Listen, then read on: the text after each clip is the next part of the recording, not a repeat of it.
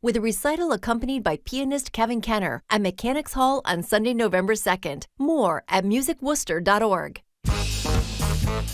This week on Under the Radar with Callie Crossley, the story of Rosa Parks, the mother of the civil rights movement, long misrepresented and sanitized, now also under threat of erasure, correcting the record on the 20th anniversary of Rosa Parks' death. That's Under the Radar with me, Callie Crossley, Sunday night at 6 here on 89.7 GBH and the GBH app. You're listening to 89.7 WGBH HD1 Boston. Online at gbhnews.org.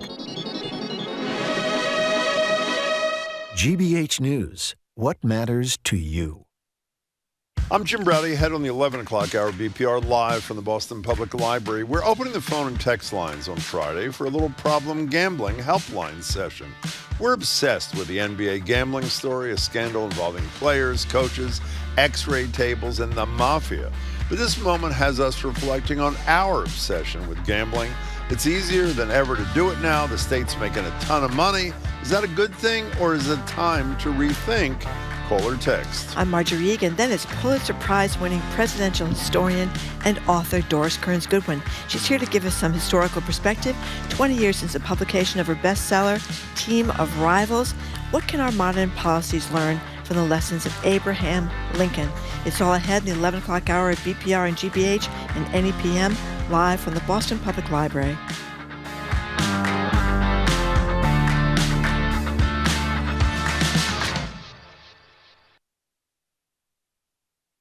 Live from NPR News in Washington, I'm Corva Coleman. President Trump says he is cutting off trade talks between the U.S. and Canada. The president is blaming an anti-tariff commercial issued by the Canadian provincial government of Ontario.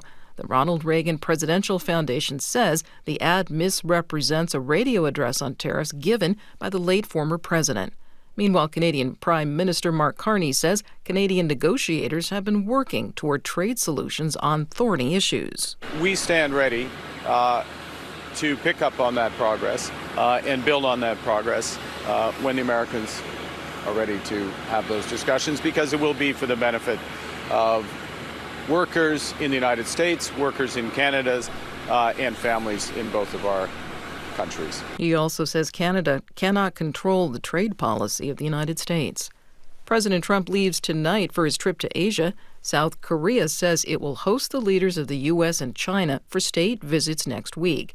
NPR's Anthony Kuhn reports from Seoul. The visits will happen on the sidelines of a summit of the Asia-Pacific Economic Cooperation, or APEC. South Korea's national security advisor, Ri Sung-lak, told reporters that President Lee Jae-myung will meet with President Trump on October 29th and Chinese leader Xi Jinping on November 1st.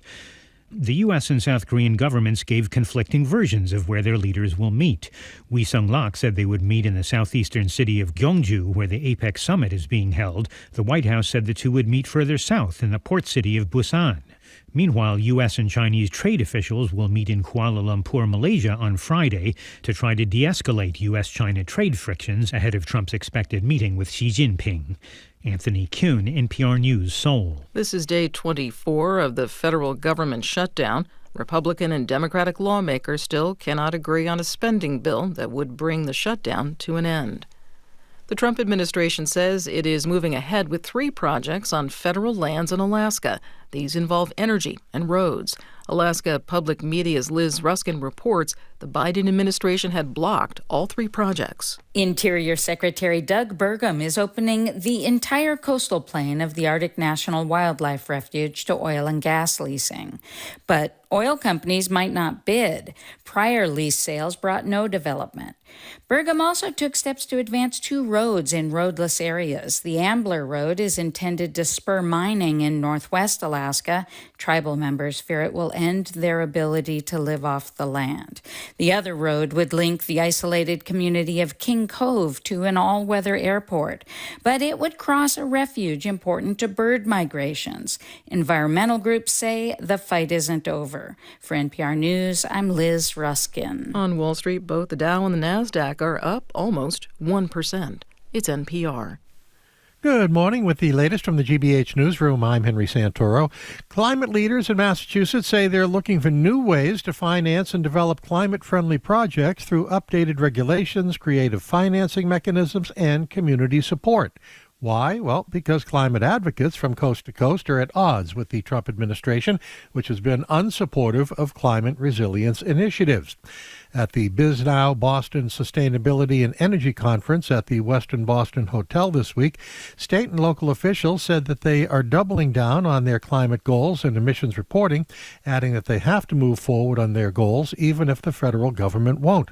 Earlier this month, the Trump administration canceled more than $7.5 billion in Biden-era grants to support hundreds of clean energy projects. Massachusetts had been slated for about $466 million of that money from more than 24 projects across the state. And for the first time in its 30-year history, the Boston Globe's free news website, boston.com, is no longer completely free. Website put up a metered paywall yesterday, allowing for a certain number of free articles before requiring a payment to read more. Just another reason to go to gbhnews.org, where every page is free, and be sure to follow GBH on all your social media platforms. Also, you can follow me, too, at Henry Santoro. In sports, the Celtics in New York for a game against the Knicks tonight, and the forecast partly to mostly cloudy today, high near 60 degrees, partly cloudy, low 40s overnight. 55 right now. This is GBH News. Support for NPR comes from NPR stations. Other contributors include Eric and Wendy Schmidt through the Schmidt Family Foundation, working toward a healthy, resilient, secure world for all. On the web at theschmidt.org. This is NPR.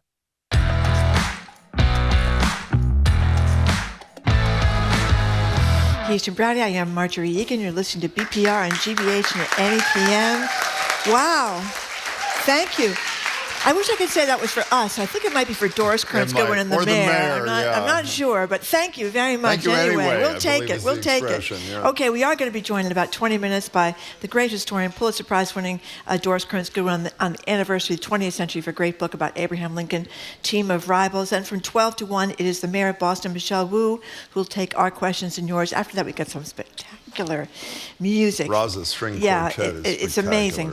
And playing Thriller by Michael Jackson. String Quartet. Anyway, and I just want to mention little additional programming notes. We're going to be broadcasting from Brighton next week. The studios there will be back at the Boston Public Library as soon as we make some updates that are needed for the space. We will keep you posted.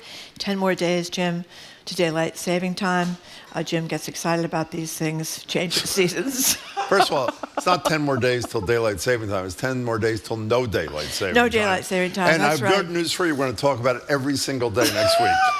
Okay? Okay, Your dreams Jim. are answered. So yesterday, dozens were arrested by the FBI as part of a sweeping investigation into illegal sports betting and mafia-linked poker games. It's a fascinating story that includes, among other things, x-ray tables, whatever they are, high-tech glasses, 2 figures in the NBA, actually 3, and 4 of New York's 5 mafia families.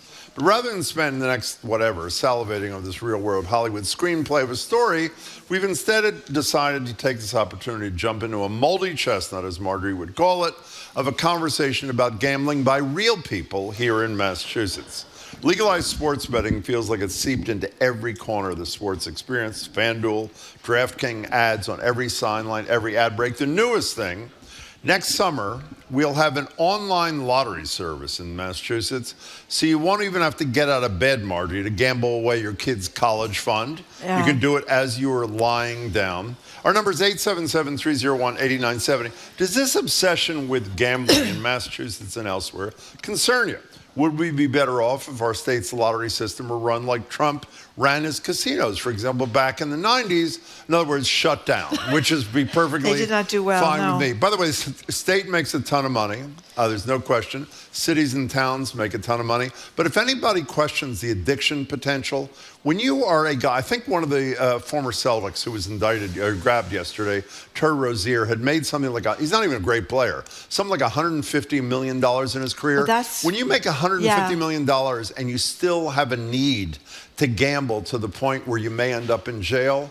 I think people see the dangers of gambling. And by the way, while people celebrate how much the state makes out of this thing, for the state to make records amounts of money, you have to lose record amounts of money, and that's what people do in Massachusetts. Yeah, I was reminded again, we lead the nation in lottery sales per capita here in Massachusetts, which is really kind of incredible. Can I amplify that? We don't lead the nation, we lead the nation. Number one is Massachusetts per capita. Number two is the District of Columbia at almost half as much as we gamble away on the lottery. And by the way, the lottery, I'll get it out of my system quickly, is Robin Hood in reverse. The most money spent by individuals in lottery is in the poorest towns like Chelsea, and the least money spent on lottery is in wealthy towns like Dover, yet the distribution of the funds is totally inequitable. The whole thing stinks. So 877-301-8970 is the number, 877-301-8970. How do you feel about gambling off your phone?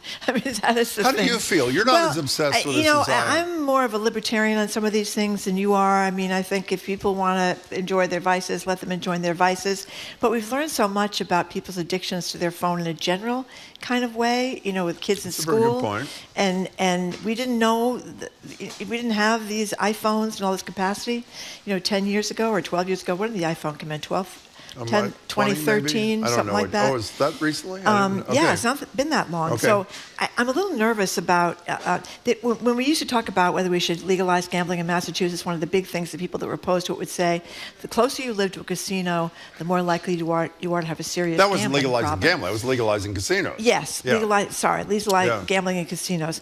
And that was pretty compelling. And so if now you don't have to even get in the car, you just can be right on your phone, easier than your computer, easier than everything else, easier than making a phone call. It makes me a little nervous. And the other thing is you just said you get $150 million, but you still need to gamble. Because you can't stop. Because it makes it sound like it's crack cocaine or something, and not just that's odd. Can I tell you one thing also? Because Marjorie asked me as a favor, and I feel I have to disclose this. We were discussing this topic this morning.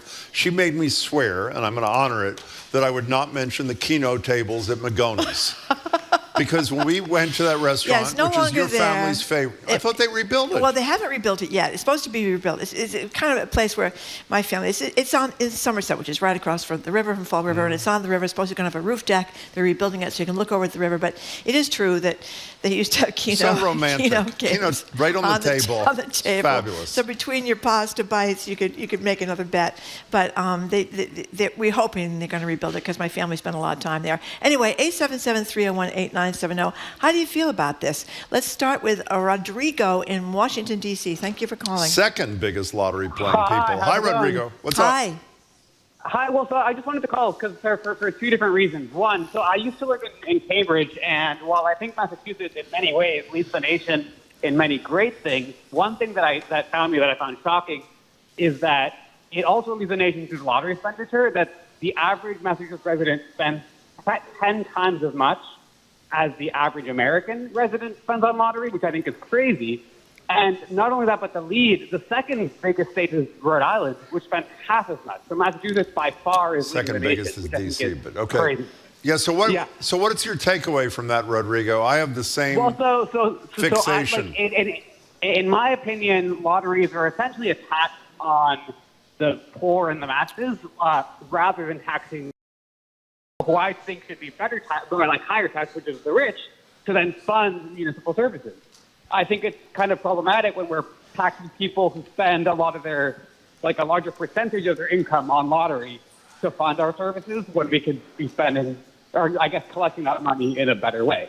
Rodrigo, I love you. That is exactly, you nailed it, and thank you so much for the call. That is exactly, and by the way, the other point that Rodrigo makes is the reason we have all this gambling in Massachusetts is because we have a legislature, when it meets, which is not that often, a legislature doesn't have the courage to say to the public, we need more money for the things you care about. So instead of raising taxes equitably or fairly, they say, well, the lottery's voluntary. You don't have to play the lottery. Right. So we'll raise billions of dollars is that? It's purely out of fear of telling the truth to the voters. One of the texters says the iPhone came out in 2007. We should check that. It was a smartphone. The capabilities was 2013. Can somebody check that? I'm not sure. Anyway, here is a great text. This is anonymous. I watch Red Sox games with my 12-year-old son, and 9 out of 10 commercials are for sports betting. I watch my son's eyes light up at the catchy marketing, and I'm worried that we're normalizing gambling for all of these kids. Can't we do something about this? It's awful. That person is totally right. Yeah. I mean, totally right. You're going to get with it eventually, if you go to the Patriots games, what do you see? All the ads with those big ads for Cialis and all those...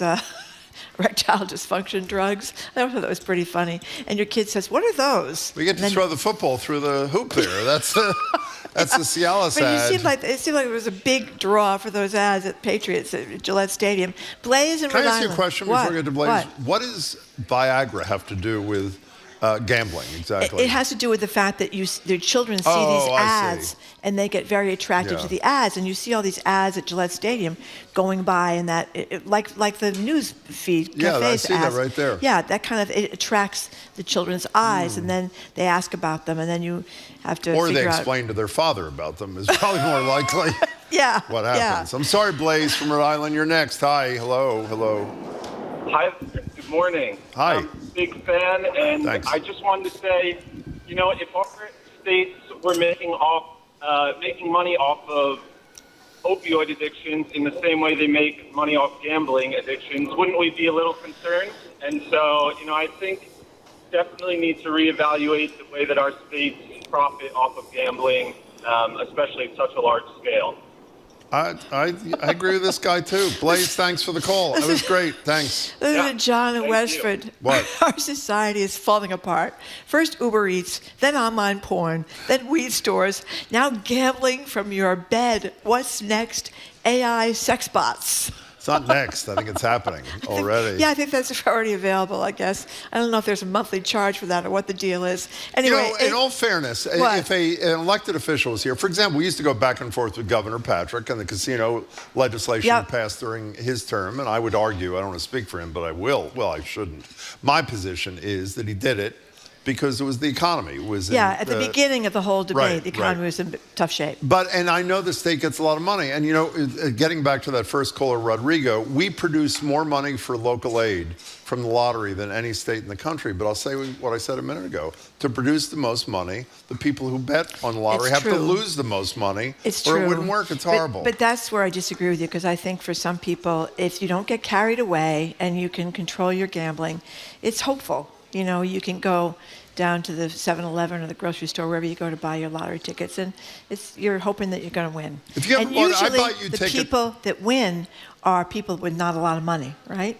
Well, you don't usually people from like Wellesley and Weston aren't usually winning the lottery. It's more often. But almost nobody wins, or they. Well, some people do win. Yeah, you win enough to keep you going. You win $10, you win $100, and you continue to do it. I mean, it's sick. In any case, the number is 877-301-8970. Steve Kerr is this great coach. Everybody hates him because he coached the Olympic team and he wouldn't put what's his name. Not Jaylen Brown. Who was the other guy who's out now from... Jason Tatum. Jason Tatum. Wouldn't put him in the Olympic Games. Here he is yesterday on the pressure sports betting puts on players. Here's Kerr. The biggest thing is that our players face a lot of wrath of fans. I know I've talked to our guys. Our guys get nasty social media posts from people who have been on games. That's the thing that I don't like, about this the most. I mean, just our players should not have to deal with that, but they do. Obviously, they woke him up for that quote. But the basic point that he was trying to make, even though he was falling asleep during it, these prop bets, we discussed them with Trenny Casey. Like, for example, one of the bets might be Jaylen Brown is going to score more than 24 points tonight for the Celtics when they play the Knicks. Well, when the coach takes out the player, when he has scored 22, because the game is already out of reach, the fans start sending hate notes to these coaches and players because They screwed their bet, and that's essentially. the NBA. Don't you remember during March Madness we were talking about these college kids that are Yes, like 19 totally, years yes. old, 18 years old, getting these vicious assaults on social media because they did the wrong thing in the game or they didn't live up to... So why don't you care more about this than you do? I do. I don't. I'm not into regulating everything as much as you, Jim. You know what I mean? No, I mean, don't you know want what to you run mean. everybody's life. I do. I'm more of a And they'd be a lot better off, by the way. laissez-faire. You know what I would They'd be a lot not have better done? off. For example, I would not have ripped down the East Wing. If I had been in charge of it, I would not have ripped down the building. But No, sadly, you would have not. 9,000 committees. So before the time anybody Exactly. could make a move, it would have been 2,075. Would that have been better, or would that have been well, better? in that case, it would have been better. Thank Mark you. from North Andover, thank you for calling. Hello, Mark. Welcome. Hey guys, thanks. Great fan. Thank you. I just wanted to say there's a tremendous institution right here in the state. Not sure if you've heard of them. Stop Predatory Gambling. Nope. What is it? So they are based in Lawrence. The director, it's a national organization. The director is a former chief of staff of State Senator Sue Tucker. Oh, I remember Les Sue. Cornell. Sue was great. Senator Tucker was great on these issues. And but Les is he's got a nationwide nonprofit. They're doing great work, and I would look into them if you are more interested in the details of how they're working Mark, nationwide. your connection's bad, so we got to hang up. Say one more time what the name of the organization is. Stop Predatory Gambling. Great, Mark. Thank you, Well, you know- for telling us. Appreciate Remember it. when we've had people on the medical field talking about these weight loss drugs like Yeah. Wegovy and the other ones? Paul Revel's kid. Yes. His son. And one of the things they talked about is that it's good for, it takes away your over-the-top urges for lots of things. Shopping. Nonstop shopping, nonstop drinking, and gambling. So that may be something that can help people if they, you learn how to control yourself more on some of these drugs anyway. For some people, it works really well. Here's Bill and Beverly. Interesting text. I Yes. tried to put a bet on Jim interrupting Marjorie 3 times before 11:30, but no one would give me odds. Excuse me? What is wrong with these people? Jim says, So rude. Jim says he doesn't interrupt me. I don't. Okay. TJ in the car. Thank you for TJ. calling. How are you, TJ? I'm good. I'm the co-chair of the Massachusetts Suicide Prevention Task Force. It's Oh, my one of the goodness. 11 coalitions across the Commonwealth of Massachusetts. And one of the things that I thought was important to bring into this conversation today is the association between problem gambling and suicide. Please do. And I'm in the car, so I don't have my data with me. I didn't know I was going to be on the radio today. But I would encourage people to just look into that with a simple Google search. But or check with their local suicide prevention coalitions. There are 11 of these coalitions across the Commonwealth, and many of them have individuals on staff who are trained to help intervene in the situation that somebody's gambling has gotten them to a point where they're contemplating suicide.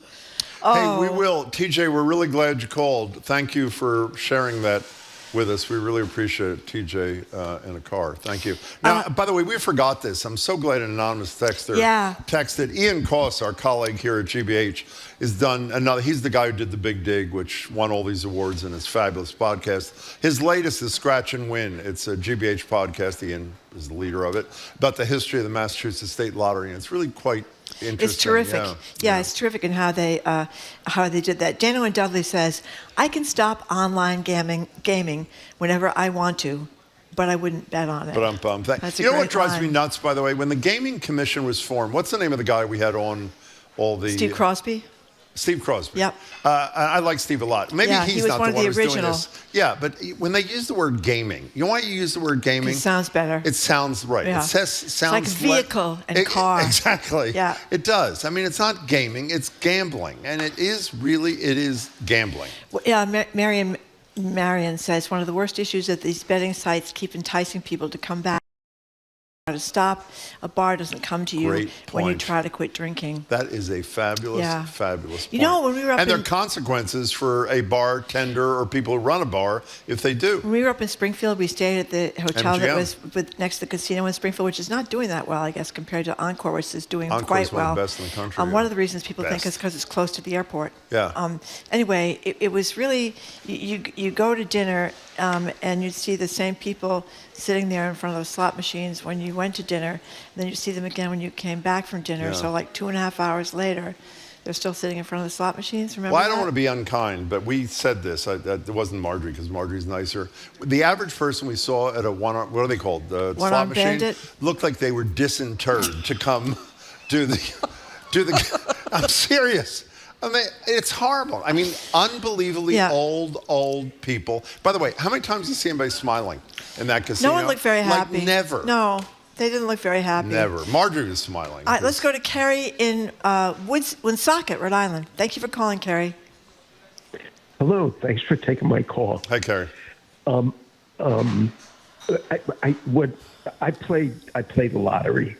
I'll just say that up front. But you look at the big games, the Powerball, Mega Millions. It's how unethical the states are. The one example I would throw out is the changing of the annuity. They changed the annuity back, 2010, 2011, when interest rates were almost zero, and you were getting 70% of the prize if you took the cash option. Now, with the annuity, the way they've changed it, you're getting 48% of the jackpot. If you take the cash out deal. Wow. But interest rates have only gone up 5%. I didn't realize that. Where is the present value going? Well, I assume it's going into state and local coffers, right? I mean, the plus of this, while the better, I don't know enough, because by the way, the lottery says they give the best returns. I don't know if that's true or not. You suggest otherwise. A ton of money does go to local aid through the lottery. But the question is, at what cost? And I would say, what's that? Facetious. I was. Oh, you were. Facetious. Oh, okay. Oh, I missed it. But now I got it, Carrie. Thanks for the explanation. Yep. Thank you. The other thing is you go to the lottery commission, go right to the headquarters, and walk around, look for an annuity schedule. You can't get one. You got to go up to the desk, and you've got to wait a while before they're going to hand you that annuity schedule. Huh. I mean, it's just fraud. Okay, we got it. We got it. Carrie, thank you very much for your call. Here's an anonymous texter who says, I have a friend who knows somebody who lived in Massachusetts, won $1 million from the lottery, got about $400,000, was able to afford to put themselves into rehab and able to kick their alcohol habit. So one good story. You shouldn't have to pay that kind of money, needless to say. I mean, it should be easier to get into rehab. Here's another one, anonymous. Got a proposition bet for you. $50 says you can't go 1 week without saying Trump or referencing the president at all. We're not even going to go 10 minutes with Doris Kearns Goodwin without talking about Donald Trump. Yeah, that's not going to happen. We're not taking your bet, but thank you. Coming up after a quick break, we're going to speak with presidential historian and author Doris Kearns Goodwin. She is here celebrating 20 years of her best-selling Team of Rivals book about Abraham Lincoln. I'm Marjorie Egan. He's Jim Browdy. You're listening to BPR and GBH and NEPM live from the Boston Public Library and streaming at youtube.com/GBH News.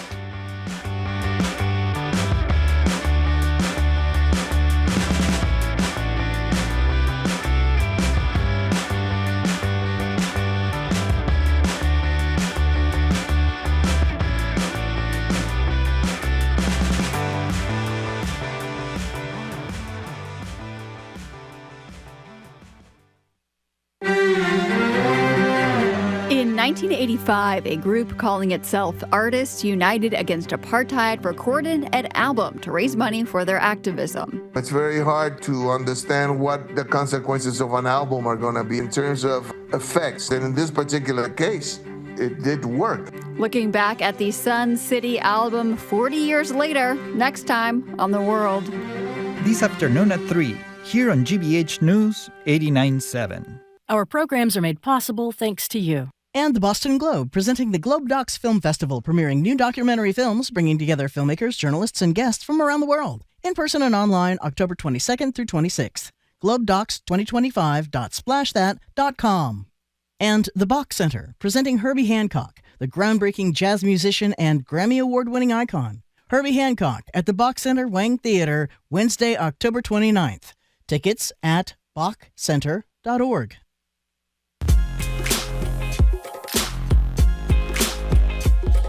Welcome back to BPR and GBH and NEPM. Marjorie Egan, Jim Browdy, live from the library, streaming youtube.com/GBH News. At noon, the mayor joins us. Michelle Wu will take our questions and yours for an hour. We're going to be, I'll tell you all the rest of this later. And a little bit later at 1 o'clock, we have this fabulous string quartet. Rasa is their name. I'll tell you more about it in a few minutes. In the original 2006 New York Times review of Doris Kearns Goodwin's now best-selling book, Team of Rivals, critic James McPherson wrote this, quote, "More books about Abraham Lincoln line the shelves of libraries than about any other American. Can there be anything new to say about our 16th president? Surprisingly, the answer is yes." Tomorrow marks 20 years since the release of Doris's award-winning, massively influential account of the Lincoln presidency. President Obama said it was his pick for the one book he'd keep with him on a desert island. Here to celebrate the anniversary and to put today in the context of Lincoln is Pulitzer Prize-winning author herself, Doris Kearns Goodwin. She'll be at the Brookline Booksmiths on Tuesday, November 4th, to discuss the paperback edition of her kids' book, The Leadership Journey. Doris, it's great to see you, and happy anniversary. Thank you. Yeah, so Doris Kearns Goodwin, for the one or two people who may not know what Team of Rivals meant in terms of Abraham Lincoln, explain it. Well, I think what was so important about Lincoln, which is why I did the Team of Rivals, is the night he won the election, he couldn't sleep. He realized what he didn't know. He'd only had one term in Congress. The country's falling apart. A civil war is about to begin. So before he woke up, he decided, I'm putting my three chief rivals into my cabinet, Seward, Chase, and Bates. Each one thought he was smarter than Lincoln. Each one was more celebrated. Each one was more educated. And each one thought he should be president instead of Lincoln. And his friends came to him and said, Lincoln, you can't do this. You're going to look like a figurehead. He said, the country is in peril. These are the strongest and most able men in the country. I need them by my side. How important is that, right? And then Lyndon Johnson might have put the same concept in less noble language. He liked to say, it's better to have your enemies inside the tent pissing out than outside the tent pissing in. That was not as noble a way of saying it. But it was so important because it meant that every day he had dissenting opinions right there with him. They could argue with him. They could question his assumptions. And he was able eventually to bring them into a team. That's why the weirdness of a team of rivals, because he shared credit and he shouldered blame and he treated them with kindness and he paid attention to each one of them and they formed a team. But wasn't there credit and shouldered blame? Yeah. Wasn't there a strategic element to this too? I mean, the notion, it's sort of the LBJ approach where he said it more crassly, but was that part of the motivation of Lincoln as well? I think so. I think he did really need them because the North was split into factions. There was radicals who wanted emancipation immediately. There were conservatives who never wanted it, just the Union restored. And there were people in the middle. These three guys represented each of those factions. So if he could keep them together when the time came for the Emancipation Proclamation, then he could keep the country together. Why did they agree to it? In light of the fact that they thought that they were superior to him and he was their boss, why did these men say, I'll serve this guy? That's a great question, Jim. I think because they knew the country was in peril too, and they were patriots. And even though they thought they were better from him at the beginning, after only like 6 weeks, Seward writes to his wife saying, Lincoln's the best of us all. I misunderestimated him, as President Bush would say. So you've got so many good stories about putting together this book, and you talked about telling Steven Spielberg before the movie was made about Lincoln that a Lincoln scholar, had told you, I believe his name is David Donald from Lincoln, told you you'd be a better person for studying Lincoln, and when you passed that along to Spielberg, what did he tell you? Yeah, it's so interesting. I mean, that is true. David Donald was the Lincoln scholar. He lived on Lincoln Road in Lincoln, Massachusetts, and there he was. That's great. And he took me aside when I started. He said, you will feel, as you say, a better person for having lived with him. Everybody feels that way. I told Spielberg that, and I told Daniel Day-Lewis that, and each one of them came to me afterward and said they did. The reason is that Lincoln had this feeling that if you allowed the normal human emotions that we all have, envy, jealousy, anger, to stay within you, to fester, they'll poison you. And so every time one of those emotions come, and any one of us, we talked about that afterwards, we just say, Lincoln would say, what good does jealousy do? What good does envy do? There's a sense in which it's not just what he did, it's but who he was. I mean, for example, he had a man named Edwin Stanton who later became his Secretary of War. And they had been in a legal case together in the 1850s, and Stanton had humiliated Lincoln. He saw him, and he was going to be his partner in this law case, and he couldn't bear the idea that somebody looking like Lincoln did, a stain on his shirt, his short sleeves not fitting his long arms. He said to his partners, "We have to lose this long-armed ape. He cannot be part of this case." Lincoln was so humiliated, but when it came time to appoint a second Secretary of War, because the first one had failed, everybody said, "Edwin Stanton's the man for the job." And he said, well, then he's coming in. And the two of them became such good friends that Stanton said he ended up loving him more than anyone outside his family. But how do you forget that kind of hurt? And not everybody can, but it's so important to do so. An anonymous texter, Doris, has a very good question. Does Doris Kearns Goodwin think that her book inspired President Obama to make Hillary Clinton Secretary of State? Well, it's a funny story. I mean, he did read the book while he was in the campaign before he beat Hillary Clinton. And when he actually won the nomination, somebody said to him, "Would you really be willing to put into your cabinet somebody who was a rival and whose husband was an occasional pain in the butt?"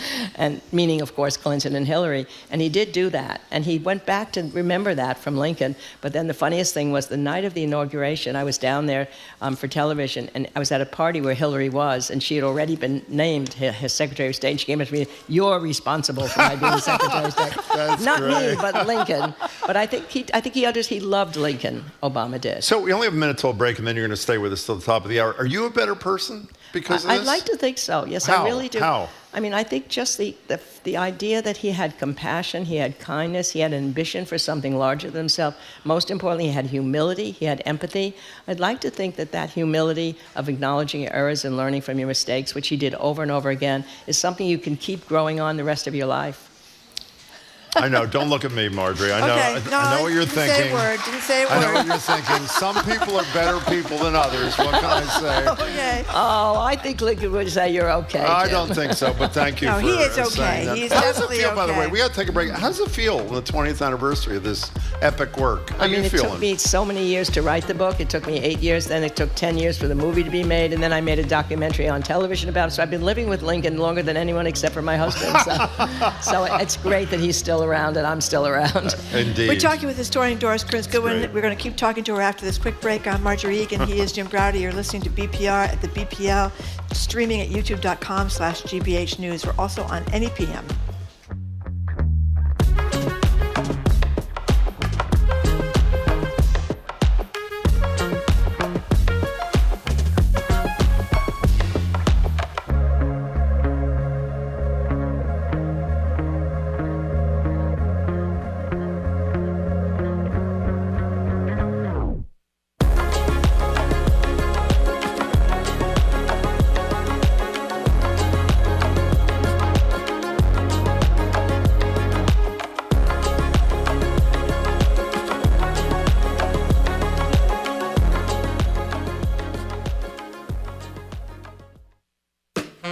I'm Jared Bowen. Coming up on The Culture Show, in under 8 minutes, thieves stole the crown jewels in broad daylight from the Louvre. How did they pull it off, and what does this say about cracks in security at museums worldwide? Plus, from simply ballroom to bigly ballroom, we'll look at Trump's ever-expanding East Wing makeover. We take on that and more on The Culture Show's Week in Review. That's today at 2 on 89.7 GBH. Support for GBH comes from you. And Blue Cross Blue Shield of Massachusetts, offering PPO and HMO Medicare Advantage plans with a broad network of doctors and hospitals. BlueCrossMA.com/go. And Revolutionary Valley. On April 19th, 1775 in Lexington and Concord, the first shots of the Revolution rang out. This is the heart of Revolutionary Valley. RevolutionaryValley.org. Funded in part by the Massachusetts Office of Travel and Tourism.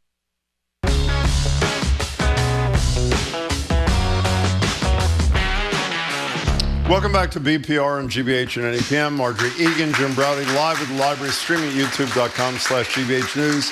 Top of the hour from noon to 1. Mayor Wu will join us, Michelle Wu, for Ask the Mayor, taking our questions and yours. If you're just joining us, we're speaking with presidential historian and local treasure, Pulitzer Prize winner Doris Kearns Goodwin. 20 years ago tomorrow, released Team of Rivals, best-selling book about a man who will go on to be praised. Listen to this carefully. As the second or third best president, according to the current president, who claims to be the best ever. Here he is. Somebody went up there, they say, you're the third best president in the United States. This was on television, third best.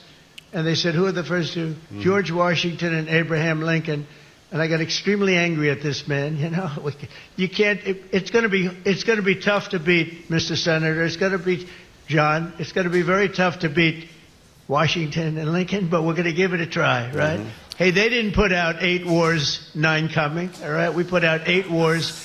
And the 9th is coming, believe it or not. Oh, Doris Kearns Goodwin needs to be resuscitated. That said, Pulitzer Prize-winning author Doris Kearns Goodwin will continue. By the way, she's at the Brookline Booksmith on Tuesday, November 4th, to talk about the paperback edition of her terrific kids' book, The Leadership Journey. You know, I'm really glad you played that clip because the contrast is very evident in how Abraham Lincoln handled the Confederacy when they surrendered. Tell us about that and about Robert E. Lee and the day of the surrender and all that. Yeah, I mean, I think it's the most extraordinary part of Lincoln's empathy. At the end of the Appomattox was about to happen, and people wanted to prosecute the Confederate generals and the Confederate officers and hang them, have trials. They felt the need for vindictiveness, for retribution, and there was a lot of pressure on him. And Lincoln said no, and enough lives have been lost. We have to move forward. I want no bloody work, no prosecutions. But the day that Robert E. Lee was surrendering, he wore his sword and his best outfit. He thought he would be going to jail that night. And of course, it didn't happen. And Grant and Lee had a great degree of respect for one another. And Lincoln just decided, I'll even let the people go home and take their guns with them if they need them on their farms, take their horses with them if they need it. We are moving forward. That is a mark of a president. Lack of vindictiveness, lack of retribution, moving forward. How about this song that was played? How about the song that Lincoln chose to have played, or songs he chose to have played at the White House? Oh, great. So this is great also. So people would come and serenade him, of course, when Appomattox was signed, and the war was at an end. There were fireworks all around Washington, all around the country, and he just said, you know, I'd like to play a couple songs. Of course, they'd play Yankee Doodle Dandy, but I'd like to play Dixie. That's incredible. I'd like to be that's their song, but it's our song. It's our country song. So the idea that they could sing the song of the South, of course, it fits with his second inaugural, with Malice Toward None and Charity for All. Let us bind up the nations, with even bringing their song into our lives again. You know, Harry and Hadley Mass texts an interesting question. He wants to know what you think were Lincoln's weaknesses or faults, because we know his, or most of us know how great he was, but what did he get wrong? That's really interesting. I think the very strength he had of empathy for people, he always wanted to give somebody a second chance, so that if they hadn't done right at the beginning, a second chance. Now, that was worked out well when he gave soldiers a pardon for having fallen asleep in duty, and they would have been hung, to let them go back in the army and have a second chance. It also did not work out well with General McClellan, who should have been fired much, much earlier. He kept thinking, he'll come through, and he never did come through, and he finally had to go. So I think sometimes you could be too lenient with people around you if you want them to be better. Well, wasn't McClellan one of the kind of Ivy League boys that wouldn't fight? Was that, I remember that story. Well, he never moved. I mean, he would say to him, you know, you've arranged a great army, it's disciplined, but it never moves, it's just standing there. It's supposed to go forward in battle. Okay. You know, when I'm looking at the crowd, and by the way, the crowd is huge today, and I know you won't like this, but you're here, which is, and Mayor Wu is too, by the way. So, and it's in part because you are who you are, which I know you won't like either, but I hope it also means that people care more about history than I know Marjorie and I worry they do. Do you think it's a piece of the action here? You know, I think one of the things that I found so rewarding, because I am worried about history being diminished in schools and people not studying it in the same way, but whenever I go where there's people here, what they really want to believe is what I believe, that history is giving us hope. We've talked about that on the show before, that somehow if you look at how we got through the Great Depression, how we got through the Civil War, how we got through World War II, and the people living then, as we've often said, didn't know the end of their story like we don't know the end of our story. But history gives you perspective. We got through them. The Allies won World War II. The Depression came to an end with the mobilization. The Civil War produced the Union and emancipation. And if we think that our ancestors came through, we can come through too. It's up to us. And I think that's why people are here. I'm so glad to know that. So before, in a minute, we're going to get to what we called yesterday, Team of No Rivals. We'll do that in a second. But before we do, we mentioned, based on the texter, Barack Obama maybe taking a lesson from your book and picking Hillary Clinton. You mentioned the guy you were very close to, LBJ's experience. Did other presidents take a page from this? I think what we've seen in a lot of recent presidents is every now and then a Secretary of Defense or Secretary of State might be from another party, but it's been much less frequent. I think it's partly because the party lines are so polarized right now that when you do take it as a position, if a Republican goes into a Democratic, they may get seen as a traitor in their own party. Right. We've got to come back to that. It's so important that people don't have people around saying, oh, you're president, you're wonderful, you're the best we've ever seen. No, you've got problems, sir, and I'll tell you what they are. So before we get to tearing down the East Wing, where you spent some time and can tell us about, people are, I think, I know I am, really stunned and upset because it seems like every day things are getting worse and worse, and no one is standing up except for Jimmy Kimmel and the guys on late night TV to the president. I mean, these schools this week did say they weren't going to go on bended knee to his ridiculous requirements that he wanted to make. Led by Sally Kornbluth right down Yes, the street indeed. at MIT, Yes, we should say. Yes. But where do we find the hope? Because it seems to many President Trump is not being stopped. I think we still have to find the hope in the citizens. I mean, every social change that's come in our country has come from the ground up. It was, as Lincoln was called a liberator after the Emancipation Proclamation, he said, don't call me that. It was the anti-slavery movement that did it all, and the Union soldiers. Now, it took decades for that movement to work. Then we have the civil rights movement, the women's movement, the gay rights movement. We saw millions of people come out in last weekend to march. Yeah. We saw the impact that the boycott made of Disney on Kimmel going back to his channel. And as a result of the Montgomery bus boycott in 1955, when Rosa Parks didn't go to the back of the bus, and she was then arrested, and Martin Luther King came, and they boycotted the buses in Montgomery, and they integrated the bus system, and then the civil rights movement moved forward with freedom riders and marches, and then civil rights happened in 1964. It takes time, but when the citizens are aroused, we're going to be fine, and I think they're aroused. So Doris Kearns Goodwin, there's this story, I don't remember where, it was either in the New York Times or the Washington Post, talking about Congress abrogating its responsibility, and they go down the list. We talk about it every day, so we don't have to recite it. Is there an historical precedent for that, where there has been such power relentlessly ceded to the chief executive? No, clearly during wars, more power is ceded to him, but not in this relentless way that it has been. Now, Congress fights back. They have a fighting spirit, usually. And I assume well, I don't know, I shouldn't assume anything. What's your analysis? Just fear of Trump? Is that? Somehow they are all in it together. It's a very odd thing. Every now and then somebody pops up and says something different, and maybe that'll just keep happening. You need a number of people. You know, if one person on a bus is being hurt, and then if 3 people come to their side, then suddenly the whole bus comes to their side. Well, that's the analysis, by the way, of the universities. When a handful, almost all those who were offered that's compact, Kornbluth again started. Brown, which had capitulated on something, stood up to this. You need other people to be courageous, and then you can go together as a group. But you know what has stunned me? The level of lying is so brazenly. I mean, the Speaker of the House, Johnson, keeps getting up there and pretending that the reason that not signing in this new congresswoman that was elected from Arizona is not about the Epstein files. I mean, you know he's lying when they're trying to say that the Medicaid cuts are all about preventing health care from going illegal.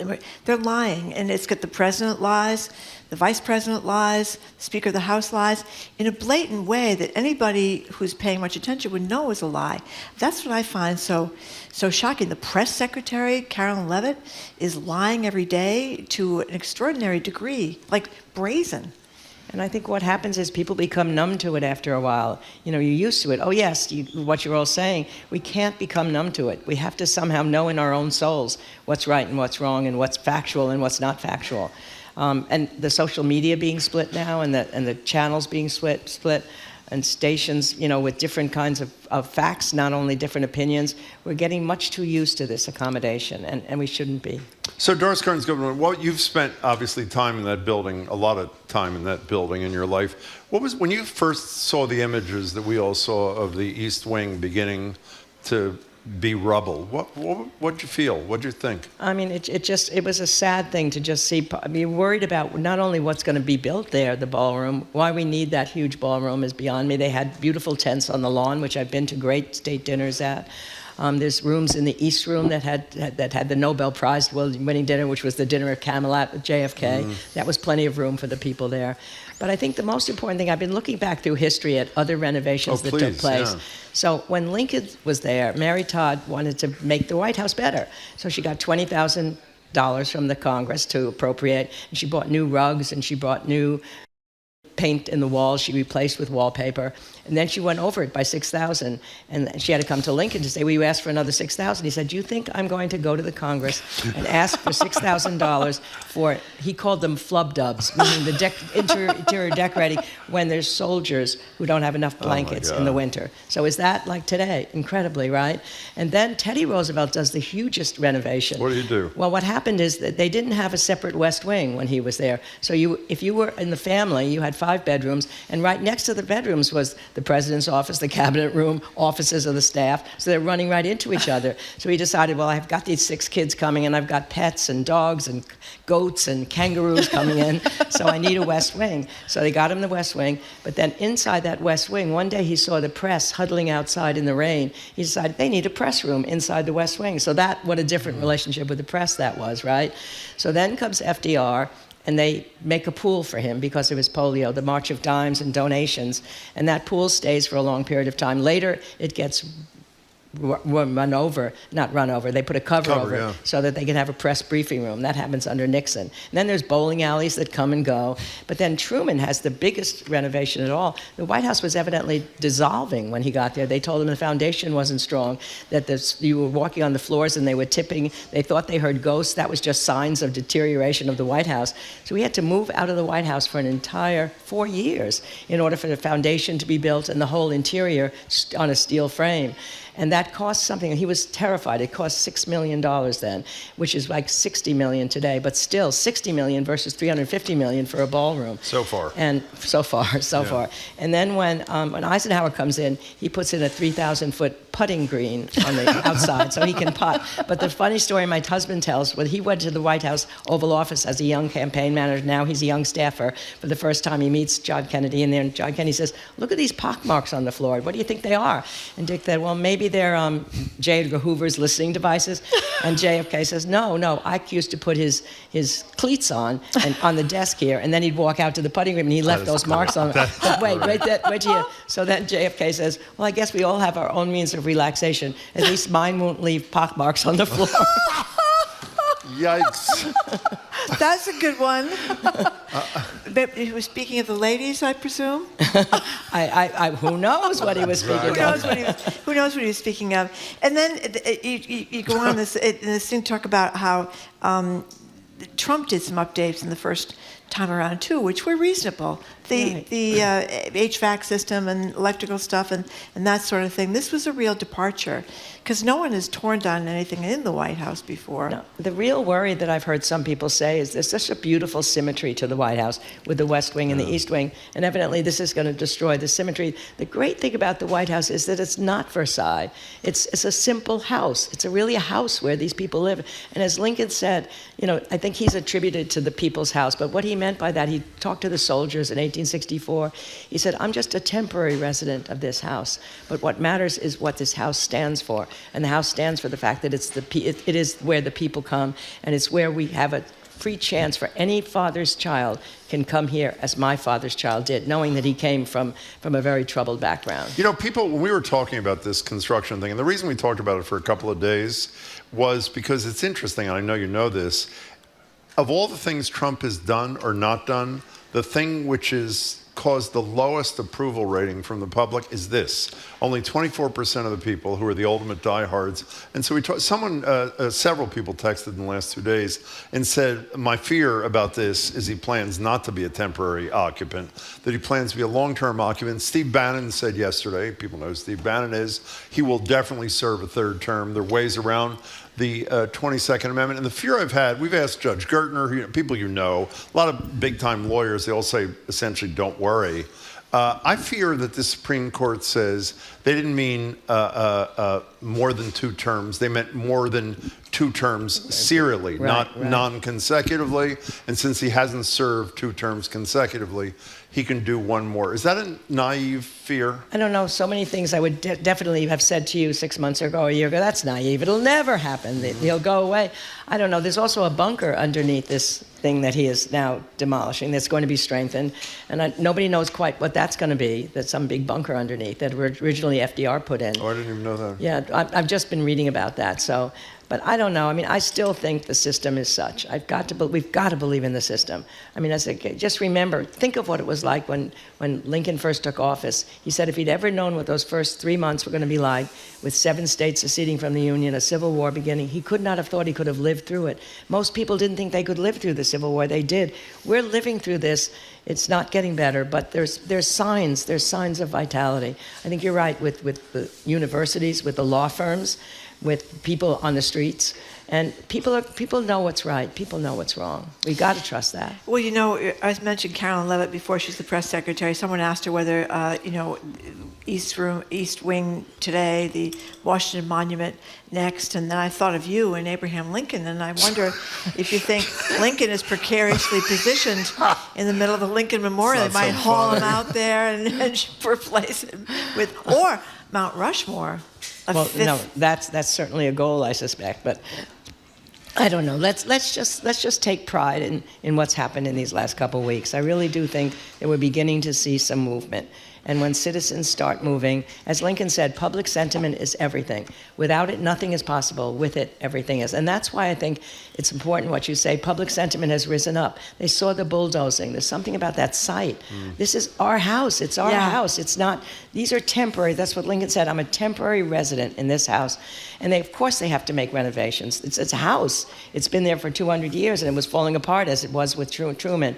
And that's completely understandable. Or they might want a gym, or they might want a theater, and they might want a little putting green. All of that is fine. But this is the structure of the house that's been taken down. A whole part of that with all the memories in it. Lots of things happened in that East Wing. No, it was a visceral thing. Like I saw it, it made me very upset and very sad, even though I've only been there once in my life, 1,000,000 years ago. Well, it's also because it's a metaphor for everything he's done. It is. It's a metaphor for just, I'm just going to knock this thing down, and the wiring and the asbestos and all the debris and the dust, and it just was really, it kind of got you in the gut. And I guess the question is, too, if he had told us why he needed this, or what was important, or where were the offices that were once in the East Wing going to go? Mm-hmm. I mean, I don't even know what's going to happen to them, not just the First Lady's office, but there were certain security offices, lots of other offices there. Then maybe we would have understood. You have to persuade public why this is necessary. There's something about the Gilded Age, which I'm working on right now with Teddy Roosevelt and the Gilded Age. They loved these big drawing rooms. A lot of these people's mansions in New York would have the drawing room like a quarter of the house, because then they could show their wealth to the people who could come, the 1,000 people who could come and visit their drawing room. So they'd have to persuade us, why is it important to have this drawing room? At least if he'd made the attempt to say that, why this ballroom mattered, then we might have understood. But instead, it just got knocked down, and we're left with the rubble already there. So every time you're here, you preempted me ending our discussion, which we do every time, about why do you have hope, and you did it.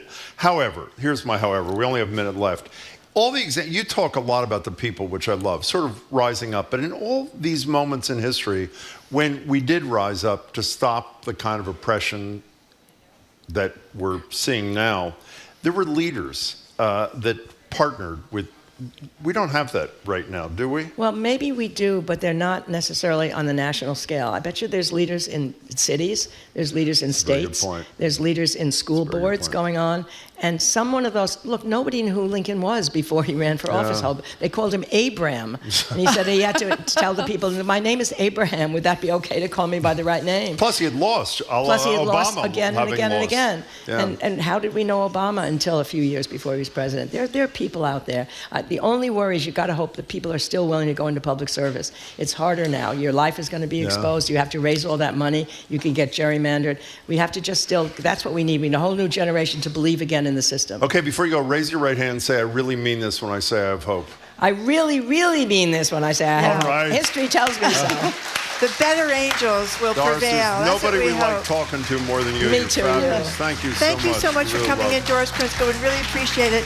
We have been speaking with Pulitzer Prize-winning author Doris Kearns Goodwin. Her best-selling Team of Rivals celebrates 20 years tomorrow. It's hard to believe it's been 20 years.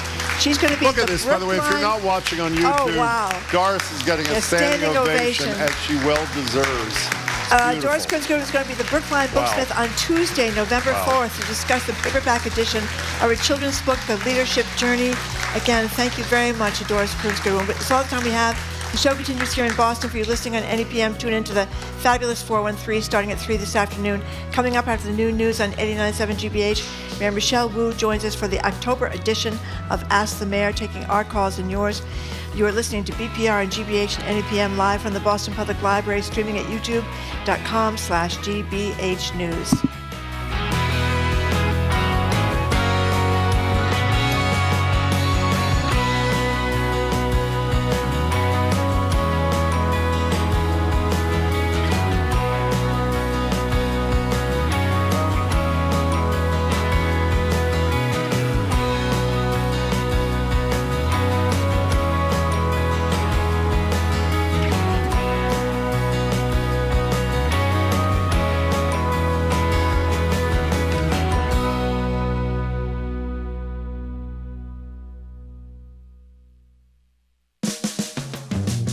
You're listening to Boston Public Radio with Jim Browdy and Marjorie Egan. Just ahead, more smart conversation about what's going on in our community. Stay with us here on GBH 89.7. Funding for our programs comes from you. And the Isabella Stewart Gardner Museum, honoring Boston's own artist Alan Roane Crite and the neighborhoods he depicted in concurrent exhibitions with the Boston Athenaeum.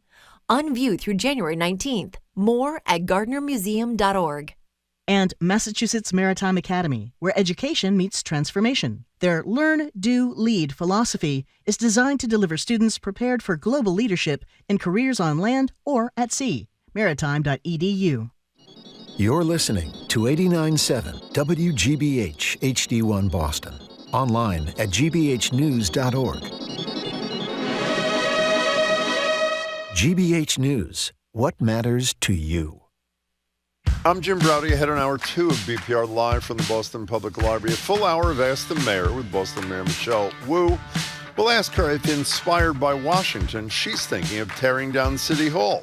Okay, really, what does she do? What does the city do if federal funds dry up during the shutdown for child care, heating assistance, and school lunches? I'm Marjorie Egan, and as always, you can ask your question of the mayor, too, via call or text 877-301-8970. Or, better yet, if you're around Copley Square, join us at our studio at the Boston Public Library. Ask the Mayor is next, BPR 89.7 GBH, live from the Boston Public Library.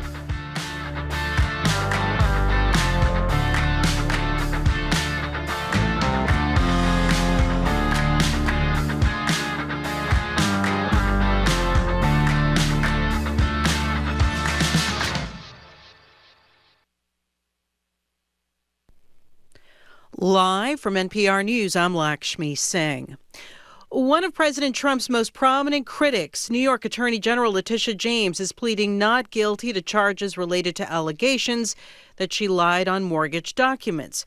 James appeared before a federal judge in Norfolk, Virginia this morning and thanked supporters. I want to thank each and every one of you. I want to thank you for your prayers. I want to thank you for your emails. I want to thank you for your support. Her trial is set for January. The New York AG led the prosecution of a civil fraud case against Trump. Last year, she won a more than $450 million penalty against the president. An appeals court later overturned the financial penalty. It is day 24 of the government shutdown, and across the country, close to 1.5 million federal workers are going without pay. The Senate blocked dueling bills Thursday meant to pay federal employees. Republican Senator Ron Johnson introduced one measure to pay employees who have to work despite the shutdown. It failed along mostly partisan lines. And Republicans blocked counterproposals from Democrats that would have paid all federal workers, including the ones on furlough. Here's NPR's Andrea Hsu. These are civilian employees of the government all over the country, and roughly 700,000 of them are furloughed, meaning they're not working and not getting paid. And close to that many are working, but also not getting paid.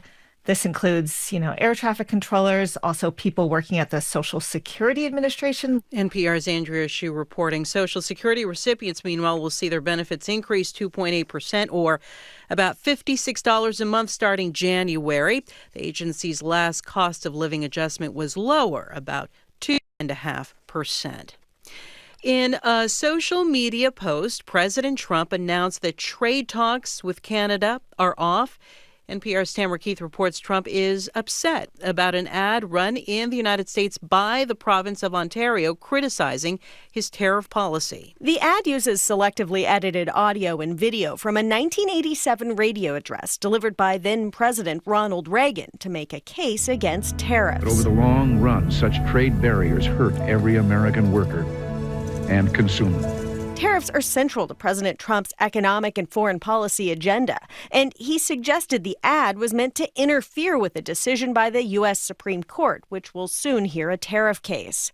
Trump's post says all trade negotiations with Canada are hereby terminated. Canadian Prime Minister Mark Carney says they'll continue trade talks when the U.S. is ready. Tamara Keith, NPR News. At last check on Wall Street, the Dow Jones Industrial Average was up 560 points, or 1.2%. From Washington, it's NPR News. Good afternoon. With the latest from the GBH Newsroom, I'm Henry Santoro. Harvard University police have issued a shelter-in-place order after an unidentified male shot at another person on Sherman Street near Porter Square. Crimson reports that an email alert was sent by the Harvard University Police Department this morning. Police say the suspected shooter was last seen traveling on a bicycle towards Garden Street, which runs from North Cambridge to the Radcliffe Quad and Harvard Square. The order to shelter in place was issued around 11 this morning, and just before 11:30 this morning, Harvard police posted on X that the search was ongoing and the suspect could be heading towards Harvard Square. Again, a shelter in place in effect at Harvard as police look for a suspected shooter in and around Harvard Square. Nearly 2 months into the school year, Nantucket teachers and administrators report that the school system's new cell phone policy, which requires students to place their phones and other personal electronics in secure, magnetically locked bags at the start of each school day, has been a major success. Current reports that longtime woodshop teacher Mike Gervin says, quote, "It feels different. It feels good." Unquote. Another teacher said last year that he had to stop class every few minutes to tell a student to put their phone away, and now he says he hasn't had to ask anyone to put a phone away. In sports, the Celtics in New York for a game against the Knicks tonight. In the forecast, partly to mostly cloudy today, high near 60 degrees, and partly cloudy overnight tonight, low about 40. Partly cloudy to mostly sunny tomorrow and Sunday, high in the low to mid-60s. This is GBH News. Support for NPR comes from NPR stations. Other contributors include Progressive Insurance with Snapshot, a personalized program that bases rates on safe driving habits, at Progressive.com. Not available in California or from all agents. This is NPR.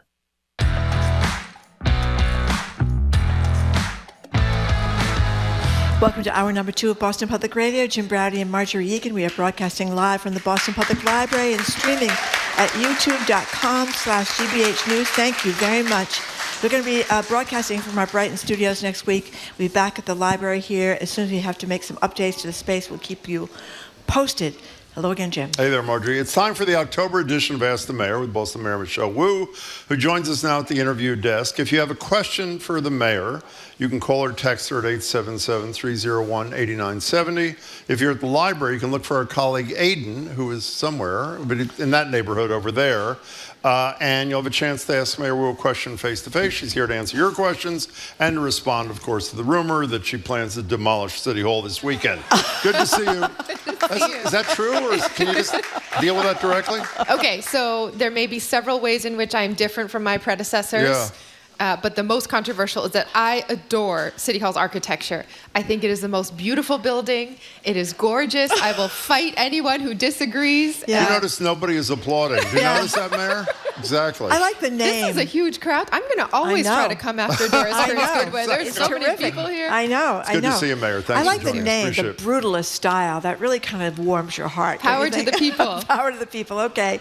So speaking of power to the people, you were there on Boston Common for the big No Kings protest. I could hear your voice. Lots of people's voice. You and Rasa Hall, who's got a booming voice. He used to be with the ACLU. I don't know Urban League now. Urban League now. Okay. You could really hear him. You could really hear you. You couldn't hear a lot of people, unfortunately, but we could hear you. So what's the takeaway? Is this going to matter, do you think? everything matters. I think it feels some days like it is just the sheer, overwhelming, nonstop nature of negative headlines and news and one thing after another can be very daunting.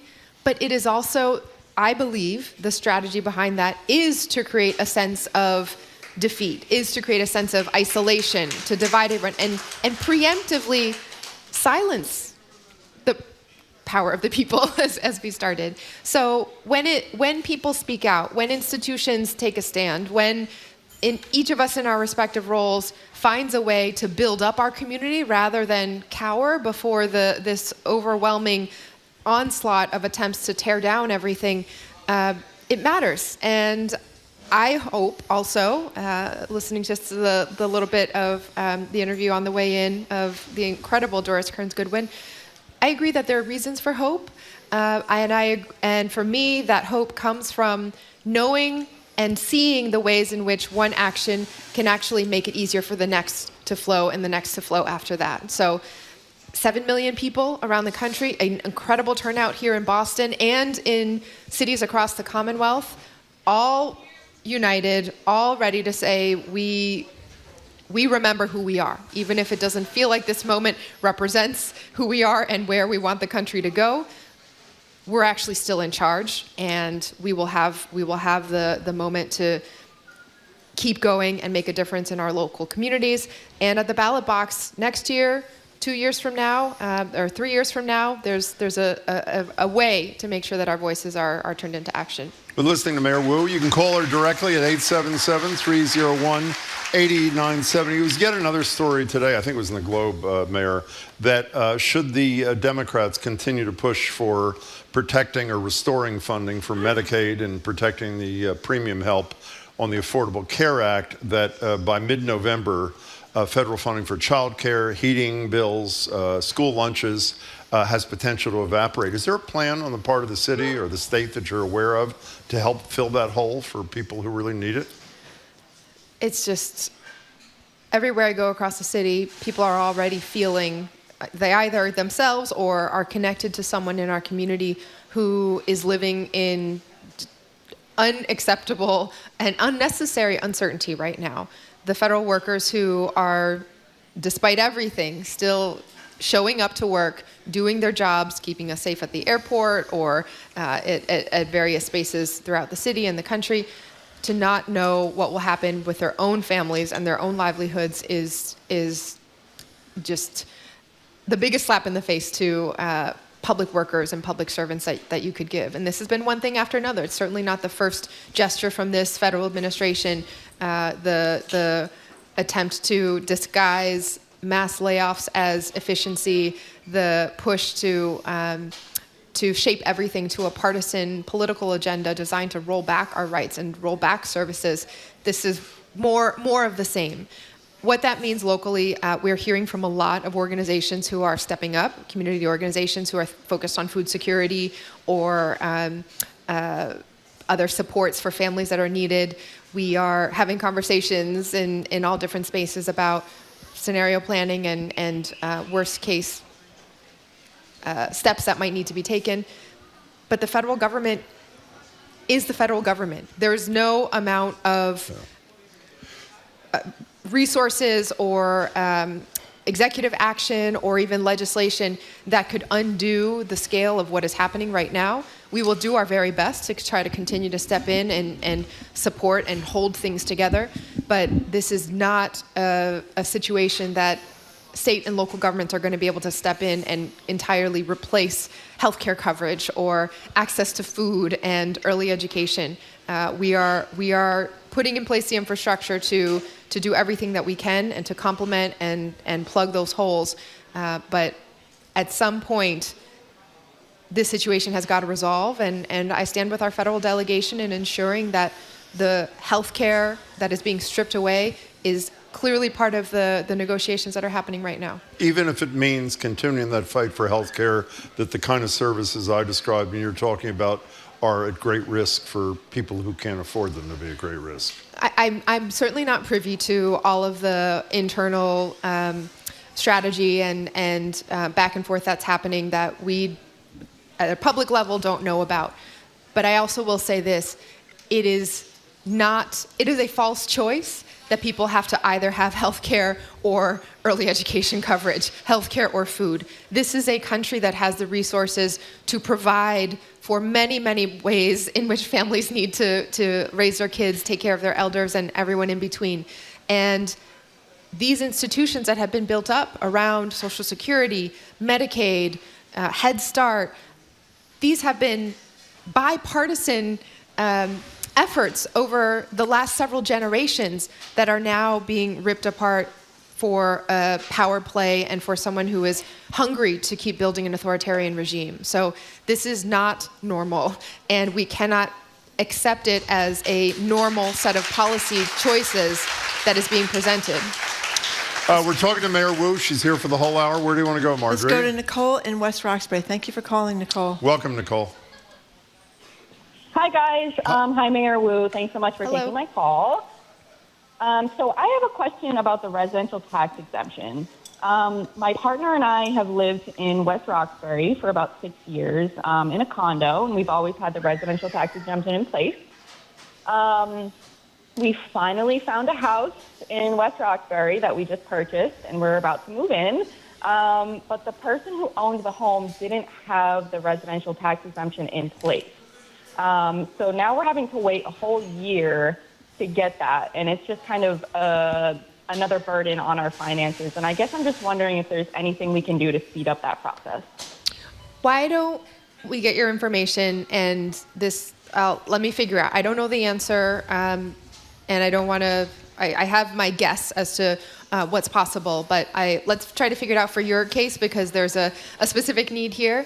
Unless there's something in the closing documents and this and that that relate to obligations to the previous owner, you should be able to make sure that your exemption is following you. But let's look into it more, and we will do our very best. I know this is in a city and in a moment when housing costs are just making it very difficult for forcing everyone to make difficult choices. We are doing everything that we can to try to build more housing and to provide more relief. I know for sure, and I know that our delegation, for the most part at the state level, also understands how much property taxes contribute to housing costs as well. So we're going to continue the fight to do our very best for municipalities to have a little bit more say in how to set that, and that means that these individual situations carry a lot of consequence. So thanks for reaching out about it. Nicole, don't go away. We're going to take your contact information, so please stay on hold. Mayor, well, speaking of property taxes, Robert Cordy used to be in the Massachusetts State Supreme Court. He wrote a piece for the Globe arguing that the big buildings, the big commercial properties, the high rises that have dropped in value because people aren't renting in them anymore, that they're losing value, but they're over-assessed nonetheless, and people apply for abatements, and then they have to wait a long time to get answers on those abatements. And he's arguing this piece that it's retaliatory for asking for abatements. So I will say again that could not be further from the truth, and we have continued to go to the Globe and every other outlet to say over and over again, this is not a matter of he said, they said. This is clear facts, and the city does not have the discretion to, as we were just talking about, to make our own decisions about how taxes are assessed. We're following a very rigid, very clearly delineated state tax law system.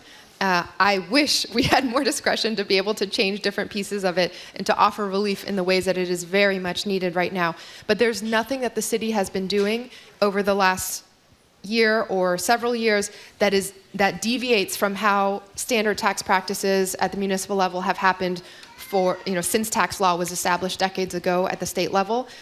There's been a push, and there's particular organizations who have insisted that there's something political happening, there's something, trying to describe it a certain way, and then there are folks who are financially connected to these organizations who are being platformed in different ways to keep saying it. But just because that is said, it doesn't mean it is true when we've laid out the facts over and over again. There's a process for how these things work.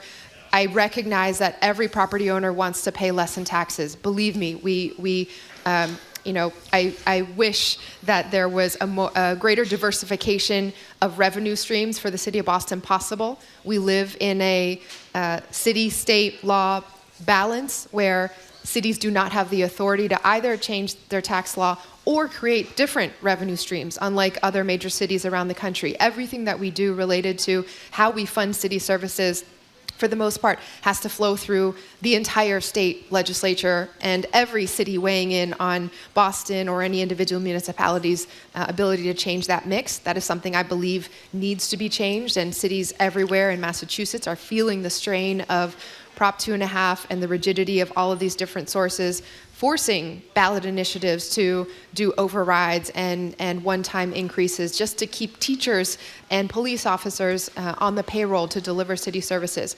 So I understand the push that every commercial property owner is going to use their very best to advocate for lower taxes.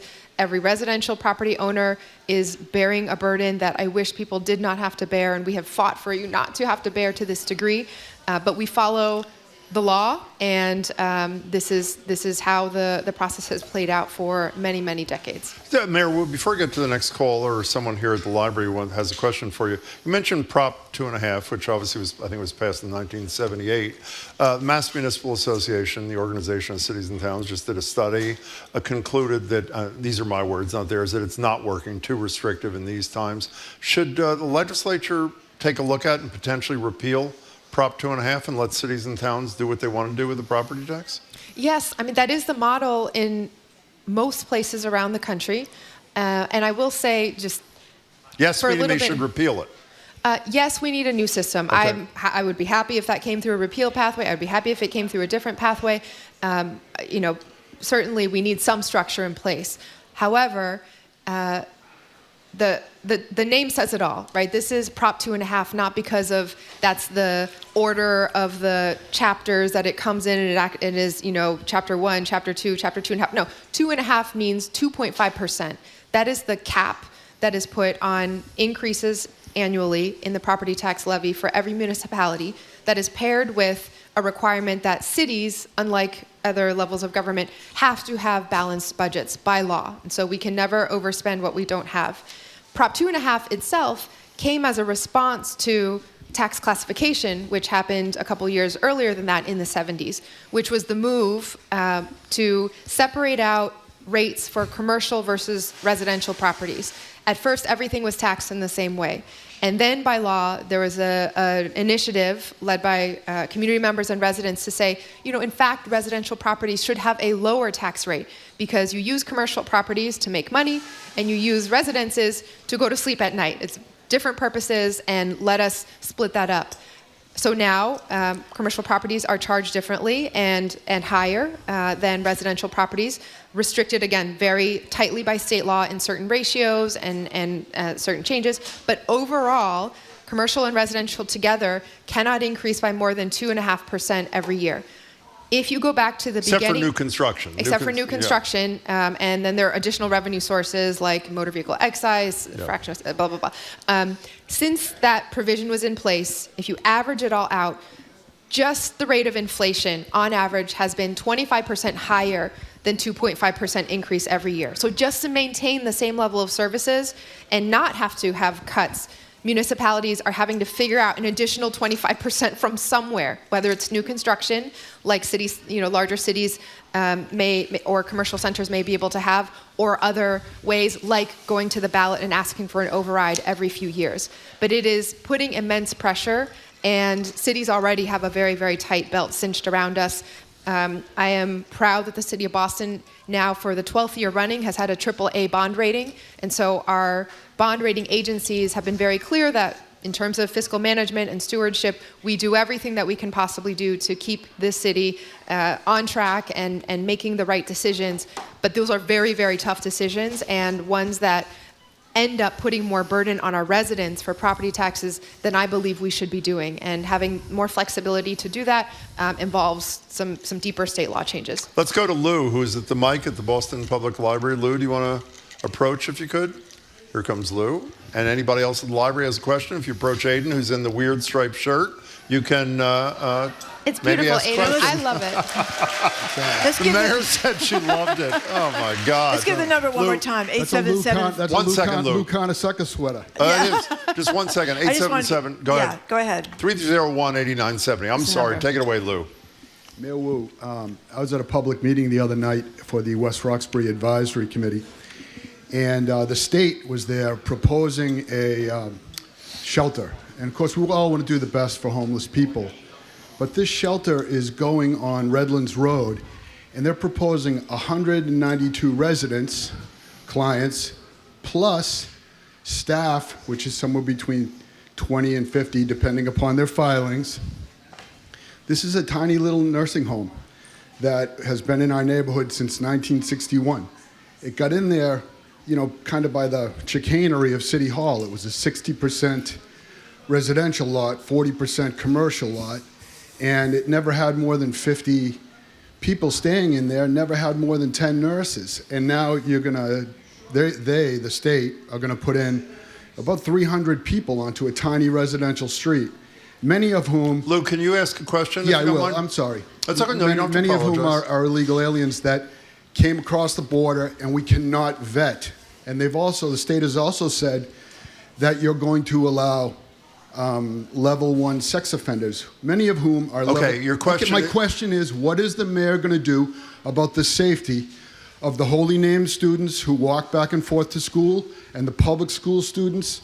For all these, you've been silent or stayed neutral or gave very ambiguous answers. We have the question, Lou. Thank you very much. Do you support the shelter? For the question. Thank you, Lou. Thank you, Lou. Thank you for coming, and thank you for.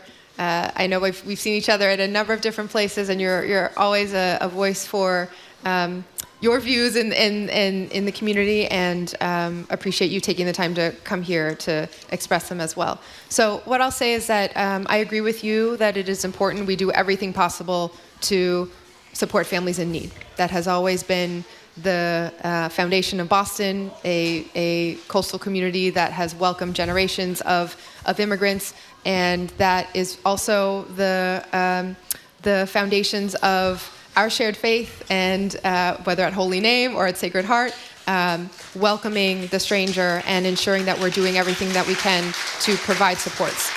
And I agree with the state's move under this administration that families who are in need should not be in hotel-motel situations with no kitchen, no way to properly take care of kids or seniors. And so the move to try to identify permanent, more appropriate housing for families, particularly for kids, is really important. I hear the frustration in the community, and I very much agree that it is frustrating. Lou, excuse me, this is not a debate. You ask the question with all due respect. The way it works is the question is asked and the mayor responds. No, Lou, we're not going to entertain further. Okay, thank you, Lou. Let me give a little bit more context, and I know this will all be on your X post later, so let me give you the full context, and you can cut it how you want to cut it. So let me tell you this.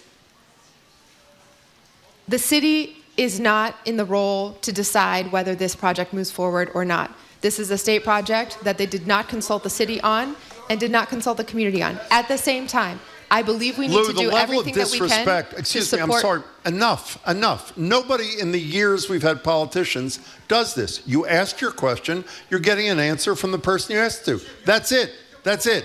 I'm sorry, Mayor. Go ahead. I'm sorry. My apologies. No, it's okay. I know Lou well, so it's totally fine.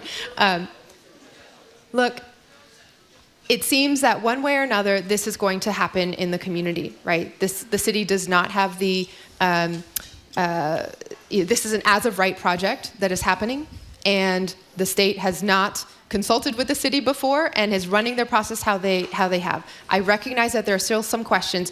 Some of what you said is misinformation and is confusing in terms of the backgrounds of some of the folks who might be there and the ability to vet and screen and ensure that their safety. We would not, these are our soon-to-be neighbors, and we would not put children in any situation that we believe to be unsafe. That is my most important responsibility across the city of Boston, whether in our schools, our libraries, or in any neighborhood of the city. So I recognize that the community still has questions because this process has been a bit confusing for all involved. And we will do our very best at the city, even though it is a state project, to track down and chase down answers to the remaining questions. But some of what has been asked has been answered already and is actually different from how you conveyed it. We are going to make sure that whatever happens in this situation, where a former nursing home looks like it is set to be converted to a shelter for families who are in need, Massachusetts families, that we will do our very best to support these families and to support the neighbors in welcoming them as part of our community. 877-301-8970 to call or text. You know, since that is sort of a housing question, I did not know. I was very excited about the so-called granny flats, the additional units you could put in your backyard. Yeah, ADUs. I did not realize that there's regulations that prevent their being, except in Mattapan, in Boston. So we can't have them in Boston unless you're in Mattapan. What's that about? So ADUs, or accessory dwelling units, are a way where an existing property can add an additional dwelling unit. Sometimes it's in a addition to the home, or even a separate formerly garage structure that could be converted, or carriage house, as some neighborhoods have. Sometimes it's a basement floor that can then be made safe and fully up to building codes for habitation and for residential use. Previously, there was just an outright ban that no basement space, for example, or different contexts could be used for residential. We have now gotten in line with a lot of what's happening around the rest of the country and around the rest of the state to recognize there are ways to ensure that you can have both safety, health in the building structure and add housing. Many, many units of housing can be created this way, much needed housing right in our residential neighborhoods. And it also keeps multi-generational families together. I get to live in a 2-family home with my mom downstairs, and it is the best thing in the world when I can hop in the shower because grandma's come upstairs to change the baby's diaper, get her dressed, and they have their time together, and she feeds her breakfast. There have already been so many instances in Boston where someone has been able to move in an elderly parent, or to have their new college graduate actually live in their own space and have somewhere where they can be as they get their start in their career. That is what ADUs make possible, and we're trying to arrange all of the zoning specifications and all that to do that citywide. We're starting with the sort of 3 phases, with the neighborhoods that have the largest sites, the largest plots to begin with, because that's where ADUs can most naturally fit.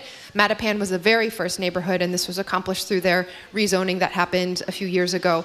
But they will be expanded citywide in a way that matches the needs of every neighborhood, promotes housing, gives families more stability, and can help people stay in their homes that they've worked so hard to. I phrased the question wrong. It's the detached ones that are only allowed in Mattapan, right? The rest of the city, you can only be attached to the building. We are changing those regulations in the places that it makes sense. Okay, so for example, in Roslindale, several of the homes, even on my street, have detached former garage structures or carriage house structures that could now, as we're moving into this, become an additional unit. So we can do both in Boston now, or the regulations are being changed now, so we can do that. And previously, there had been, whenever you're trying to do something that the zoning code does not specifically think about or allow for, there is a variance process to do that. So there had been residents and homes who had gone through this process, but it had taken years and years to get all the documentation, prove this and that and the other, and get sign off. Now we're aiming to change the code itself so that this process will be easy. We've also created a set of templates, basically off-the-shelf examples of layouts that can be very, very quickly approved because we know that they meet building code.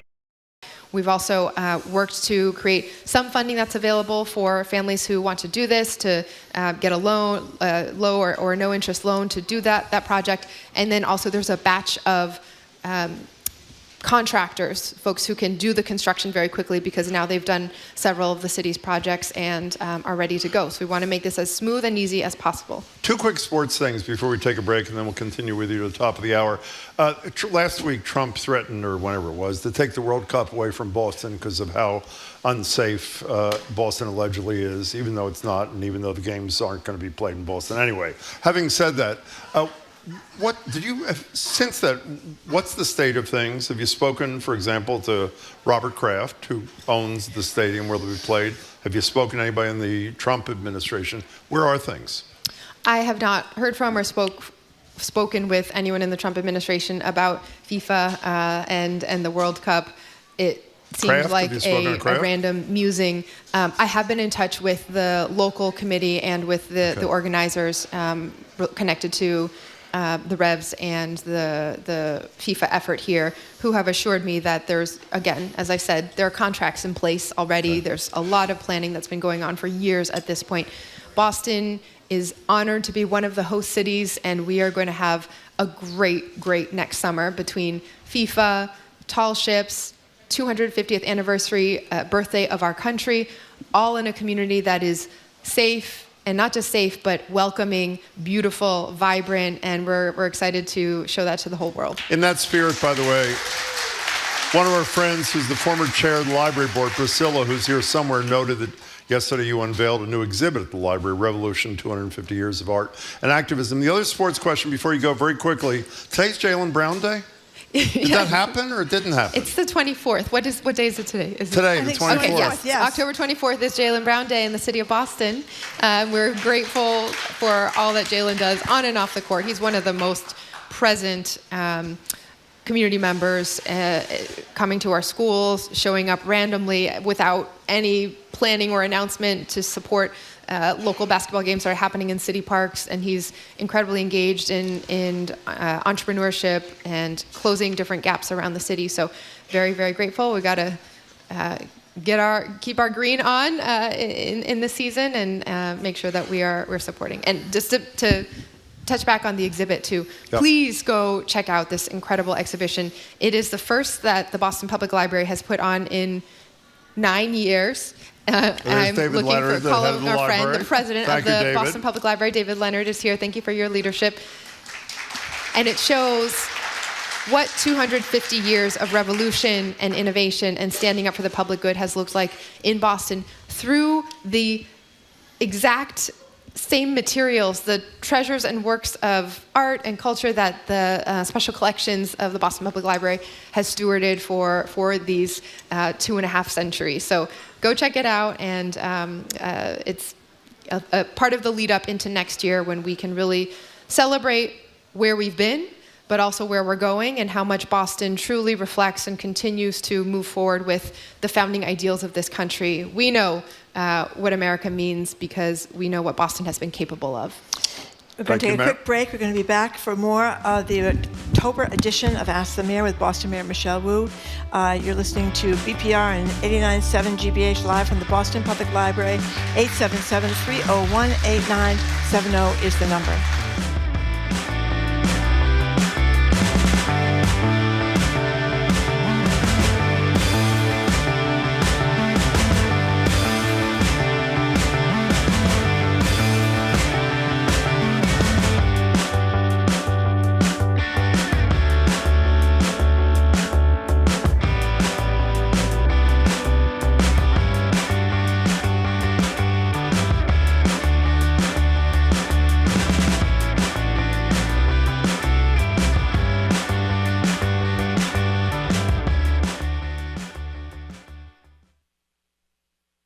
Our programs are made possible thanks to you. And the DeMoore McKim School of Business at Northeastern University, where MBA and master's degree students can build vital business skills through experience.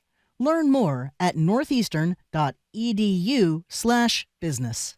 And Mass General Brigham Health Plan, providing helpful digital tools, world-class providers, and coverage that help you live in the moment. More at massgeneralbrighamhealthplan.org.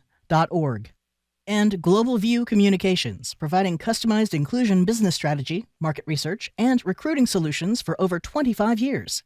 Global View Communications. Inclusion, it's worth it. InclusionIt'sWorthIt.com.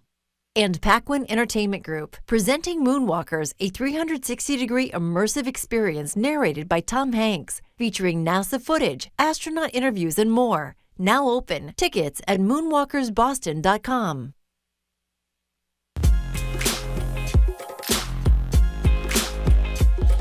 Welcome back to BPR. Marjorie Egan, Jim Browdy. We're live at the library, streaming at youtube.com/GBH News. If you're just tuning in, we're roughly halfway through, a little bit more. Ask the Mayor, Boston Mayor Michelle Wu. To call her, text her, 877-301-8970. If you're at the library, go to Aiden, who's somewhere. There he is. And you'll get to talk to her, too. You have a present for us. Oh, yes. Mayor Wu. So this is my show and tell for the month. Thank you. It is from May Sun Bakery in Chinatown. Great. And the connection here is that they are a 2024 Legacy Business Award winner for the city of Boston. Our Legacy Business Awards are a new initiative that we had started under our administration to recognize it's important not just to start new businesses, but to keep the ones that we have and that really are anchors and pillars of our community. So you can qualify as a legacy business if you've been in business for more than 10 years. They have been operating for 40 years and are a prime example. So egg tarts and it looks like maybe red bean pastries and everything in there. The nominations for our next batch of Legacy Business Award winners are open right now through October 31st. So this is a way to say, please pick your favorite long-standing neighborhood business. Let us know who they are. We want to recognize them, support them, and make sure that they continue going for decades to come. Okay, let's go to Ed in a car. Hi, Ed. Ed, you are next on Boston Public Radio with the mayor of the city, Michelle Wu. Hi, Ed. Hi, Mayor. Thank you for taking my question. And Jim, please allow me to ask my full question. Mayor, the other day I witnessed a citizen I don't know if it was a citizen, but I witnessed a person being kidnapped by thugs wearing masks and armed to the teeth. I heard that the mayor of Chicago has passed laws to prevent ICE from using public space. So my question to you is, what are you actively doing to protect hardworking immigrants from being kidnapped and never seen again? Just let me use a quick example real quick. What if they come to your house and kidnap a family member? Because at the end, and please don't take this offensively, but they might say, oh, they all look the same, but I didn't know they're the mayor's family. So what are you doing to protect immigrants? Thank you for calling in and for sharing the experience of a family who's now dealing with a lot and having to go through the unimaginable. I guess I want to start with this. One, immigration law is a federal set of policy choices. And from one way or another, it feels like most people can agree that the system needs to be fixed. You may not agree on the specific fixes, but there is a framework now for how people can come to this country and the rights that they're guaranteed to have their asylum cases heard or to have a vetting or a decision about whether they can stay in this country or not. And then there are ways to enforce when people do not have are deemed not to have the ability or the right or designation to stay in this country. How those laws are set, how that enforcement happens, how this all plays out. We may disagree with any parts of it, and yet how the system is carried out still makes a difference, even if you disagree with the laws and even if you disagree with the kind of formal structures in place. What we are seeing now, though, is not only a focus on demonizing immigrants and saying that anyone who comes from a different country is maybe part of the problem or dangerous or making our communities unsafe, this and that. Just lots of false misinformation about immigrant communities. We're also seeing enforcement of immigration laws, supposedly, in ways that seem to be clearly against the law and Constitution as well. The tactics that are used, not respecting due process, not even sharing with people's family members as they're there witnessing a detention take place, where they are taking their loved one and why. The masks, the secret police tactics, all of this, again, is designed to create a show that is meant to instill fear and silence people who disagree with this administration. What we have done in Boston is to, first and foremost, engage our immigrant communities and the organizations that serve alongside them to ask how we could be most helpful. The number one thing we've heard is legal representation. When you're in these situations, it still matters very much. You can have a very different chance at having a different outcome with a lawyer by your side versus when you are on your own. And so we have done our very best to increase the resources for legal consultation through our Office of Immigrant Advancement at the city, that then connecting people to attorneys, many of whom are pro bono attorneys for representation. We have more than tripled the resources available that the city is putting out to support organizations on the ground who are conducting Know Your Rights trainings, who are providing mutual aid and working directly with our community members. We have also, I've signed an executive order and filed now multiple interactions through the Freedom of Information Act to demand that ICE be held accountable to the laws of this country around transparency from all of our government institutions. We should be able to have the basic information of who they are detaining, where they're taking them, why, what tactics they're using. They have said publicly first that they have nothing to hide, they would respond, and since then we're now embroiled in a series of escalating legal appeals to get them to follow through on providing that information. So we're doing everything that we can from the city level to provide support for our community members, to ensure that the laws are followed and that even our federal government is not above following the Constitution and the law, and there needs to be accountability for that. You know, Mayor Wu, are you changing topics? No, oh, good. Not really. Okay. In a piece in the Globe about your winning the election and so forth, you told a story about going to the Burlington coat factory with your family, Taiwanese immigrants. Tell people that story. This was a very early childhood memory that had disappeared from my mind until someone had asked me, last year, what was the first moment that you realized that there was injustice in the world?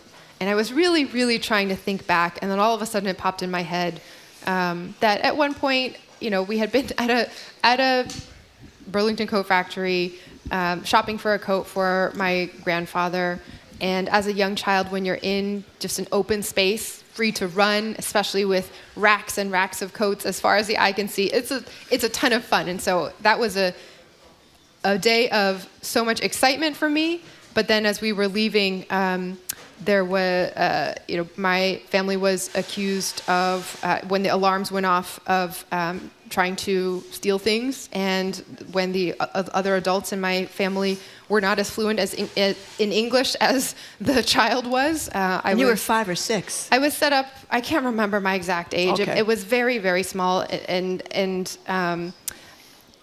I just remember being in that room and trying to communicate with my mother and my grandfather about what was happening, and then the hostile questioning and going back and forth, and having to take on and realize what it felt like to be the only family of color in the store at that moment, in a situation that just was completely unexpected after such moments of happiness and joy for a young child. So that was, and I think what stuck out to me the most about that is it was an incredibly stressful experience in that side room. But once we got home, my grandfather came and knocked on my door as I was just crying in my room by myself.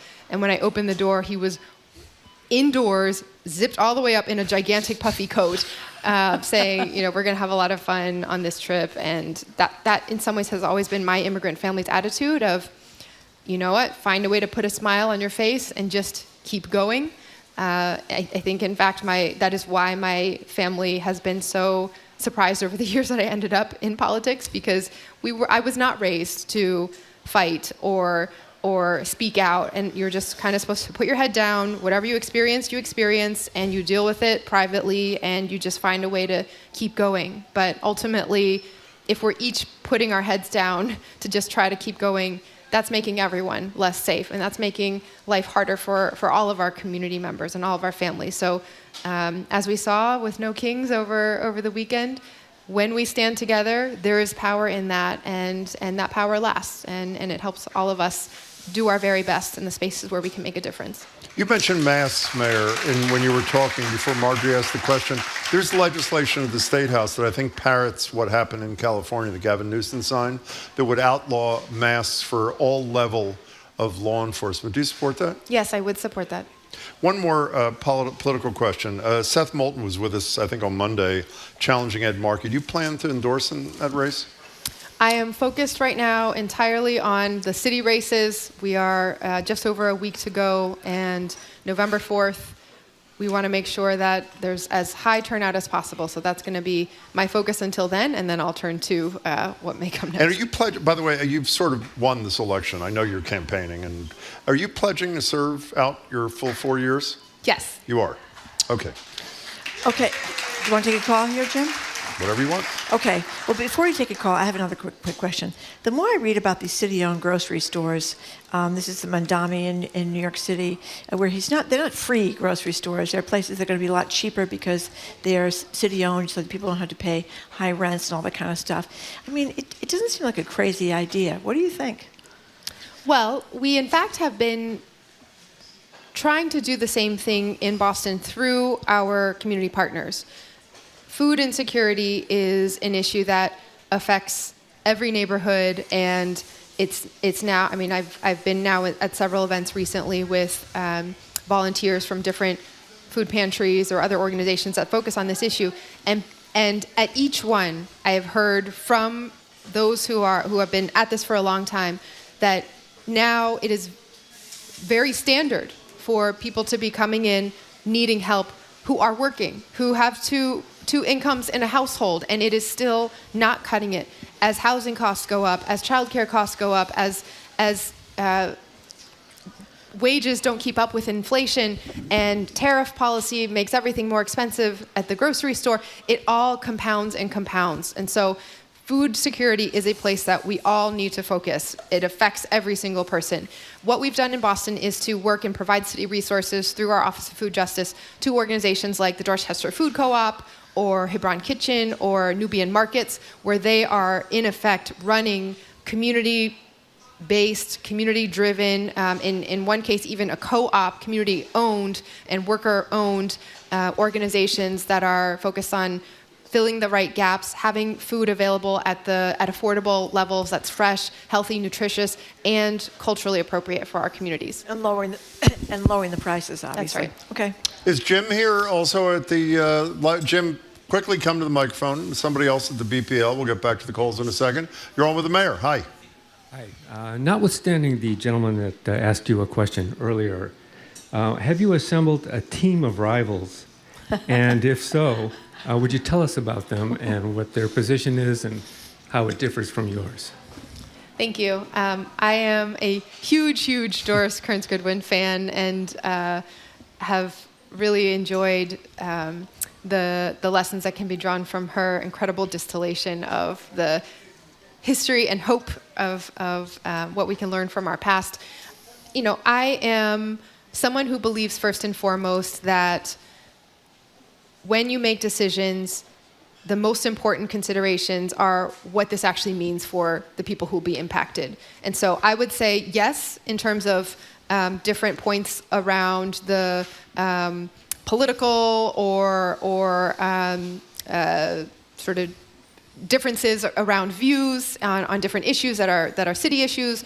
Every decision that we've made, every policy initiative that we have moved forward, there's been vigorous and differing debates within our cabinet, for example, which is a group of incredibly talented individuals who come from all different generational, cultural, and even sort of folks who have been in Boston their whole lives, people who have come to Boston for school or different ways, a mix of opinions. But I also think it's important in our role in government that the team itself isn't just thought of as the internal city structure, that we have just as much back and forth and dialogue with community members, with our those who might not have the title or might not be on the city payroll, but who are running the monthly neighborhood civic associations or showing up every single week at their child's school to be involved. Those are the kinds of teams that I am hoping that we're building throughout the city. There's a reason why I felt very prepared sitting before Congress facing hostile questioning, right? Boston is opinionated, and go to any neighborhood association meeting and you will hear the full truth of how people think and the very, very passionate positions that we have. I believe that in this city, talking about our differences and disagreeing with each other very strongly about the position is in fact the precursor to defining, to figure out where we are apart from each other and to figure out where we disagree is in fact the act of also then defining what that common ground looks like and the shared opportunities to move forward together. So however the question presents itself, including earlier in this show, it's a part of democracy in Boston, and that is what we experience inside City Hall and out in our neighborhoods. Thank you for the question. Mayor Wu, I just realized looking at you, and I was looking at my phone, about a year or so ago we asked you a question and you pulled out your phone and you showed us that it had the number of days left in your term, and I think you explained, because I know how much I have to get done. Does that number, does that get you through this term, or have you added 1,460 days? No, I didn't reset yet. So no. how many days? So I had 11 until Election Day. I actually changed the counter, so I would be sure then. Okay. And then it's another 2 months after that. So we're getting close to it. Larry in West Roxbury, you are next on BPR with Mayor Wu. Hi. Quickly, please. Hi, Mayor Wu. Hello. Hi. When every year Michelle has a block party in front of her house, and since I'm a retired special ed teacher and have time on my hands, I usually like to walk down and say hello. So I was very moved when she had a ceremony for a neighbor who had passed this year, who was a former Marine and really talked to the best in our country. And I reflected on the worst of our country, which is what we're going through right now from the federal level. And I went over to her and I told her that I'm the son of 2 Holocaust survivors. And my mother was someone who said to me as a child, be careful, this can always happen here. So I wanted to tell her I was very proud of how she presented in Congress and the job she's doing as mayor, and to stay strong. That's all I wanted to say. Thank you, Larry. Thank you, Larry. Thank you for calling. Thank you for coming to the block party, and thank you for joining us in remembering Joe Capuccio, who lived 100 years in this city. He had told me that his first mayoral campaign he got involved in was for Mayor Curley back in the day. And so he was not only the true mayor of Rosendale, but a great friend and someone that we all looked up to. Okay, and a very lowly subject. We would be in trouble with our colleague, Trenny Casey, if we didn't ask. Trenny's moved to the North End. She's worried about the rats. The rats are real bad. Okay. The North End. Thank you, Trenny. Go ahead. Go ahead. Okay, I know this is part of the reason that there wasn't outdoor dining in the North End through a lot of the summer. That was some rat concerns, wasn't it, too?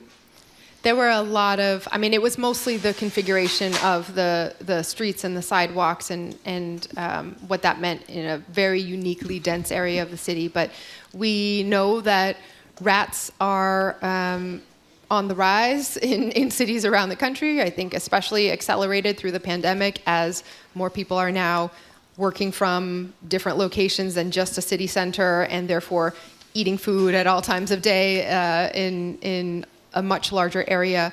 We have engaged a national expert on this and come up with our Boston Rodent Action Plan. So Dr. Bobby, the nation's leading urban rodentologist, helped set this plan for Boston. And it really means attacking the food sources and water sources to to ensure that we're not just responding to a problem, but preventing it in the first place.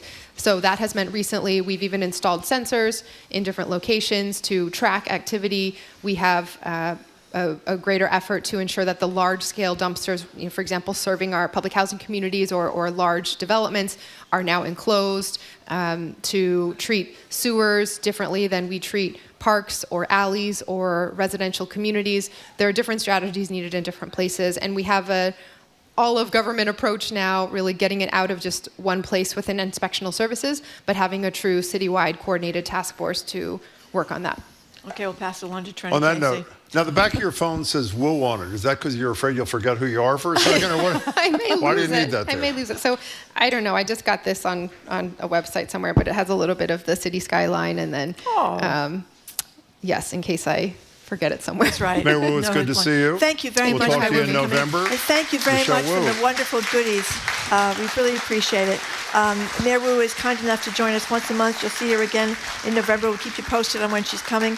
Coming up after the 1 o'clock. Thank you very much, Mayor Wu, again. Coming up after the 1 o'clock news, you're going to hear some incredible live music this week from the Rasa String Quartet, I should say. I'm Marjorie Egan. He's Jim Browder. You're listening to BPR 89.7 GBH, live from the Boston Public Library and streaming at youtube.com/GBH News.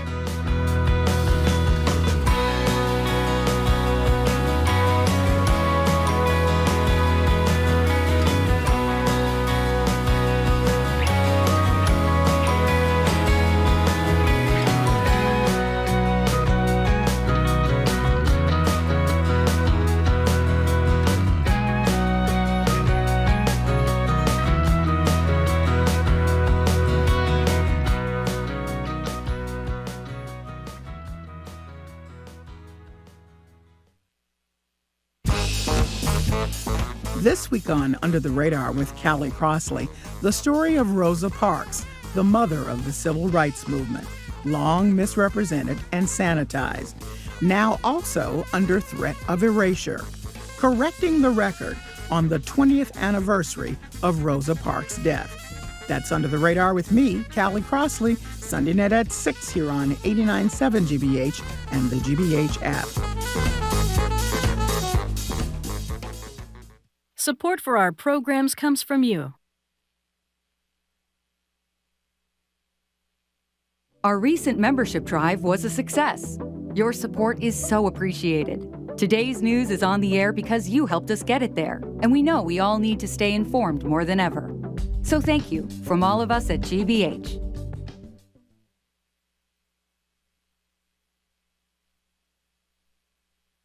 I'm Jim Browdy, head on Hour 3 of BPR, live from the Boston Public Library. The Rasa String Quartet is our act this week for Live Music Friday. They're on tour across New England with their Halloween-themed show, Soundtrack to a Nightmare, and they play next Thursday right here at the BPL in collaboration with GBH Music. I'm not sure you've heard anything quite like them. I'm Marjorie Egan. Then as the days get shorter and colder, we're entering our moldy BPR chestnut season.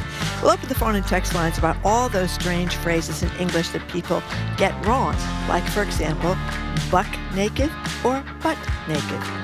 It's dog eat dog, not dog eat dog. And why does Merriam-Webster's online account dedicate so much time to correcting all these things we get wrong? Does it really matter? You be the judge. Give us a call. That's the third hour of BPR 89.7 GBH, live from the Boston Public Library.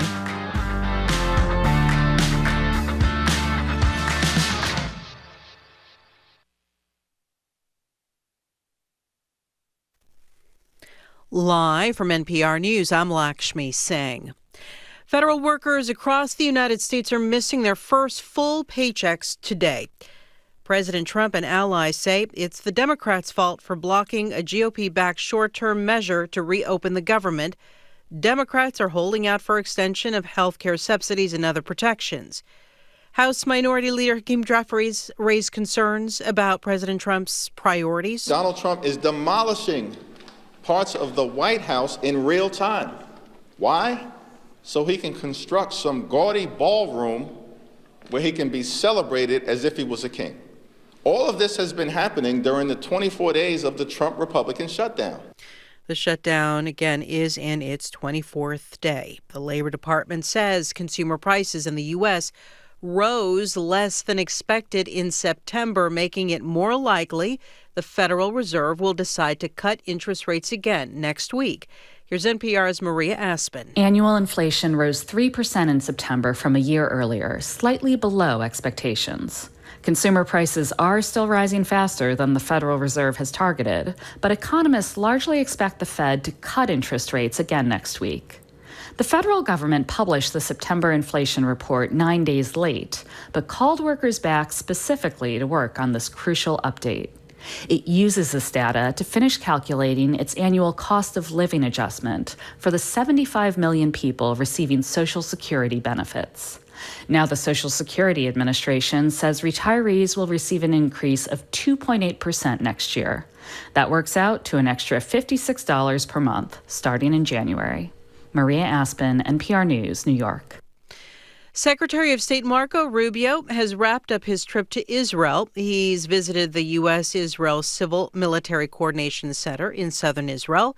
NPR's Rob Schmitz has details. After touring the center, established as part of President Trump's peace plan, Rubio called the coordination of the ceasefire in Gaza an historic mission, saying Washington and its international partners are working to sustain the truce, deliver aid, and pave the way for a stabilization force to enter the territory. There will never be peace as long as there's an area or a territory that's being used as a launch pad to threaten Israel's security. Everyone understands that, and everyone that signed on to this deal understands that. When asked about the role of the United Nations, Rubio called the UN's Relief and Work Agency for the Palestinian Territories a, quote, subsidiary of Hamas, echoing the Israeli government's criticism of the agency, an opinion the UN's highest court this week rejected. Rubio said it wouldn't be allowed to work in Gaza, but that other UN agencies would. Rob Schmitz, NPR News, Tel Aviv. U.S. stocks are trading higher this hour, with the Dow up more than 1% or 550 points. This is NPR News.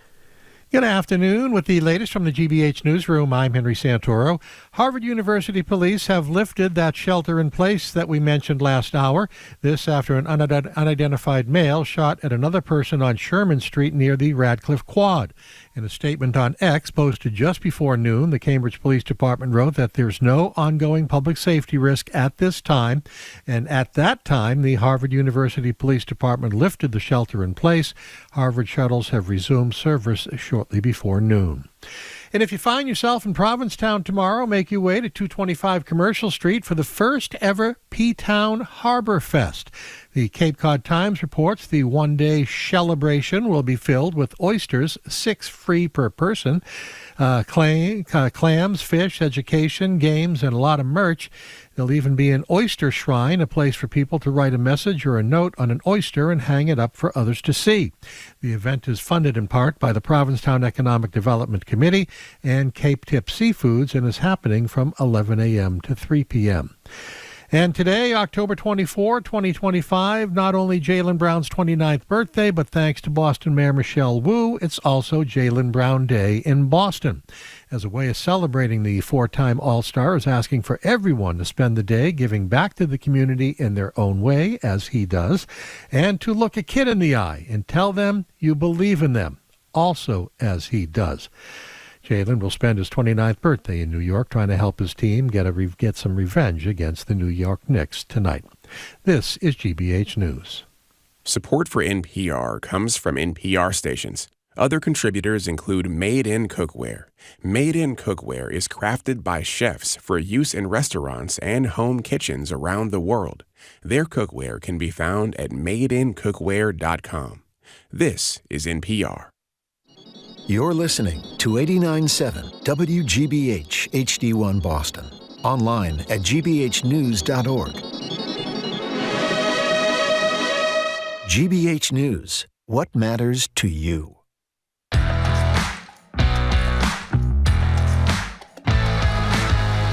Welcome to hour number 3 of Boston Public Radio. Jim Brady and Marjorie Egan, thank you very much. Live from the Boston Public Library and streaming at youtube.com/GBH News. I want to mention the mayor of Boston will be back with us on November 18th for people who want to plan ahead, because obviously she's got a big, lot of fans here. You know who's coming November 19th, the next day? Yo-Yo Ma. Yo-Yo Ma's going to be here, It's cellist extraordinaire. We can't wait to be greeted by him. Kid. What? Local kid. Local kid, that's right. Next week we're going to be in the Brighton studios because we have some updates that we need to make at the space here. We'll keep you posted about when we'll be back. But hello again, Jim. We're going to hear some great music. We are indeed. Welcome to a frightening, blood-curdling Halloween edition of Live Music Friday. This week and next, Rasa String Quartet is on tour through New England with their show Soundtrack to a Nightmare, a horror movie told in music just in time for All Hallows Eve. They're performing tonight in Falmouth before heading to Hampton Falls, New Hampshire, to Bedford, to Worcester, and then next Thursday on this very stage, they'll perform a free show right here at the Boston Public Library in collaboration with GBH Music. Go to Rasa String Quartet, R-A-S-A, stringquartet.com or gbh.org/music. In a couple of minutes, we'll talk with founding members Morris Sean Scanlon and Mina Kim. But first, here is the Rasa String Quartet performing a song you've probably heard, Thriller.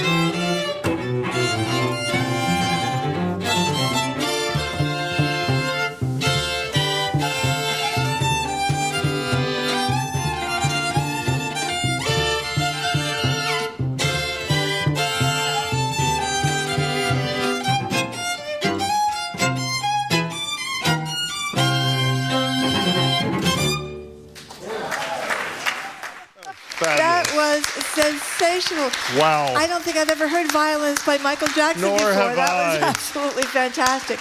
We're going to be joined in just a second by Maura Sean Scanlon and Mina Kim, and they're going to tell us about the other members of their fantastic ensemble. That was great, you guys. Thank you so much for coming in. We'll start with you, spectacular. Maura. Who's the other people in your ensemble there? Yes, well, to my right here we have Mina Kim. Hi, Mina. It's great, Hi. Mina.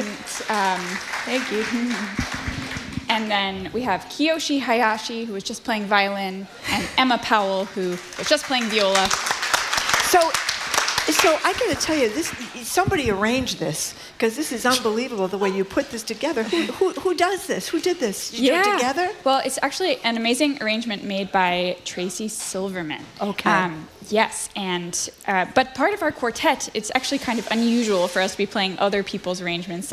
Typically, we have a lot of in-house arranging. Mina does a lot of amazing work for our group, and I've done a little bit as well, just arranging various things to really make them fit and sing for our quartet format.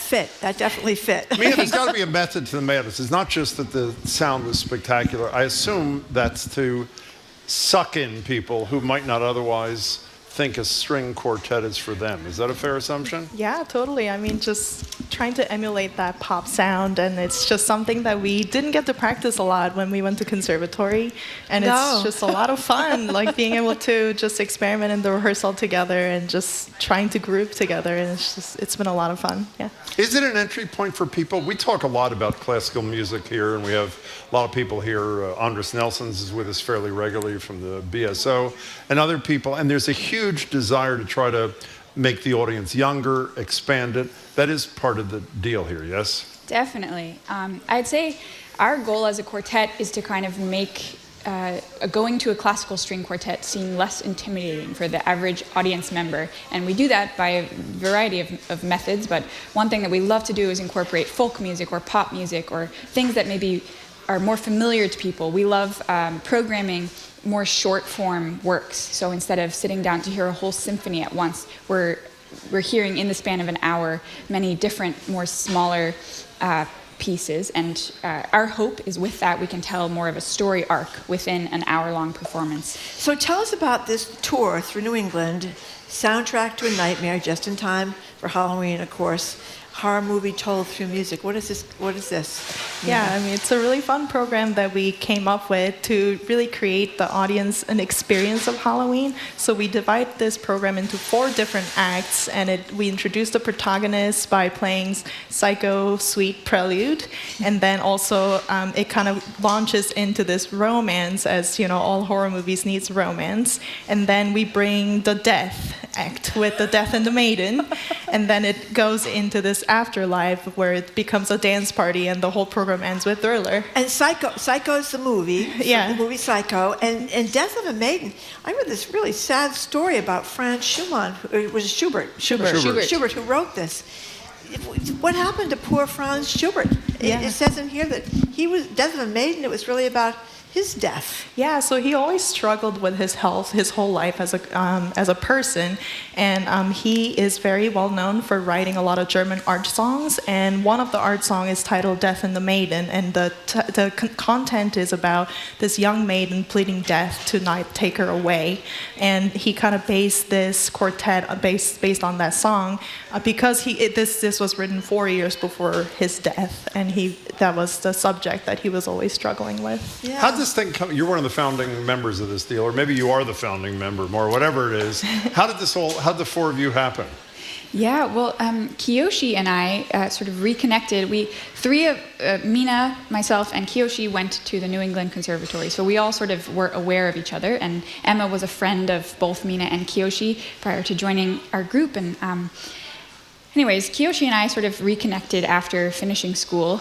We were in a rehearsal one day for an orchestra, and we were talking about, we want to play in a string quartet. So we were kind of reconnected that way, and initially we had some different members, but Emma and Mina joined us almost 4 years ago, I think, and it has since that point has really felt like an ensemble, and we've really been able to kind of focus in on what we want to do together as a quartet, blending folk music with classical music and making accessible program. Aren't you you're a champion fiddler too, are you not? I do play a lot of Celtic fiddle music, yes. Yeah, which is fantastic. And somebody does it with the great harpist Maeve Gilchrist. Is that you work with? Yeah, well, actually, our whole quartet has performed with Maeve. We've been lucky to get to collaborate with her a little bit. She's incredible. And we love to play some Celtic music whenever we get the chance. In fact, we're going to play you a Celtic piece later on. You are? Okay, yes. So where does Adele fit into this whole thing, Min? Can you tell us that?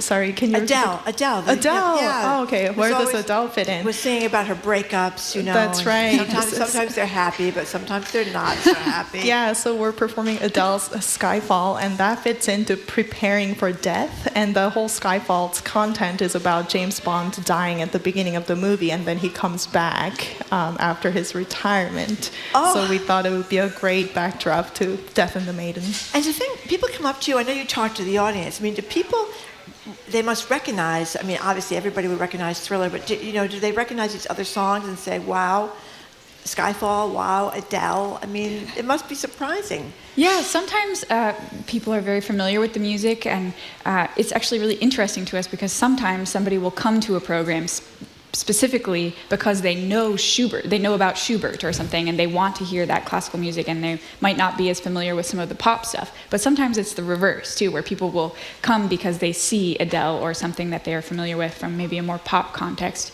on the program, and maybe they can stomach some Schubert as well alongside of that. One of the things that gets me the only thing that gets me nervous about your work is this audience deal. Now, Marjorie said a minute ago, we read you talk to the audience. I hope it is. That's not like audience involvement, is it? I mean, that gives me hives. We're not talking about that. So No. what does that mean to be talking to the audience? Yeah. Doing like a narrative, or what does that mean? Mina, you can do it. Yeah, after the concert, people usually come up to us and talk to us about the program. And now I feel better. Yeah. So you're not inviting people. Jim has been picked on in these audience I haven't been picked on. People come over and they think he'd be good to be like a foil. A foil, that's Yeah. right. He doesn't like it. I don't he doesn't like it.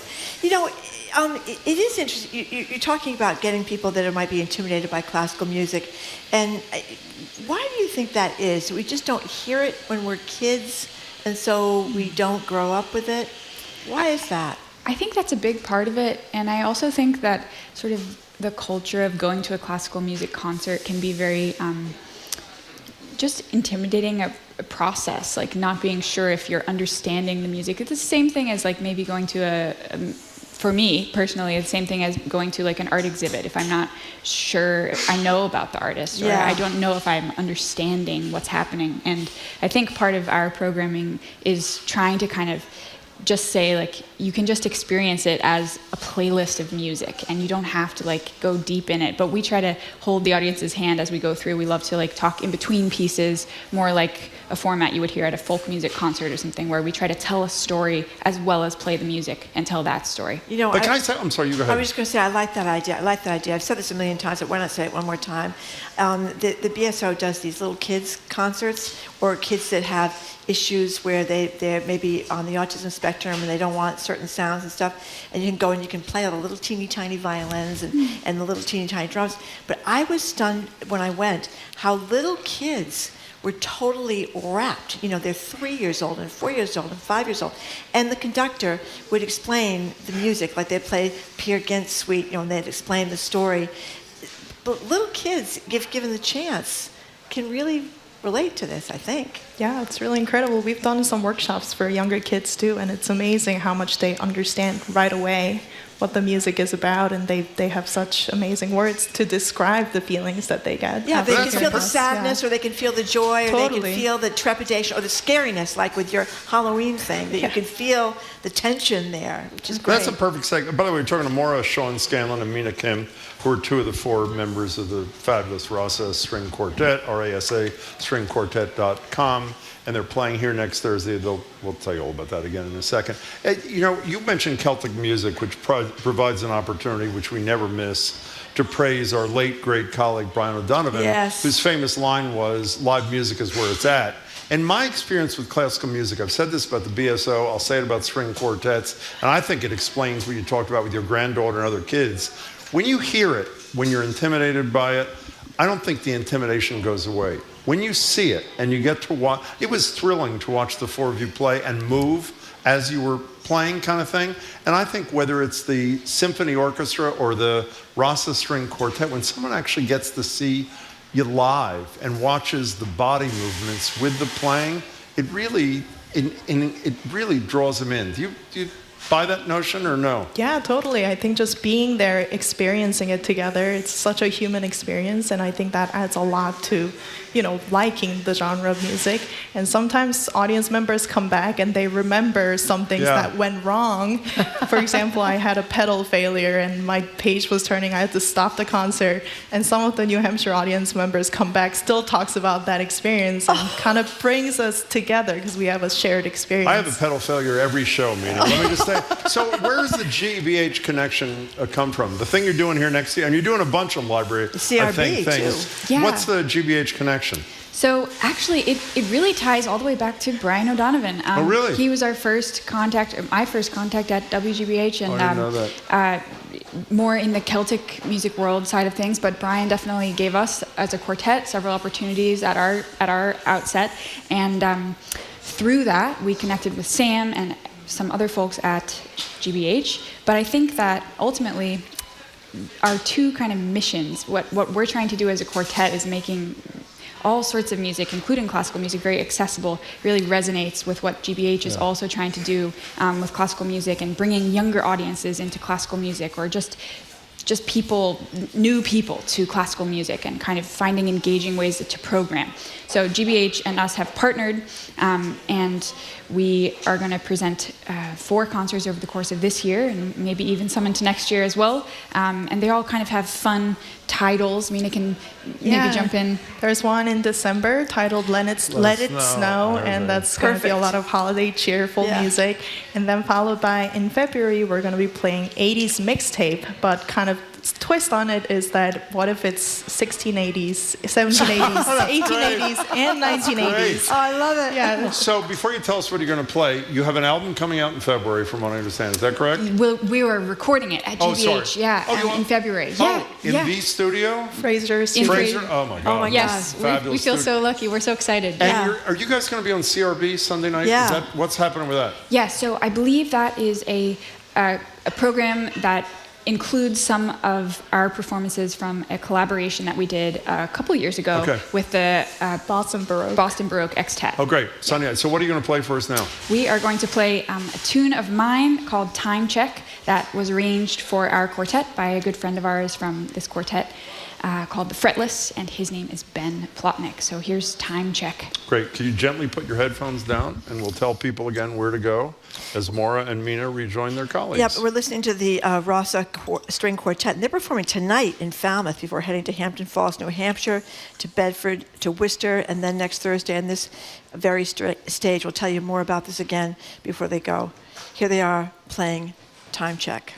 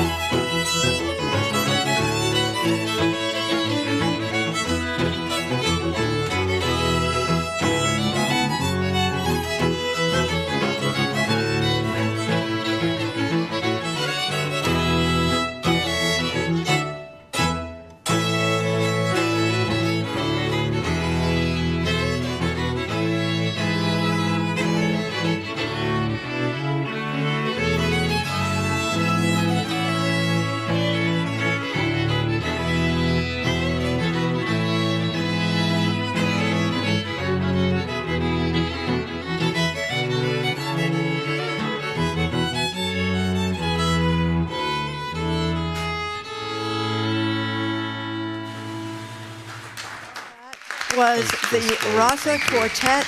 Their show Soundtrack to a Nightmare stops tonight in Falmouth. They'll be all across New England, including a free performance here at the Boston Public Library next Thursday. For more information, go to Rasa String Quartet. I'm going to spell it for you, though. It's R-A-S-A. R-A-S-A, RasaStringQuartet.com or gbh.org/music. Thank you so much. That was fantastic. Really Coming after a quick break, we're going to open the phone and text lines to talk to you about the words or phrases we can't seem to get right. Say, for example, butt naked. It's not butt naked, Jim. It's butt naked. And it's not doggy dog. It's dog eat dog. Eat dog. In case you didn't know that. We've got more of them coming up. You're listening to Boston Public Radio 89.7 GBH, live from the Boston Public Library, streaming at youtube.com/GBH News. Our programs are made possible thanks to you. And Dover Rug and Home. Rugs and carpeting for today's lifestyle with in-home rug trial and design consultation. Dover Rug in Natick, Boston, Burlington, and online at doverrug.com. Dover Rug. Rugs and the people who know them. And MIT Sloan Executive Education, offering 2 to 3 day courses and executive certificates for professionals seeking cutting-edge business insights on innovation, cybersecurity, AI, and more. Info at executive.mit.edu. And Forge Heat Pumps in Newton. All-in-one heat pumps provide heating and cooling for your whole home or just a single room. Learn more about how they work and how they can help shrink your carbon footprint at forgeheatpumps.com. And Mass General Brigham Health Plan, providing coverage plans for individuals, families, employers, and retirees with benefits that help you live in your moment. More at massgeneralbrighamhealthplan.org.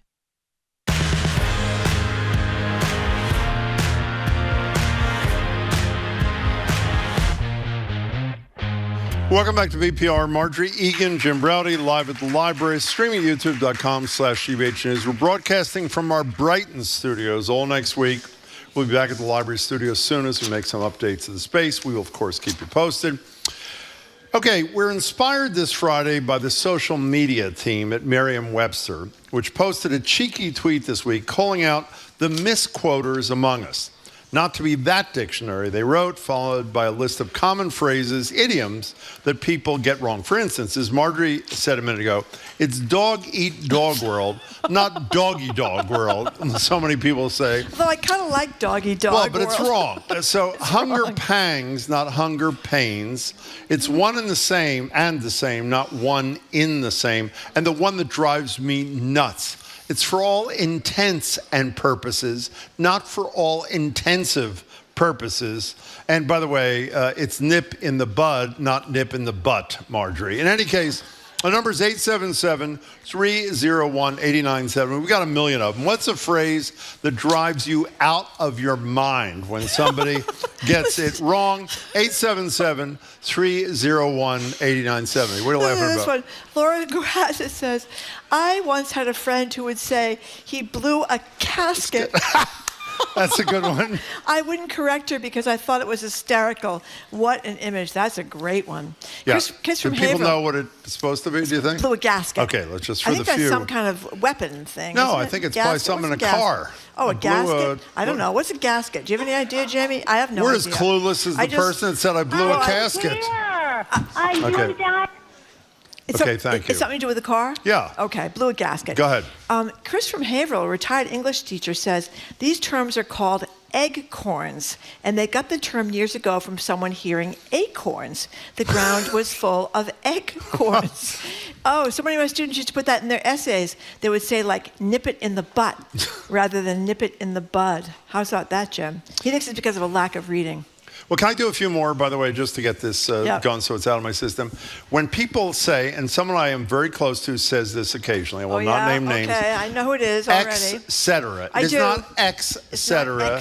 It is etc. The one I think people, if they're faithful listeners, know fewer and less Figure it out. Go online, figure out what fewer is People get and that what wrong less is. all the time. I know they get it wrong all We the time. have a very grammatically centered audience. You realize You think that? we do? Yes. I mean, people called up with these ones that confused, certainly confused me. That and which is very tricky. That and which What is is very the tricky. one, you always mention when we do this about once a year, what was the one thing that Barack Obama would always get wrong? He'd say between you and I. He did, that's right, as opposed went to to between you Harvard. and me. Right, now I know he What's went his to- excuse? Plus, he's a pretty smart guy, would Pretty you smart not guy. say? Well, we no longer do diagrams of sentences. Oh, here People she don't learn goes. about prepositions. Well, the battle's lost. Nobody cares anymore. You see it in the newspaper all the time. People are using less when it should be fewer and fewer when it should be less. So I just sound like a crabby old person when I say it, but it kind of drives me crazy that Americans don't bother to learn the one language we need to learn, which is English. Jamie, what's the thing you and I were talking about this morning? What was the thing? It's a New England deal. What is it again? No, it's not that one. It's another one that is 10,000 times worse. We'll figure it out in a second. 877, what is it again? So don't I. So don't I. Only people in New England say that. Yeah. When they mean so do I, Yeah. they say so. How come you're not upset about this? So Everybody don't in I? Fall River must say it. Is Well, that why you're okay with it? I think that's true, actually. Okay. Okay. 877-301-8970. We say use girls. I know. Well, that's not that. I use going. Okay, fine. Let's go. Let's start with I should have Dunkin. said that. I'll get in trouble now. In Dartmouth. You were first on BPR. Welcome to the show. Hi, Duncan. Hi. Hi, Jim. Hi, Marjorie. This is my second time calling. Wow, thank you. Thank you. I just have to say one that's very common that drives me insane. We hear a lot is, I did good. Yeah. I did good. Yeah. Did we cover that one? And did we cover wicked piss off? Well, That's can a I tell very you something? Boston What's phrase. near and dear to my heart, though, when you said I did good, one of the most wonderful moments we've had on the show in the couple of decades we've been doing it is when Barack Obama called in to say, congratulate Deval Patrick on 8 years as governor. And remember his line was, and he obviously meant it colloquially, you done good, Deval. Yeah. And it was purely like this thing between friends that was actually really moving. But as a general principle, we're with you. Duncan, thank you much for the call. We appreciate it. You know what the other one is? You know what is not a word? What? Irregardless. It's not a word. Which people say when they mean what? Regardless. Exactly. Although irrespective is a word. It is? Yes, this is a correct word when you mean regardless of. Irregardless is not a word, as you said, Jim, but its very nature is a double negative, the end. I didn't mean to say the end. Now, here's another one. You know how most people say bated breath? Yeah. They say it as B-A-I-T-E-D, like it's breath that's got a bait hook in it. Yeah. You know what I mean? That's incorrect. Okay, so here's a text. I think it's dedicated to you. Anonymous texter, did the teachers union block diagramming sentences They did. in school? They did. They absolutely they're did. responsible That's for their it. fault. Yeah, Okay. that's their fault. Let's go to... They're trying to block the right way to read in Massachusetts now. Let's move on. We hope they shouldn't don't have brought it prevail. up. Thank in you that very one. much. Lorian, by the way, we haven't said this. The Culture Show is live here at 2 o'clock. We should have mentioned. Yes. So if you're here, stick around. And if you're not here, you should come on back at 2. It's their weekend review, which is is this Friday? Yes, Yes. a fabulous show. Now here's a good one. Flesh out versus flush out. You flesh out an idea. You flush out the rabbit from the hedges. Yeah, I knew that. Did you know that, Did Jim? you know that? I did. I'm not sure if I knew that or not. You know what's another I'll one? claim I Anonymous knew it. texter says, supposedly. Oh, supposedly. I mean, I really can't. It's supposed to be, of course, supposedly. Let's go to Lori in Worcester. You're next on BPR. Hi. Hi, it's Lori. It's first time, long time, whichever order. We love that. Thank you for saying it. Yep. The thing that drives me crazy is it's a whole nother thing. Nother is not a word. Oh, instead of it's a, other. It's a whole other thing. Yeah. That's true. You hear that all the time, don't you, Lori? It's I can a whole hear that in your nother voice thing. there, Lori. I do. Drives me nuts. Thank you. Thank you, Lori. I You're appreciate very welcome. it. You know what another one is? An anonymous texter. This is variation on etc. Espresso is not what people drink. What is it? Espresso. Thank you very much. I said that wrong for a long time, too. You did? I say a lot of things wrong, No, I Jim. didn't Haven't say. you I didn't noticed? say that. No, I did not say Yeah, that. okay. Well, I do. Okay, I have a it's- pronunciation problem. No, that's not- But you know what I always add? No. Just because you can't talk Doesn't mean you can't have a too radio have show. a career on the radio. you Greg very much. in Foxborough, thank you for calling. Hey there. Sure. Hey, Marjorie, I have a question for you. What? When someone says with bated breath, how do you know how they spell it? That's a very good point. That is I think a they're really talking good about. I think they're talking Written. about writing it. I should have said that. I see. Well, so I'm calling with a few things that I have heard on BPR. Uh-oh. Oh, no. So one of them, Marjorie, is et cetera, et cetera, et cetera. I say it wrong. I do. No, he's saying you're repeating et cetera. Et cetera Et is cetera. sufficient. One doesn't. Oh. Yes. Well, I guess so. Although I think And- three et cetera is really emphasizes the point. No, By the way, don't Greg, you you're think? not here. Trust me, she's enraged by this call. I'm not sure that more is better, but Okay. Excellent point. continuing in that vein, Please. Yep. Tesla La is a brilliant play on ooh la la, and I think you may have coined that. I'm not sure. I don't know who coined it. Yeah, that's- As I don't know in- who coined it. As in, ooh la la, Jim, your car is so fancy. Yeah, it is. That's right. It is fancy. La la la la. Yeah. How many la-las are appropriate That's in right. that situation? How many should we be saying there, Greg? Should we do one law, two laws? How about three laws? One What's the et matter? cetera. Okay. One Two laws. Okay, this is going well, Greg. Go Okay. ahead. What's your third thing? Okay, the last one, Yeah. Yeah. sommelier. Sommelier? Has 3 syllables. Yeah. 3 syllables. Oh, we pronounce it 4? A sommelier is someone with extensive training in wine. We knew that. Yeah. A sommelier Yeah. is someone who got that training in Mogadishu, Somalia. Oh, because I say Somali. I say Now, Somalia Greg, can all the I time. tell you, sometimes I shouldn't Yep. tell you this because it'll upset you. Sometimes I say sommelier allier. I repeat it twice at the end. Is that too much? Thank you, Greg. Greg, we appreciate No, your that call. was a good point. I have to which point was a out good that point? I only talk about sommeliers who come from Somalia. Exactly. So you sort of cover both. I cover both. Okay. That's right. I want to be ecumenical. You know Okay. what another one is? I What? couldn't care less when people mean Yeah. they could care less. They could care less. Yeah, you hear Exactly. that all. You hear that all the time.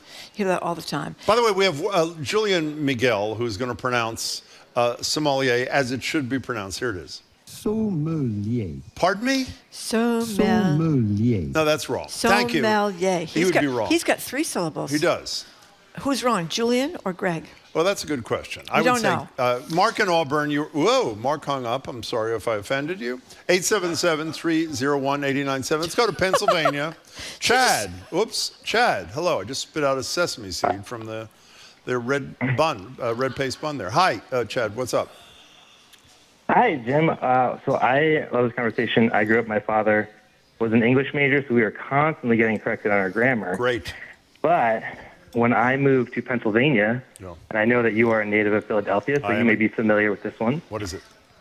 People around here will drop the to be. If you say something like needs to be done, they'll just say needs done. Yes, they do. Oh, really? Yeah, it drives me out of my mind. Wait a minute. People say that here or in No, Pennsylvania? in Pennsylvania. It's a I was Pennsylvania gonna say, I kind of didn't thing. know that. Yeah. Where are you in Pennsylvania? So I'm in Lancaster now. I was in Philly. I've lived around. I've lived north central Pennsylvania. I'm in Lancaster. I was in Philly. Do they do that in Lancaster? Yeah. They do. Now, Chad, Yeah, Chad, our listener, we have a question. Our colleagues have a question. Do you want to ask him? Well, we have been searching for, for years. Harriet Heinemann. Harriet Heinemann. The true love of Jim's life. She Do you was know- a shot putter back in Philadelphia. Champion shot putter, actually, not a shot putter. We can't find Do her. you know her? Did you encounter her in Lancaster or Philly? I have not encountered her in Lancaster, Philly, or north central PA. Oh, well. Well, stay in touch she's in very case you do. will you? elusive. She is so elusive. sorry. She is. Thank you. Chad, thank you. It is true. Pennsylvanians drop to be. Yeah, He is they also exactly say right. grinders instead of subs. That's I not think that's not- weird. no, but that's they're not a term. subs. They're not grinders. No, they're also called hoagies. in other Hoagies, parts. yeah, that's But that's weird not too. a wrong They're word. subs. It's a different term Well, they're in different right. It's regions. right the way it is here. Subs. They're subs gosh. here. Donna on the road says, as long as other people can understand what you're saying, I really don't care if it's stated exactly correctly. That being said, I do get funny looks when I order a giraffe of wine at the restaurants. That's a pretty good one. That is a good one. Oh, someone says you shouldn't be complaining about Aiden's beautiful sweater, Jim. You know why? No. Because they're looking at you, Mr. Fashionista, with frumpy P-Town T-shirts and whale pants as the leather merchant. I'm not wearing, all of that is true except for the whale pants.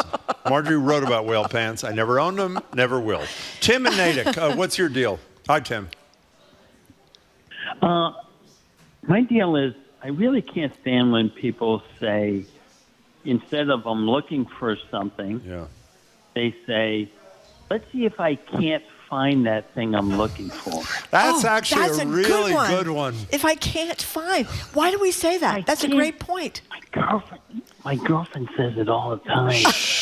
It drives me crazy. Crazy. It's a deal breaker for me, Tim. Let's So see hold what it on, does for Tim. you. Let's explore this a little bit. Have you confided this to your girlfriend? Have you told her that drives you crazy when she says that?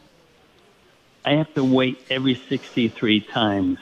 Once every 63. It's not going well out there in Natick. Okay, Tim, that's a good one. I hope it works out nonetheless. We wouldn't have thought of that. Thank you, Tim, But for lots of sharing people that with have us. significant others with really annoying expressions. I'm sure you're pretty annoying, Jim. Thank you. I appreciate that. Bill in Worcester, thank you for calling. Hello, Bill. Thank you so much for taking me. In a state that worships the sacred cod, cod. The word that bothers me is when people use the word floundering instead of foundering. That, I have to say, I occasionally do that. Oh. Guilty. That's a good one. I think Yeah. I do too. It's so foundering means you're like struggling. It's not floundering. Floundering doesn't mean struggling. Well, ask Bill. He's the Yeah, caller. you know, Bill. What do you think? Ships founder. Yep, ships founder when they're on the rocks. Yep. But flounder is this beautiful fish that is graceful, almost athletic on the bottom of the ocean. And if something's foundering, it's anything but floundering, because floundering would be gracious, and foundering is sort of turning into a wreck. That's a great one. That is a good I one. say it wrong all the time. I think I do too. Yeah, I do too. Bill, thank you very no more, much Bill. for the call. No Here's more a good one. Extra et ceteras, and only two laws after Jim's test la la. Exactly. I kind of like the way it sounds though. Test la la la. Okay. Don't you like that better? No, I don't actually. Now, anonymous, someone says, this is a one almost everybody gets wrong. It is not chomping at the bit. It is champing at the. It is at the bit. It is. That's what a horse does, right? Yeah, okay, right here. You have it? Champing at the bit is the correct phrase. Okay. Champing means making loud, biting, or chewing noises. Like a horse. Right. And the bit is the reference to the part of rubber and metal that's in the horse's mouth. They love to chew on it. So that is correct. You are champing, not chomping. But I get why people mix it up, because chomping is what a you do mouth with your, kind of experience. Yeah, with your teeth. Thank you. No, nuclear. Why does Matt think that's hard to say? I don't think that's Well, hard to because say. George W. Bush couldn't say it. Yeah, what did he say? Nuclear. Nuclear. Didn't he? I think so. Okay, What was the other let's- great thing he thank said? you. A mind is who said a mind is a terrible What thing? was Dan Quayle? Dan Quayle. He was trying to do the United Negro College Fund line. What a waste it is to lose one's mind, or not to have a mind at all. How true that is. Dan Quayle. For those of you of a certain age, when Dan Quayle ran for vice president and was successful. Let's be, I don't want to say anything unkind because people say he's a decent person. One of the dumbest people who ever lived. That's about as kind. And there was something, this pre-internet, Marjorie, it was the Quayle Quarterly. That's right. Which told you, I mean, for example, you probably didn't know till you heard Dan Quayle. What language do they speak in Latin America? Latin, obviously. Check out Dan Quayle if you're of a youngin' age here, and check it out. Yeah, there's some good Bushisms too. Like what? I think we agree the past is over. Yeah. What do you What's think the about famous? that? What's the most famous Bush thing we played on the show? They underestimated me. Yeah, we're going to get this. We're going to get this great line from George W. Bush, one of the great moments in presidential history, which doesn't really fit our theme, but it's fun anyway. So who said this originally? The fool me once, shame on you thing. Who was that? That was George Bush. No. George W. He screwed it up. Who said it originally is the question. I don't know. Do we have the sound for that? We're getting the sound for that, correct? Okay, fine. Okay. We're really organized. Yes, There's what, 25 Bushisms here. There's a lot of Bushisms. Well, let's hear a couple of them. Well, I'm trying to find the good ones. Good. They're funny, but I'm having a hard time. Okay, good. Oh, here's a good one. I know how hard it is for you to put food on your family. Yeah. Rarely is the question asked, Is our children learning? That's good. That's not true. Is that really true? He said Wait, that was Dan Quayle or George W. No, it was Bush? George W. Bush. Okay. He said it in Florence, South Carolina, January 11th, 2000. This is when he was running. Yeah, okay. By the way, this is really shocking for those of us who were lucky enough to work on the show. The reason we can't play the George Bush sound is because the system that would play it is frozen. Oh, and it that's too hasn't bad. actually been frozen since the last show we did yesterday. So it's been quite a while since the stinger was frozen. Yeah, God he help us. had a lot of them. Okay, the fool me. Well, we can't play it, so what's the point? Allison in Boston, you are next on BPR. Welcome to the show. Hi. Hey there, thank you. I want to make Marjorie feel a little better. Oh, good. Et cetera, thank you. Et cetera. Yeah.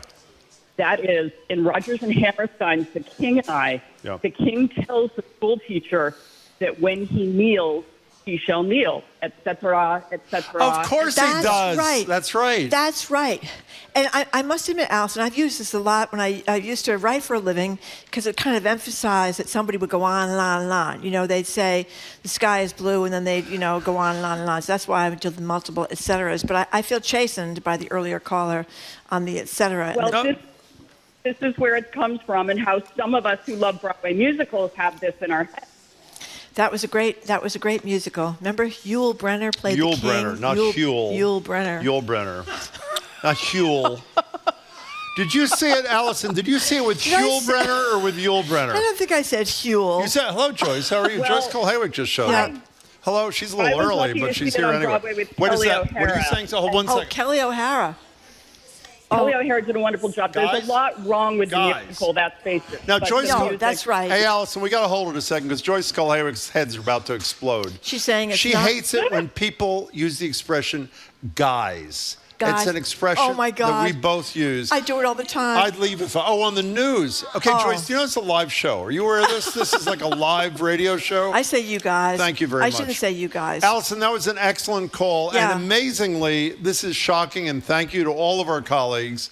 We have sound of George W. Bush trying to say this proverb that apparently is from the 1600s. Oh, yeah. It's traced back to a book by English courtier Anthony Weldon. I knew him well. Here is President Bush. There's an old saying in Tennessee, I know it's in Texas, probably in Tennessee, that says, fool me once, shame on you. If fool me, we can't get fooled again. Oh my God! Thank you, whoever pulled that. There's a long list of them, and before people were worried about Joe Biden being too old to run for president. I mean, if you looked up 10 years ago, Joe Biden gaffes, they were all over the place. I mean, he's been making terrible gaffes all his life. I remember when he had the guy that was in the wheelchair, and he said to him, stand up, stand up, John. He goes, okay, fine. Okay, Mark and Auburn, you're next. Was unable to stand up. Sort of a little off track here, but Mark and Auburn, hello there. How are you? This is where you say hello. I love the Mark. show. Go ahead, there? Mark. I don't think so. That went well. He's frozen. Is he frozen? Okay. Here's one. My roommate from Philly used to say, "Yeah, I seen that." Drove me crazy. Well, that's And they were adding, "I've never seen Harriet." That's very funny. Either. People say that. People say that. We talk terribly in my hometown. Okay, good. Yeah. By the way, Marjorie mentioned this in passing, but now that we're getting texts on it, the thing that Quayle is most famous for is when a kid spelled potato on the board correctly, he corrected them. What did he put an E on the end of it? Is that what it was? He yeah, did. that was really rather embarrassing. By the way, however, this is really important. Anonymous text says, little known fact, Quayle is the one. Well, he wasn't the only one. Quayle is one of the ones who convinced Pence not to overturn the election when he counted the electoral votes. We'll always be grateful to him for that. It's a very good point. So here's another George Bush one. Thank you, Anonymous text. We'll let our friends be the peacekeepers, and the great country called America will be the pacemakers. Now... Well, speaking of that, how about Mayor Wu's former boss, Tom Menino? Oh, my God. He didn't want any conjugating on the State House steps. That's right. And he had an albatross around his neck. That's right. Alcatraz. I goofed it up. He had an Alcatraz around his neck. That's true. Okay, we have Donald Trump trying to pronounce some things, too. Why not go after him as well? Here's Donald Trump. Well, let's see how we say that. Yeah. Oh, that's it? Oh, that was really helpful to the show. That really advanced our agenda. Thank you, whoever pulled that. Dan and Gloucester, you're next on BPR. We're talking, believe it or not, about expressions that are used improperly, I guess is what we were talking about. Hi, Dan. Welcome to the show. Go. Jim and Marjorie. Hey. Thank you. It's my second time calling this week, and I called because my God. I got two things. One, I get so upset when people use disinterested to mean uninterested. Oh, I'm with yes. you. I'm so with To you. mean impartial. Yeah. And when I was reading a Stephen King novel, who's one of my favorite, and he used it that way, and I was so upset. Oh. But the other one that Bill from Natick reminded me of is flout versus flaunt. Yes. You flout the rules and you flaunt your wealth. And people often totally do that wrong. They say you flaunt the rules. You know what's great about your call, Dan? Beyond the content, the passion with which you presented your position was excellent. So I would like to congratulate you on behalf of me and Marjorie. I have a Thank you couple for the more call. from George Bush. Okay. Families is where our nation finds hope, where wings take dream. And here's one more. I'll be long gone before some smart person ever figures out what happened inside this Oval Office. Okay, can we play that sound again just to make me happy? Which sound? Well, let's play the sound of him trying to do that old saying Oh, yeah. from the 1600s. That was a really Italy. good one. Here's President George W. There's an old saying in Tennessee, I know it's in Texas, probably in Tennessee, that says, fool me once, shame on you. If fool me, we can't get fooled again. There are no number of times that you can play that where I will not be made happy. Okay. Are we done or should we keep going? Are we talking to you? Oh, we are. we're talking to Edgar B. Hurd III. We didn't know Edgar B. Hurd III. Edgar B. Do you Hurd have any III. phrases that drive you insane? Oh, that's a good question. Yeah, so I would say there's a few. First of all, I just want to say thank you for playing some of the great sound of American history. George Bush, Our it is here. incredible. I could listen to that, et cetera, et cetera, et cetera.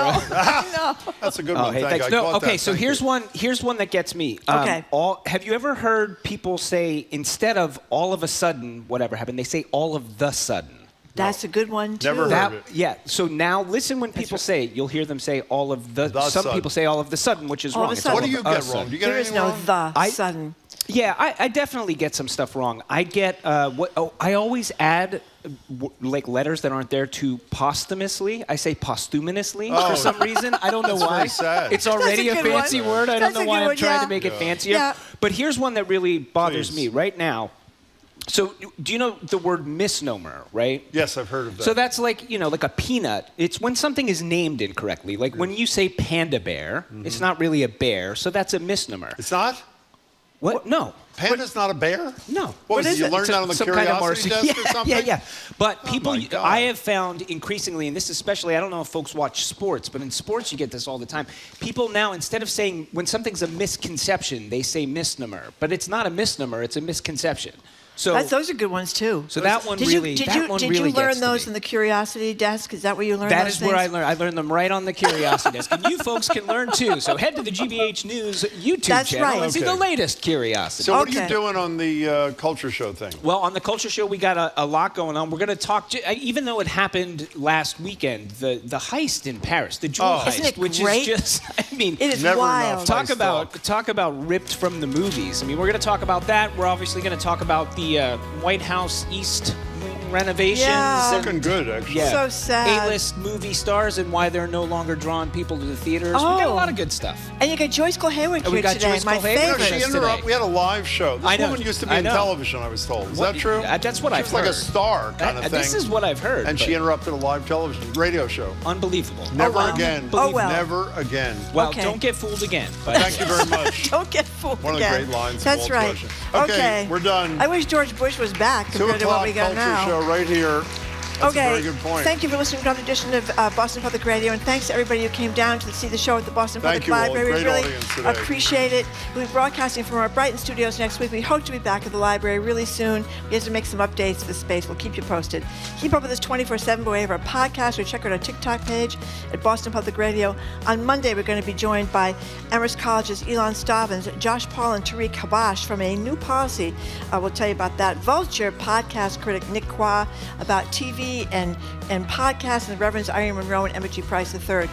Wednesday, November 19th, special performance right here at the library, Yo-Yo Ma at the cello. I want to thank our crew, Zoe Matthews, Aiden Conley, Did you say at the cello? At the cello. Okay. He is at the cello, I guess Jen. he is at the cello. Yeah. Zoe Matthews, Aiden Conley, Nicole Garcia, Hannah Loss, our engineer John the Claw Parker, our executive producer Jane Bologna. Special thanks to BPL staff, Maddie Geyer, Patrick Lally, Bill Francis, Juan Jose Cadena, our host at the Newsfeed Cafe and across the street at the Lenox Hotel. Culture Show is next. Thanks for tuning in. Hope you have a great weekend. Bye. Bye.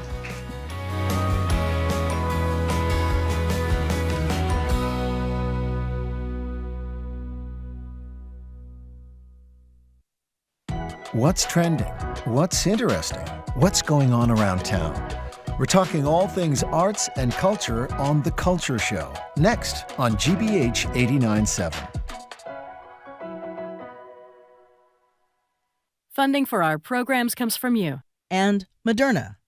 mNEXSpike COVID-19 vaccine, mRNA, by Moderna, is available. More information about mNEXSpike is available from pharmacists and medical providers.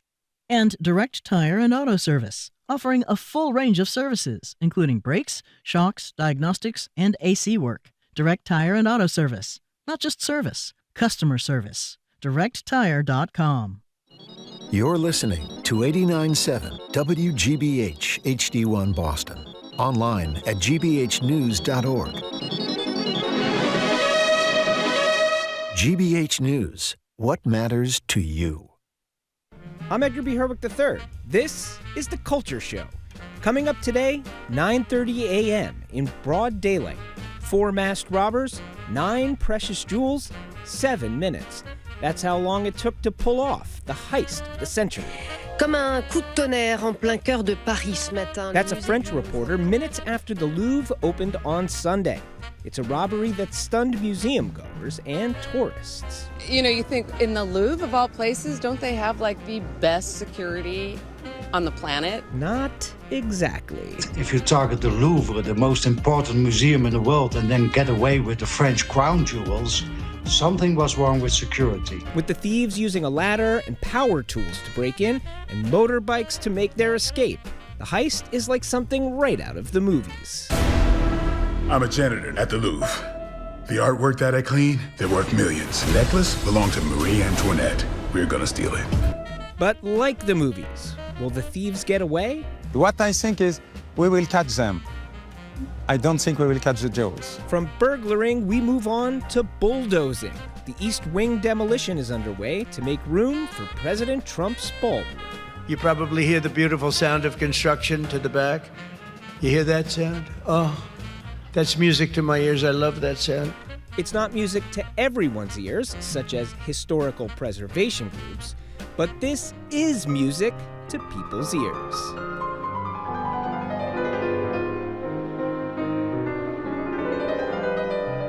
The classical music world has crowned a new virtuoso, and he's from Massachusetts. Eric Liu won the top prize at the International Chopin Piano Competition in Warsaw, making him the first American in 55 years to get this honor. Finally, Dunkin' Donuts goes nuts with their Halloween marketing campaign. Dunkin' Donuts is getting plenty of attention for its Halloween spider donut after the official Dunkin' Instagram account posted promos saying things like, "Ya girl said I'm not so itsy bitsy." We take on that and more right now on our Arts and Culture Week in Review.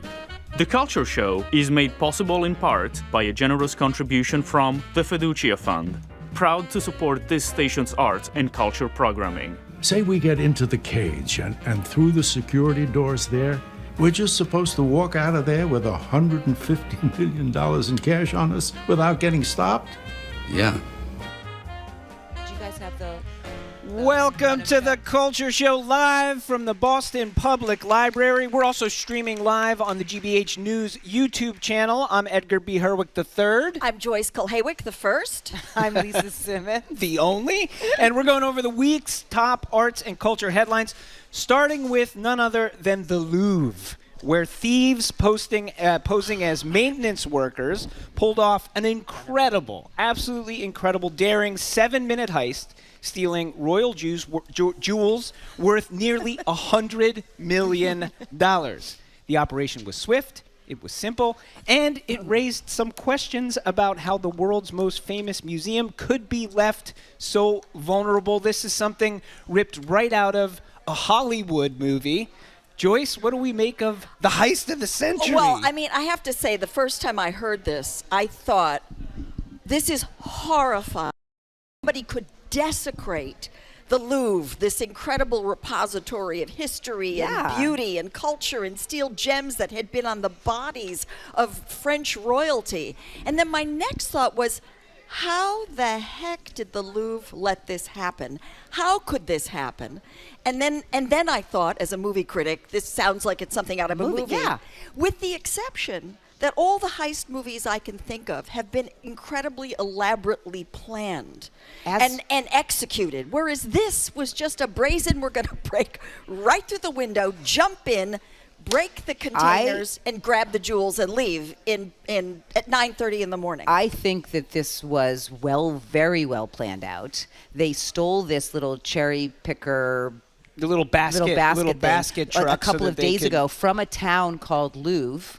So let's have. So they had a sense of humor. If folks are here at the library, or if you're streaming us on the GBH News YouTube channel, you can see here. So this is the bucket truck with this little ladder that goes up, and this is the thieves themselves. Actually, they went up the ladder there, and then essentially broke one of the windows, probably using one of those like window cutters, which you see in the movie. They said they broke it, but what they used the cutter for was to get the jewels. So they I see. So they went up. They're dressed as construction workers. Everyone's like, oh yeah, I guess something's going on at the Louvre. Whatever. Whatever. They go up. They break the window. Yes. They use the cutters to get the stuff. They jump back in the bucket thing, but the bucket thing moves at like nano pace. Yes. It's like slowly going down. You see these guys, women, whomever they were, in it, and then they hop on they hop on their scooters. Okay, so that this is to crazy. me, this is astounding because the best caper is pulled off in broad daylight, hiding in plain sight. And I've often thought myself,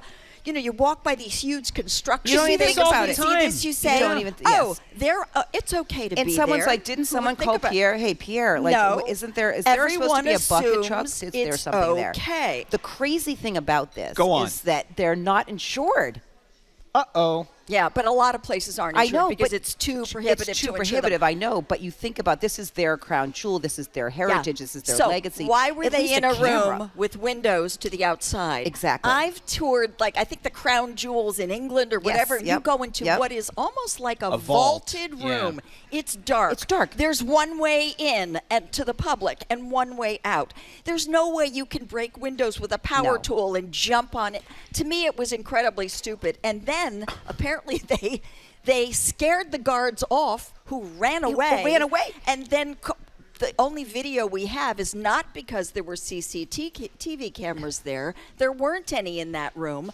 This is all video taken by people who were in the Louvre on their phone. And did you listen to the commentary from the police? They're like, oh, there they go. Oh, yeah. There they go. They're making their Where escape. are the police? Where were they? And why were they on big, cumbersome vehicles instead of on scooters or something? No, where are the ridiculous. cameras? Yeah. This is Ocean's 11. This is like speaking of Ocean's, it's not Ocean's 11. That's Ocean's 12. Or anyway, any of them. Let's have a listen. Like a movie. Well, we have a little montage of movies that have jewel heists in them, so we can kind of think of whether or not this fits the mold, so to speak. Let's listen to a couple of our favorite jewel heist movies. Inspector, please tell me nothing. I prefer to investigate the scene of the crime spontaneously. That way it gives my trained instincts full rein, But our security measures... And that will be hosting its annual ball, celebrating its new costume exhibit. And we are going to rob it. Not the ball itself, but a very important set of diamonds that will be attending the ball. You said $1 billion. I said that was your share. May I ask you a personal question? I've been hoping you would. What do you expect to get out of being so nice to me? Probably a lot more than you're willing to offer. I know. Thomas Crowell forced to sell something. So what do you think, Crown? You don't have any regrets about the way you played this, do you? Regret is usually a waste of time. Okay, so listen. Yeah. The first movie I think of when I think of a heist is Catherine Zeta-Jones in Entrapment, okay? Oh, yeah. So now think about that wiggly little, writhing dance that she did on the floor to evade all of those lasers, that were protecting. Right. And they practiced and practiced and practiced. No, these guys didn't do anything We don't know. remotely as refined We have not. as We have. this. We don't we know have if there not- was someone inside. We don't have know. not seen the montage of them in the weeks leading up with their blueprints, Wicking probably in a garage in a or garage an somewhere, airport right. hangar, Getting in the practicing bucket. this over and Right, over using and power over tools again. to break a bucket window. No. But it's just so funny that this bucket truck, this cherry picker truck, was said that it was missing 2 days ago from this town. There's like a now. Yeah. Well, they have not been recovered yet. No. There was, I guess. There's DNA though. They There's found DNA. So DNA. they found some DNA. So we'll see what happens now. If the jewels are not recovered, they may end up on display at a new virtual museum, UNESCO's Virtual Museum of Stolen Art. So this is a new digital gallery where folks can explore masterpieces that have been lost either to war or theft or illicit trade. These are items that are rendered sometimes in really nice 2D, sometimes in 3D. Yeah. In some cases, AI has been used to take the images that we have of these stolen items in 2D and turn them into 3D so you can see them from all angles. So what do we make of this new UNESCO effort to have this museum of stolen objects? I think it's You so. do? I do. I think it's wonderful because it's almost like it restores some of the objects to you. You can enjoy them. You can look at them, and I think it might even spur on people to want to find them. Yes. Because it puts them in front of you, so you're reminded.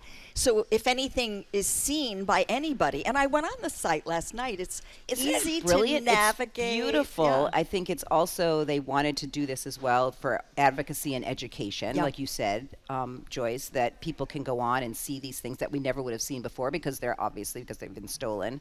But the great thing about it is it's exactly right. People are going on there to see maybe they can help find things, and the site has actually helped them find things like the Benin bronzes, I guess, from the Netherlands in February of 2025. They returned 119 Benin bronzes to Nigeria, marking the largest single restitution to date. So these As a result of this as site? a result of this Wow. site, they've Okay. already found in the United States. They found sculptures, the Khmer sculptures from the United States, tribulite fossils from Morocco. So it is working that people are going on, maybe seeing things in a museum, maybe seeing things at somebody's house when you're going for dinner. I mean, I don't know. I just worry that people are going to feel like seeing the virtual stuff is better. Is enough. Yeah. is enough.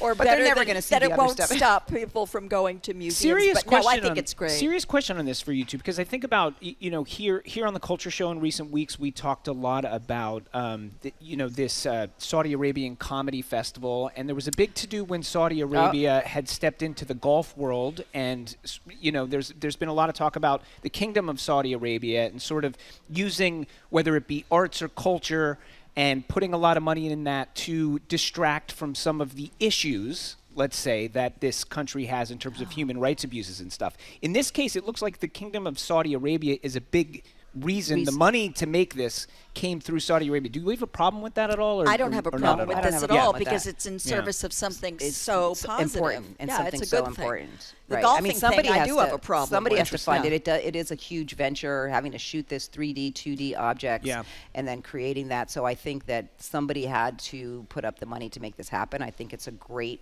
way for all of us to see it and for other people to help find these. As they say in objects. Wicked, they're using their money for good. It's for good. All right. Well, staying on the on jewels and objects, we finally have a piece fit for the world's most daring thief, the diamond-studded winter egg. So this is a Fabergé masterpiece, once owned by Russia's last emperor, a.k.a. Anastasia's dad, and also Nicholas. I think, cousin, first cousin twice removed of Elizabeth II, former Queen of England. Anyway, this is something that he had made for his mother, among the famous Fabergé eggs. This is about to go up for auction. I think this is the third time it's going up for auction. Each time it's been auctioned, it has set a record. It is expected to fetch somewhere in the neighborhood of $20 $27 million in December. If you're here at the library, check out the screens. If you're streaming us on GBH News YouTube, you can check. There it is. It's beautiful. Oh my gosh! I mean, it it's actually just is exquisite. It is exquisite. So this is the winter egg. Are you going to be bidding? Are you going to be bidding on it? Oh, Yes. absolutely. I'd like to put it in my collection with all the other eggs. That is, it's a real Easter egg too, because it was created by a female artist in the House of Fabergé, and there aren't too many of them. And she was apparently inspired by looking out her window and seeing crystals forming into the shapes of flowers. Yes. And so the idea here is winter transitioning and resurrecting itself into spring. Yes. So it's a real Easter egg. Right. And it is absolutely gorgeous, and it's very touching. And you're saying that, and I think all the Taylor Swift fans now are going to want to pay Easter interest in this because it's an Easter egg. Because it's an Easter egg. I see what you did there. But I find it very touching that it was made for Nicholas II, who was so. murdered along with the rest of the Romanov family during the Bolshevik Revolution, and so it's one of the last eggs that was ever made. I mean, I think it's beautiful. I think it's amazing. I think what I find amazing is that these eggs you don't normally find in museums, luckily. Yeah. So they won't get stolen. But by private. I think most of them are in museums, but there are a few in private collections. Private collections. And so who are these people that are bidding on this $27 million? But what they did say is that they have top-level security, obviously. I would imagine. These are the same people that are holding the paintings that were stolen from the gardener. That's what I said. This is the. I mean, I kind of do find it odd that this one egg has come up for auction in the 90s, then again in the 2000s. I sort of feel like if you were going to spend whatever million you spent on a Fabergé egg, aren't you buying it to hold on to it? Like, why does this one keep getting auctioned off? Just an investment, I guess, If you're at that level of, material wealth. Is this the same one? Is there the winter egg and the winter Easter egg? This winter egg has been auctioned off numerous times. Mm. Yeah. It's breathtaking, and it's sitting on this melting ice thing encrusted with diamonds. I mean, Beautiful. It is yes, truly, it's absolutely it's truly lovely. Beautiful. Incredible. All right. Well, coming up, are Hollywood's brightest stars starting to dim? We'll take a look at why the biggest names are no longer breaking the box office. We've got that and more next on The Culture Show. Stay with us. We know what is breaking. The Culture Show is made possible in part by a generous contribution from the Fiducia Fund, proud to support this station's art and culture programming.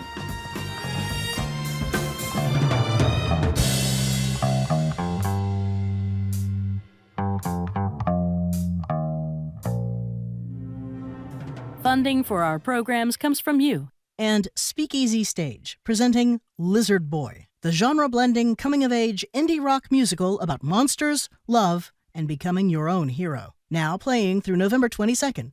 SpeakeasyStage.com. And the Isabella Stewart Gardner Museum, celebrating Boston's own Alan Roan Crite, an artist, storyteller, and activist, in concurrent exhibitions with the Boston Athenaeum. On view through January 19th. More at gardnermuseum.org. And Revolutionary Valley. On April 19th, 1775 in Lexington and Concord, the first shots of the Revolution rang out. This is the heart of Revolutionary Valley. RevolutionaryValley.org. Funded in part by the Massachusetts Office of Travel and Tourism. GBH Daily is a newsletter that keeps you informed, connected, and ready to go every weekday morning. You can subscribe today and get it in your inbox at gbh.org/daily.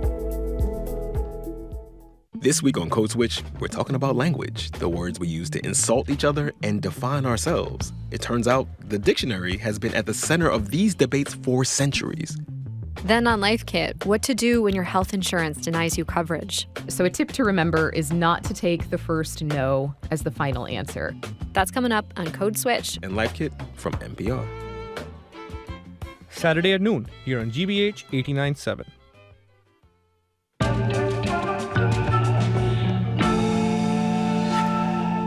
Welcome back to The Culture Show. I'm Edgar B. Herwick III, live from our GBH studio at the Boston Public Library. I am joined by Culture Show contributor Lisa Simmons. She's the artistic and executive director of the Roxbury International Film Festival and a program manager at Mass Cultural Council. I'm also joined by Culture Show contributor Joyce Cole-Haywick. She's an Emmy Award-winning arts and entertainment reporter, president of the Boston Theater Critics Association, and you can find her reviews anytime at joyceschoices.com. So cute. Now, if you're just tuning in, it's our Arts and Culture Week in Review, which includes movie stars losing their shine. Once upon a time, a new film starring, say, Julia Roberts or Dwayne Johnson would guarantee box office buzz, but not anymore. This fall, movie after movie after movie featuring A-list talent seems to be flopping. What is going on? A lot. Yeah, I don't think it's any one reason, but I am very unexcited by this fall's roster absolutely, of the movies. content. And this is when all the good movies are supposed to be coming out in time for the Oscars. They come out in the fall.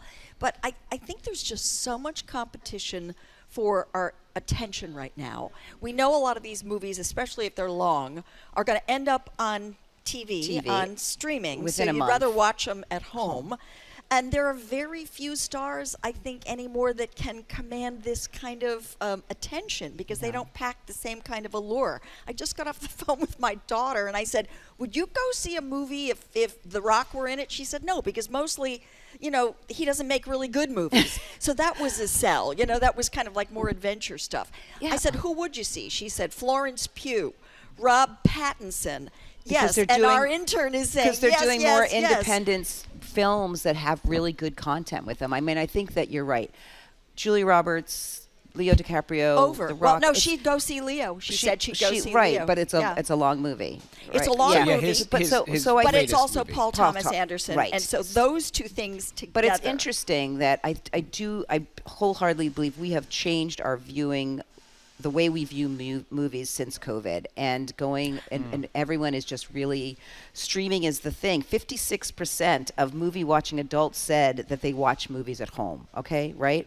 30% said they're just interested, they're looking for better content. And I think you're right. There's no slate of films right now that's happening. Julia Roberts' film only earned $1.5 million because it got lackluster reception. Yeah. Social media can kill a film even before it even comes out. And I think that's I have a problem. to interrupt here and say I couldn't wait to see that film because Julia Roberts is in it. And she's more of my generation. And Iowa DeBerry, or Adebary, however. Yeah. But she's a local girl, and we love her. But it's also made by Luca Guadagnino, a filmmaker that I love. But I saw that film, and I have no idea what it was about. Let me pose a question, because I was thinking about this. And, the fact of the matter is, hasn't the idea that A-list celebrities who are often a draw to the box office, for as long as there have been movies, there have been A-list celebrities who are in flops. Isn't that something that has always happened? Julia Roberts herself, right? Do you remember that? Mary Riley out. Oh my gosh, Mary Riley. That's ages Kevin ago. Costner at the height of his power made Waterworld. That got panned. It lost money. Johnny Depp at the height of his power did that Lone Ranger movie. That got panned. That lost money. But this Bonfire is at the Vanities Waterworld with lost Tom money Hanks. because it cost $5 billion. Yeah, it lost money because of. Well, all of these movies now cost $5 billion. No, it's true. I mean, now we're hitting on what's another different? issue. So that's the question. So what's different between historical flops with A-listers who just don't bring them in for every single movie? We haven't had these kinds of And historical budgets before. That's I mean, one of them. almost all of these movies have cost somewhere between $180 million and $250 $300 million. right. And you're not going to make that back at the box office, but filmmakers are not necessarily looking to make it back there because they know on the back end they're going to get it on streaming or whatever. Right, exactly. So these returns are not necessarily totally indicative. And what of was what's different happening. back then too, like they would not do well at the domestic box office, but they would do really well internationally. So they knew that they could make up their money, or they could make up their money in HBO. I think right now what we're seeing is, like Joyce was saying, there's a number of different factors, and I think one of those factors are people are going to the movie. They want an experience. They're not just going to go and sit and watch a movie. This next generation is looking for something that's going to be exciting. Like look what's doing well at the box office. Rocky Horror Picture Show that opens. It's not exactly a new movie. No, Well, but it's an experience. Yes. People, and you have Fair. a younger. That's Yeah, what but is we've it, like also 45 got like years old? Black Phone too. I know, but there's but- been a hit on the whole genre. The horror genre is big. Tron, Taylor- Aries, Good Fortune. Taylor Swift is just taking over AMC, right? And that was a great. How much is cost a factor? Do you think? I mean, it's huge. you know what I mean. To go if you have 3 people going out to the movies, kind of cost. that kind You of mean cost. to buy I'm a saying ticket? to buy Right. the tickets, to get some Well, popcorn and a soda or a drink. But that's or what I'm whatever talking it about. The is. demographic has changed, right? So for the baby boomers, that's not so much of a factor. Yeah. Because they they're, got money. They're looking for content. But when you look at the younger generations, they're starting to have kids. You've got to get a babysitter. You've got to pay for tickets. You've got to go out to dinner. I mean, I do think that definitely has a factor in it. And people are looking for, if you're going to pay $25, Joyce, if you're going to pay $25 for a movie, you want something more than just going to see the movie. Yeah, but I still always argue that movies are the best possible deal anywhere for entertainment.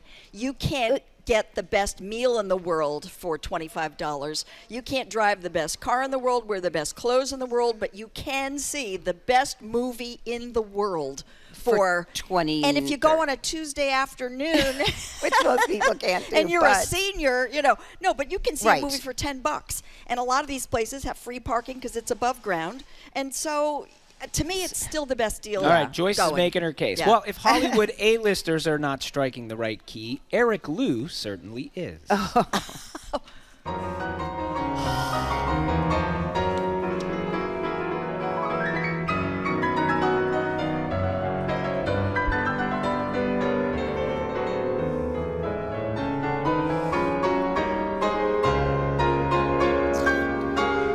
So this is Bedford-born and raised Eric Liu. He's the pianist who won the first prize at this year's International Chopin Piano Competition in Warsaw, Massachusetts native. First time in 55 years that an American has won this competition. This is one of those that is among the very few that is sometimes basically billed like the Olympics of piano, Exactly. right? Mhm. It That's how happens it's once billed. every 5 years. It's a huge deal, and this man won it. First American in 55 years. I love that he's local. I love that he's an American who won it. And I love that I was able to watch it. My husband and I sat down and watched in front of a big screen computer with a glass of wine. Not quite the theater, Right. but close.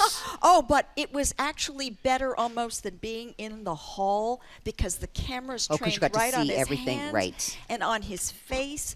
The clarity with which he played, the lyricism without any sentimentality.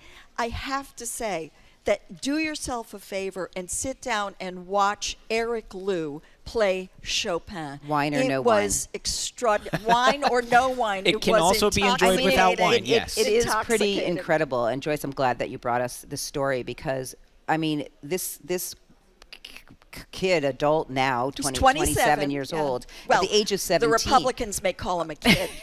At the age of 17, he came to this same competition in Warsaw and came in Fifth or sixth, well, right? Yeah, I think he came in fourth. Okay. The youngest ever. 10 years later, he knocks it out of the ballpark and wins the whole entire thing. So they're just talking about him also in his maturity and how he, has worked really hard to become the winner, the first place winner, of this competition. So, and it's great. I love that he's from here, but I just love that he also is his own person. There was something that talked about how he opted for a Fazioli piano instead of a usual Steinway piano. Well, this is what I mean when you get into this level, so right? he's really thought hard about coming back again 10 years later. They apparently could choose from a selection of pianos, and this Fazioli piano apparently has a very long sustain on the notes. You can get a lot more color. I mean, everybody thinks that when you hit a piano key, not everybody, but people who play know that when you hit a key, it's how you hit the key, how it sounds. How it resonates. And he got a lot of dynamic color in there. But I will tell you, you don't have to be a pianist or a classical musician or anything to just sit back and honestly take it in with your body. I will say that when I was a child. Do you play piano? I do play piano. Okay. And it was 1958, and my mother took me by the hand over to the TV, and she showed me Van Cliburn, who had just won the Tchaikovsky competition. And she pointed it out, and we listened. And the very next year, I started piano lessons. Really? Yeah. See, I'm not Van Cliburn, but it has that it's gorgeous. influence. It just And had so a now, big impact. And like you were saying, Joyce, everyone can watch this. Everyone can watch it. I have to say one more thing, and it's a phrase you used in describing Eric Liu, how he knocked it out of the ballpark. Okay, so we're always using these sports metaphors. Yes. Yeah, and I'm going to get on my soapbox about this because you want to know what the top prize was, money-wise. Right. 60,000 euros, which is $69,000 for the best first pianist prize. playing Chopin in the world. If this were sports, that would be like $69 million. Yep. So why are we not putting more money at the arts? But don't get me we all going. know this. Subject for another show, right? We all know, But yes, exactly. But it what is he's bringing, the level of artistry and talent, and all the years that go into it. And he's also released 2 albums. Yeah. Yeah. Which is pretty. At 27. It's like, and also pretty unusual. So, like, he's got a little bit of a toehold, which oftentimes the winners of this competition don't. So have. I actually find it also remarkable. Like, to your point, when he was in it the first time years ago, 10 years, and came in 4th. That's usually the profile of the player, and then this launches them. But he has the perseverance, despite the fact that he's gotten a toehold and he's got a couple albums out. He's played with some orchestras, including the Boston Symphony Orchestra. Boston Symphony. I didn't know that, and I was thinking, I want to see him in person. He goes back to try to win it, and he wins it. I think that's very American, right? 17 other people playing on stage, and you can hear how they played the same pieces, which is very, very interesting in and of itself. So do yourself a favor, just sit back. And good for him. 84 and pianists listen. from 19 countries, and he won. Yeah. Congratulations. All right, staying in Massachusetts, talking about Massachusetts artists, we're going to talk about Boston legend Alan Crite, who made it his mission to show the beauty and dignity of everyday black life here in the city. He called himself an artist reporter, which I love, capturing the city as he saw it. Now, the Isabella Stewart Gardner Museum, in collaboration with the Boston Athenaeum, is celebrating his legacy with a major exhibition, really the first time that there's been a major retrospective of his work. This has opened this week. Lisa, as I understand, were you is this true? You were at the opening. I was at the opening. It was incredible. I mean, when you think about the breadth of work, right? I mean, when you think about the Athenaeum having pieces, when you think about there's 100 pieces, there's 100 at this exhibit at the Gardner, there are 2 other exhibitions going on, one at Tufts and another one outside of Massachusetts, but that have all of this work. I've been to Alan Crite's house, Wow. and it was amazing. It is so sad that they couldn't make it a museum, because you walked in that house and there was just artwork everywhere, and it was incredible. And the thing is that he stayed in Boston. He didn't care about commercialism. He cared about making sure that he was portraying the black community as people with dignity and warmth and realism at a time when that wasn't happening. For folks who are not as familiar with Alan Crite or his work, if you're here at the library, if you look up at the screens here, we're going to show some of his work, and you can also see this if you're streaming online at the GBH News YouTube channel. Joyce, I think this was one of your favorites. This is such a beautiful piece, and it really sort of combines 2 genres that Crite worked in. He worked on the divine and the everyday. And this is something called Madonna on the Subway, and it's the Virgin Mary and Child on the Orange Line in South Boston. I mean, to say that this work is accessible is an understatement. It is representational, because I think Crite felt that was the best way to convey the ordinary, everyday experience of African Americans and elevate that and center that in his work. You don't have to know a lot about painting to respond to this. Right. It says a world. I mean, he's known as the first black artist to portray African Americans and their full humanity in modern American art. I mean, that says a lot from somebody who never really moved outside of Boston, right? And who just loved his neighborhood, loved his church. He grew up with his mother. He was when his mother passed away, he was very lonely, and he was very sad. And didn't you say your grandfather knew yes, him? so because my grandfather was part of this like arts world. He was part of the WPA Negro Theater Project here in Boston that happened between 1935 and 1939. But they were born in the same year. And but there was so much happening in Boston during the 30s and the 40s and the 50s that people don't know about because we have a history of Boston that only goes to busing and then forward. So Alan was part of that, and I think that's really why he wanted to spend so much time doing these spiritual and cultural paintings.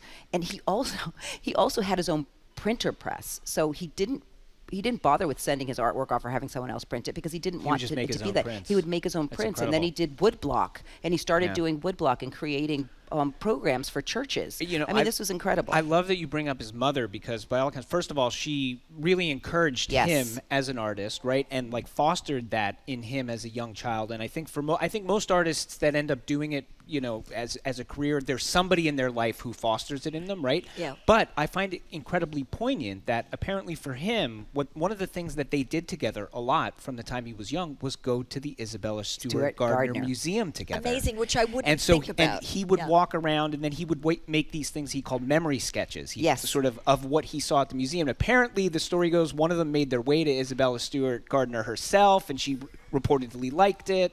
So the idea that this huge retrospective, which I think it's very cool that the City of Boston, that there's partnership on this, that it's happening in a place like the Athenaeum where he left a lot of his work, but also at the Gardner. I think that's really poignant that that's the institution where this major retrospective is happening. I came across this wonderful quote by Crite when I was researching this story, and I think it's something that's probably true of a lot of artists. He says, "I've only done one piece of work in my whole life, and I am still at it. I wanted to paint people of color as normal humans. I tell the story of man through the black figure." A biographer of his once asked him what his favorite color was, and he said, all colors. Yeah. I mean, and you can see that, and even in his paintings, you can see all colors of people of color. It's not, right? Right, exactly. But and that's why it's crazy that in his lifetime, he never had a solo show. Yeah. This is the first time that they're doing a retrospective, and so kudos to the Gardner and the Athenaeum. And he left his work to the Athenaeum because he believed that he should be there. He believed that he was, you know, his work, who he was, should be at a place like the Athenaeum. A term I love, I saw some writer use this term to describe him. They called him a liturgist of the everyday. Yeah, that's awesome. Yeah. And he was such a mentor to people like Paul Goodnight, Janetta Tinker, Napoleon Jones Henderson, all of these artists that are still here in Roxbury as well and doing the same thing. Both of those exhibitions are on until I think January of 2026. They're both open now, so if you get a chance, go check that out. Oh, so beautiful. There's another. Unbelievable. Oh, that's one of my favorites. If you're here at the library, that's one of check my out favorites. the screens. Okay, we're going to step away just for a moment, but coming up from Simply Ballroom to Bigly Ballroom, we'll look at President Trump's ever-expanding extreme makeover of the East Wing. That and more is next on our Arts and Culture Week in Review, live from the Boston Public Library. Stay with us.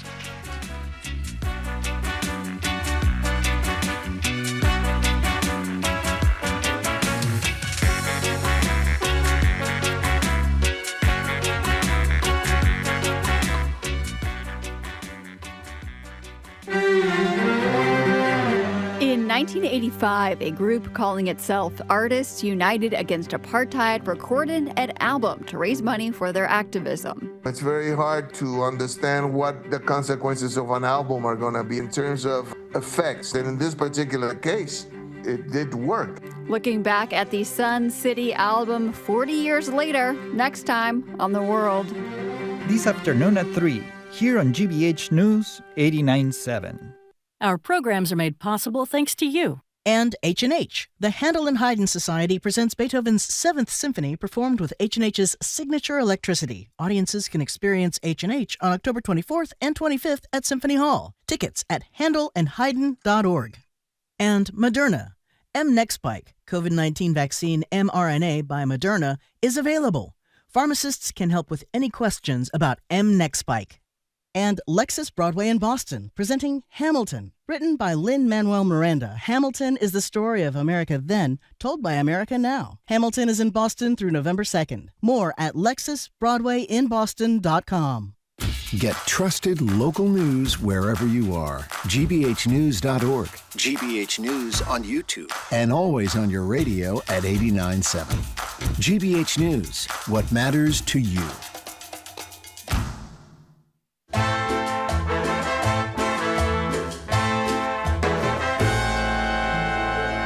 I'm Edgar B. Herwick III. If you're just tuning in, it is our Arts and Culture Week in Review live from the Boston Public Library. I am joined by Culture Show contributors Lisa Simmons and Joyce Cole-Haywick.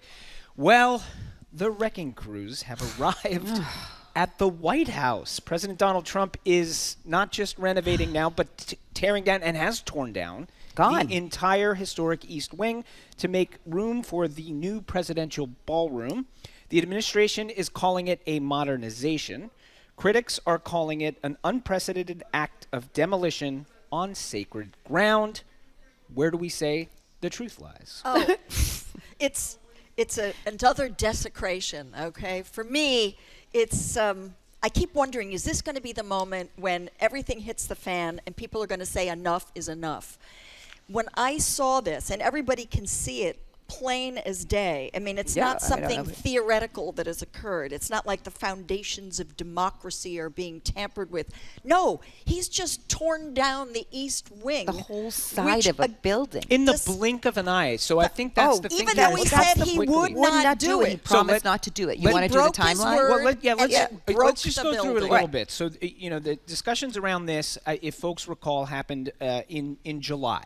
So let's listen to President Trump in July 31st discussing the plans. It won't interfere with the current building. It'll be near it, but not touching it, and pays total respect to the existing building, which I'm the biggest fan of. Okay, so that was July. Cut to this week where, demolition begins, then it becomes clear very quickly the whole structure is going down, which it seems like nobody except for a small inner circle realized was going to happen. And here is what Trump had to say earlier this week justifying what's happening. Certain areas are being left. We determined that after really a tremendous amount of study with some of the best architects in the world, we determined that really knocking it down, trying to use a little section. The East Wing was not much. There was not much left from the original. It was over the course of 100 years, it was changed, the columns were removed, and it was a much different building. Then a story was added on in 1948, 1949. There was a story added on, which was not particularly nice. If you're here at the library, check out the screens. We've got some images there of the East Wing, or what was once the East Wing of the White House. I just want to ask a question. Go ahead. Where's Melania's office now? Yeah.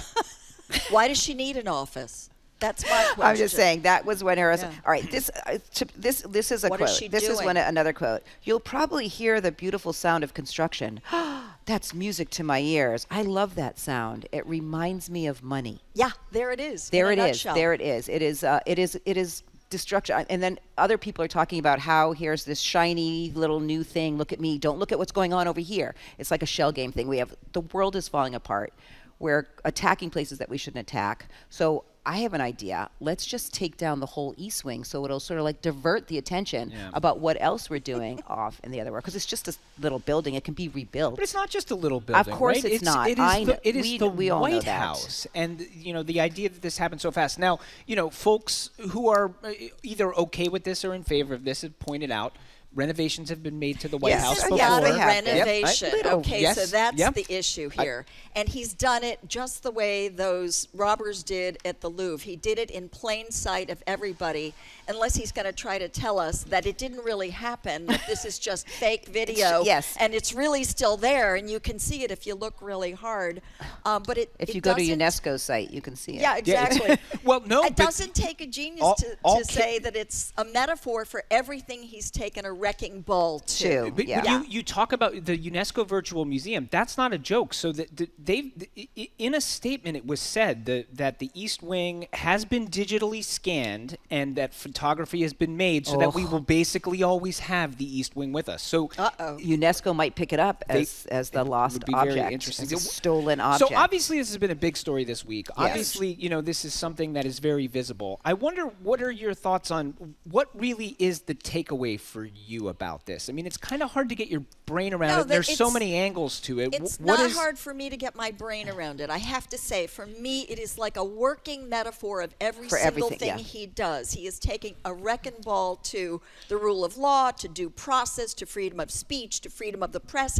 He's undercutting objective reality, where he lies about something and then replaces it with what he would like better, and then we all believe that. So he's destabilized how we even interpret our world. That is really dangerous when we all can't talk to each other because we can't agree on a set of facts. But I think you said it perfectly when you said, this we can't visually see the crumbling of democracy, right? But we can see this. What he this did. is an actual visual of this, and ladies and gentlemen. The history and all the everything like that. And it's about control. Building, it's about ownership. It it's about money. It's about patronage. It's about getting billionaires to put their name. They're probably going to have their names etched on the marble or the gold or whatever is going to be in it. But it is part of a media strategy as well. So this will dominate the headlines. And we might end up paying for it.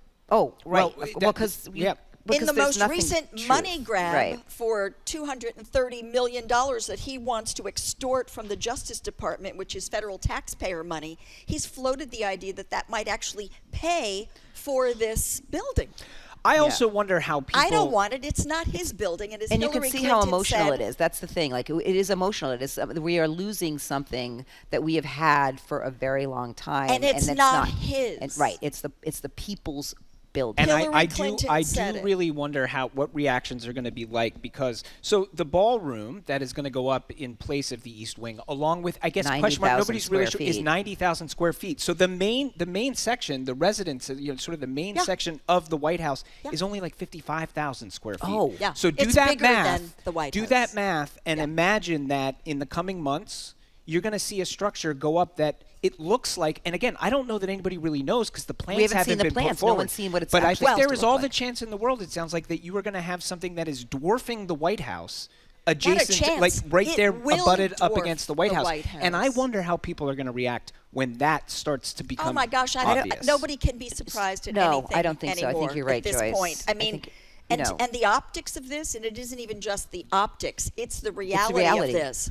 When we have a government that's shut down and people are not getting paychecks and people don't know where their next meal is coming from because SNAP programs aren't being funded, then this is like Trump being Marie Antoinette.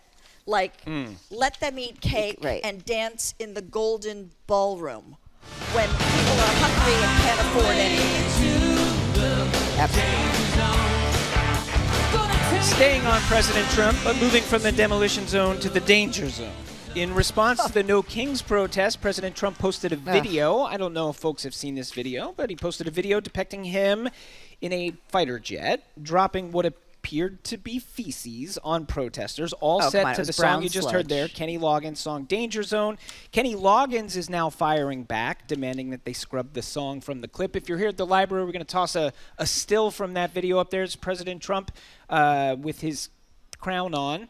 And he's in a fighter jet, and this is from the video. He's in an old-style fighter jet, and then eventually, as we said, he sort of flies through the streets and then appears to dump a bunch of poop on everybody. It's a poop joke from a full-grown man who happens to be the president of the United States. It is immature, juvenile, immature doesn't even disrespectful.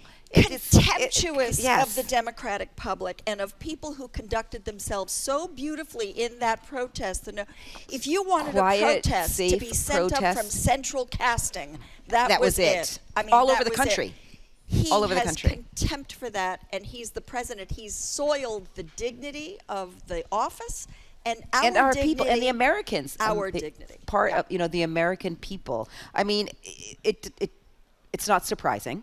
Yeah. Because it's a shock value, right? It's a shock value. It's like, is it not a little surprising? It is surprising to me. But now I can't be surprised. On the one hand, you say, nothing is surprising, right? There is no limit to how far anybody's going to go. But if you really do, and I think it is important that we do this once in a while, if you stop and say to yourself exactly what you said, Joyce, this is the President of the United States of America. This is the same office that was held by Abraham Lincoln and by, Barack Obama and by great men through history, right? And also, Truman, some Roosevelt, not so great men, but it's a mixed bag. But still, Jackson. And he is posting a video where he is dumping poop all over actual American citizens, which, by the way, at least you're in theory, you are supposed to, when you are the president, be the president for all Americans, including those that you disagree with, including those that you don't like.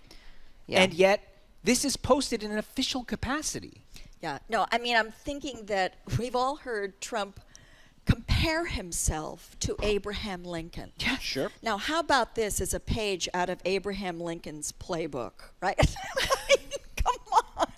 What, like he had a horse and buggy that he went to, and he. This is so let's also get into the AI piece of this. So this, this is a big AI political discourse. So this is using AI. This is AI generated, right? And we've talked a lot on this show about the issues with the AI and whether or not it's okay that essentially AI is scrubbing a bunch of video out there on the internet that it doesn't own to create it. And I want to hear a little sound here because this is Henry Sisson, who's a 23-year-old liberal influencer.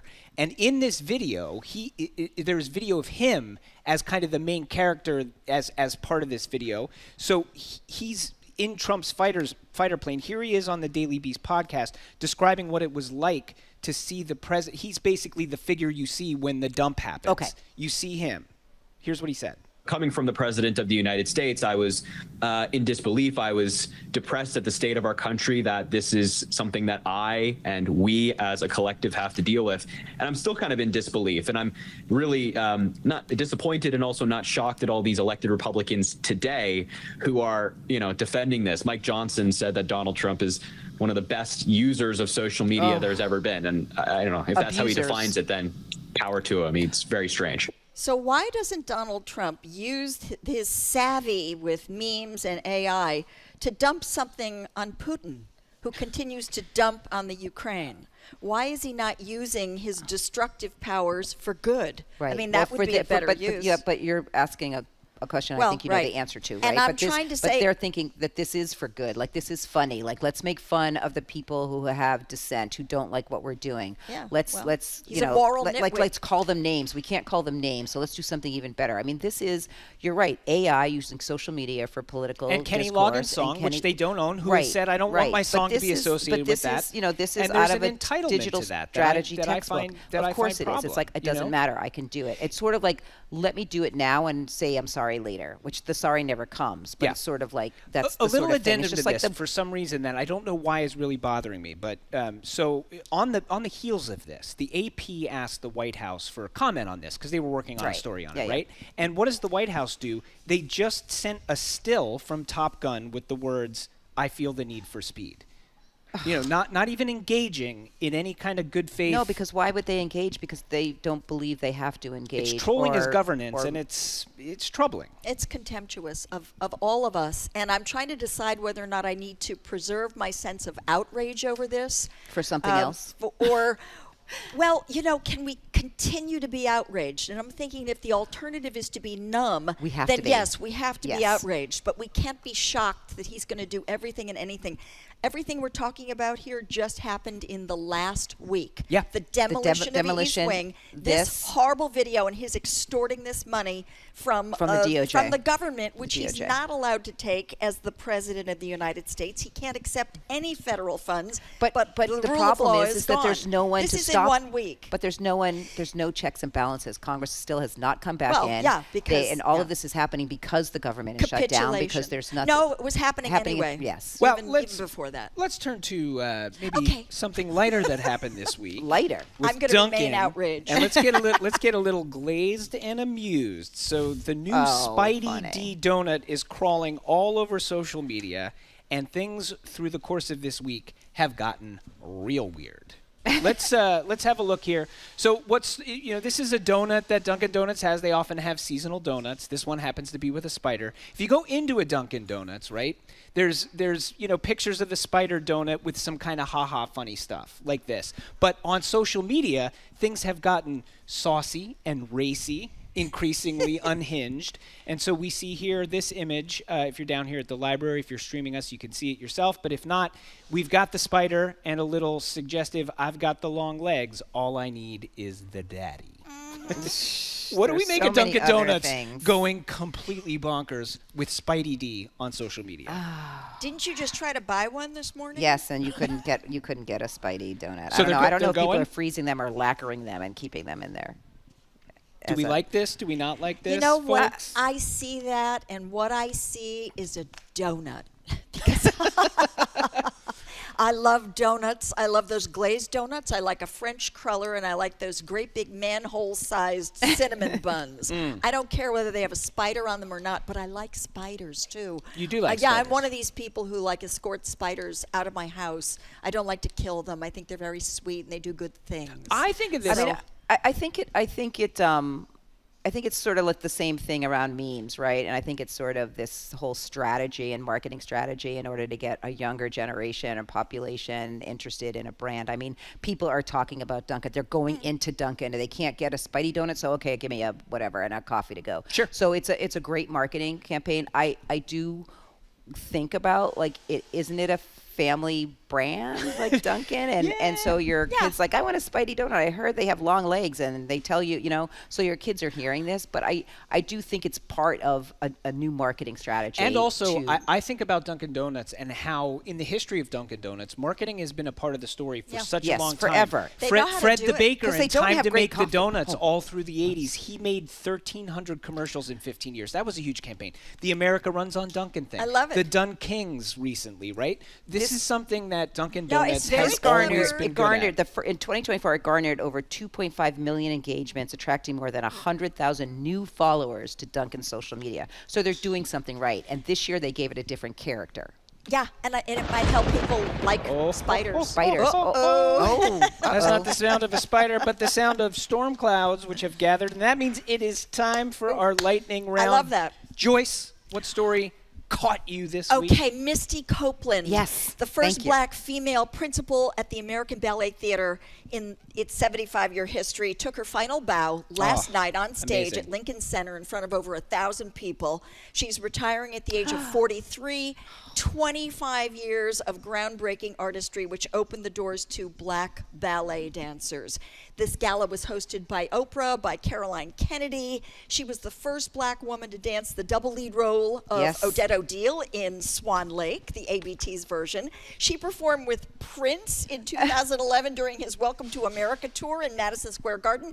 And she also started the Misty Copeland Foundation, which is going to pick up where her stage work takes off. Joyce. Yeah, which aims to bring greater diversity, equity, and inclusion. Remember those words? I remember them. To the dance world. She's also written a couple of books, children's books, her autobiography. Misty, we love you. Beautiful.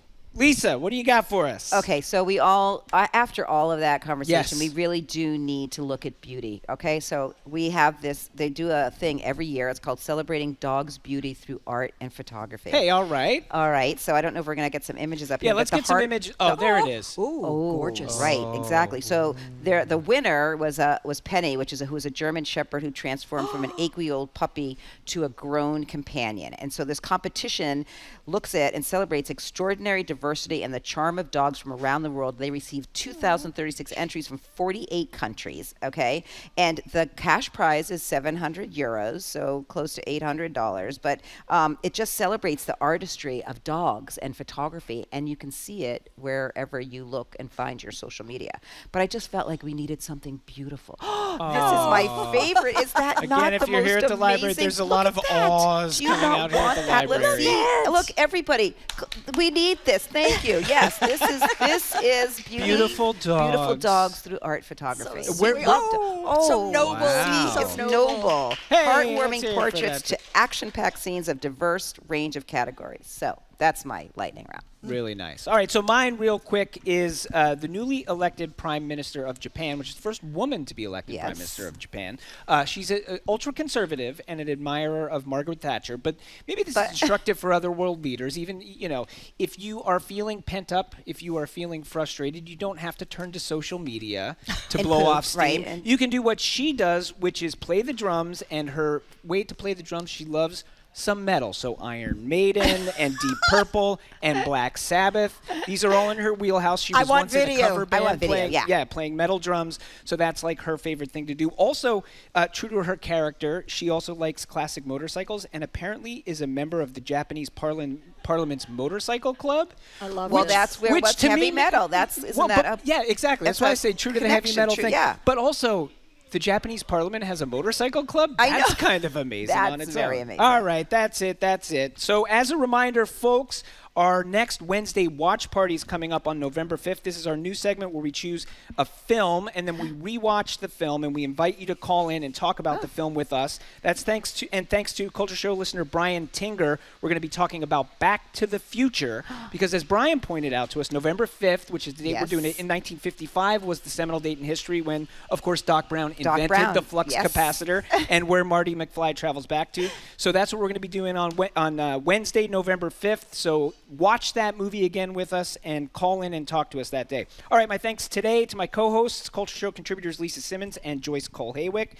Lisa Simmons is the artistic and executive director of the Roxbury International Film Festival and program manager at Mass Cultural Council. Joyce is an Emmy Award-winning arts and entertainment reporter, president of the Boston Theater Critics Association, and you can find her reviews on joyceschoices.com. Also, thanks to the Lenox Hotel and the Newsfeed Cafe. Today's engineer was Bill Piacatelli. Our intern is Avery Moran. And a programming note, we're going to be broadcasting out of Brighton next week. We will be back at the BPL studio as soon as we can. We will keep you updated. We hope to see you again here at the library soon. Until next time, I am Edgar B. Herwick III. Have a Spidey D weekend. The Culture Show is made possible in part by a generous contribution from the Fiducia Fund, proud to support this station's arts and culture programming.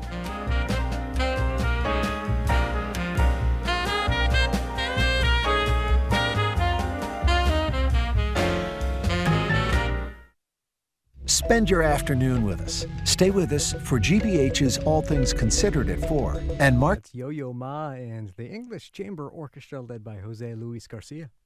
Support for WCRB comes from you and Subaru of New England.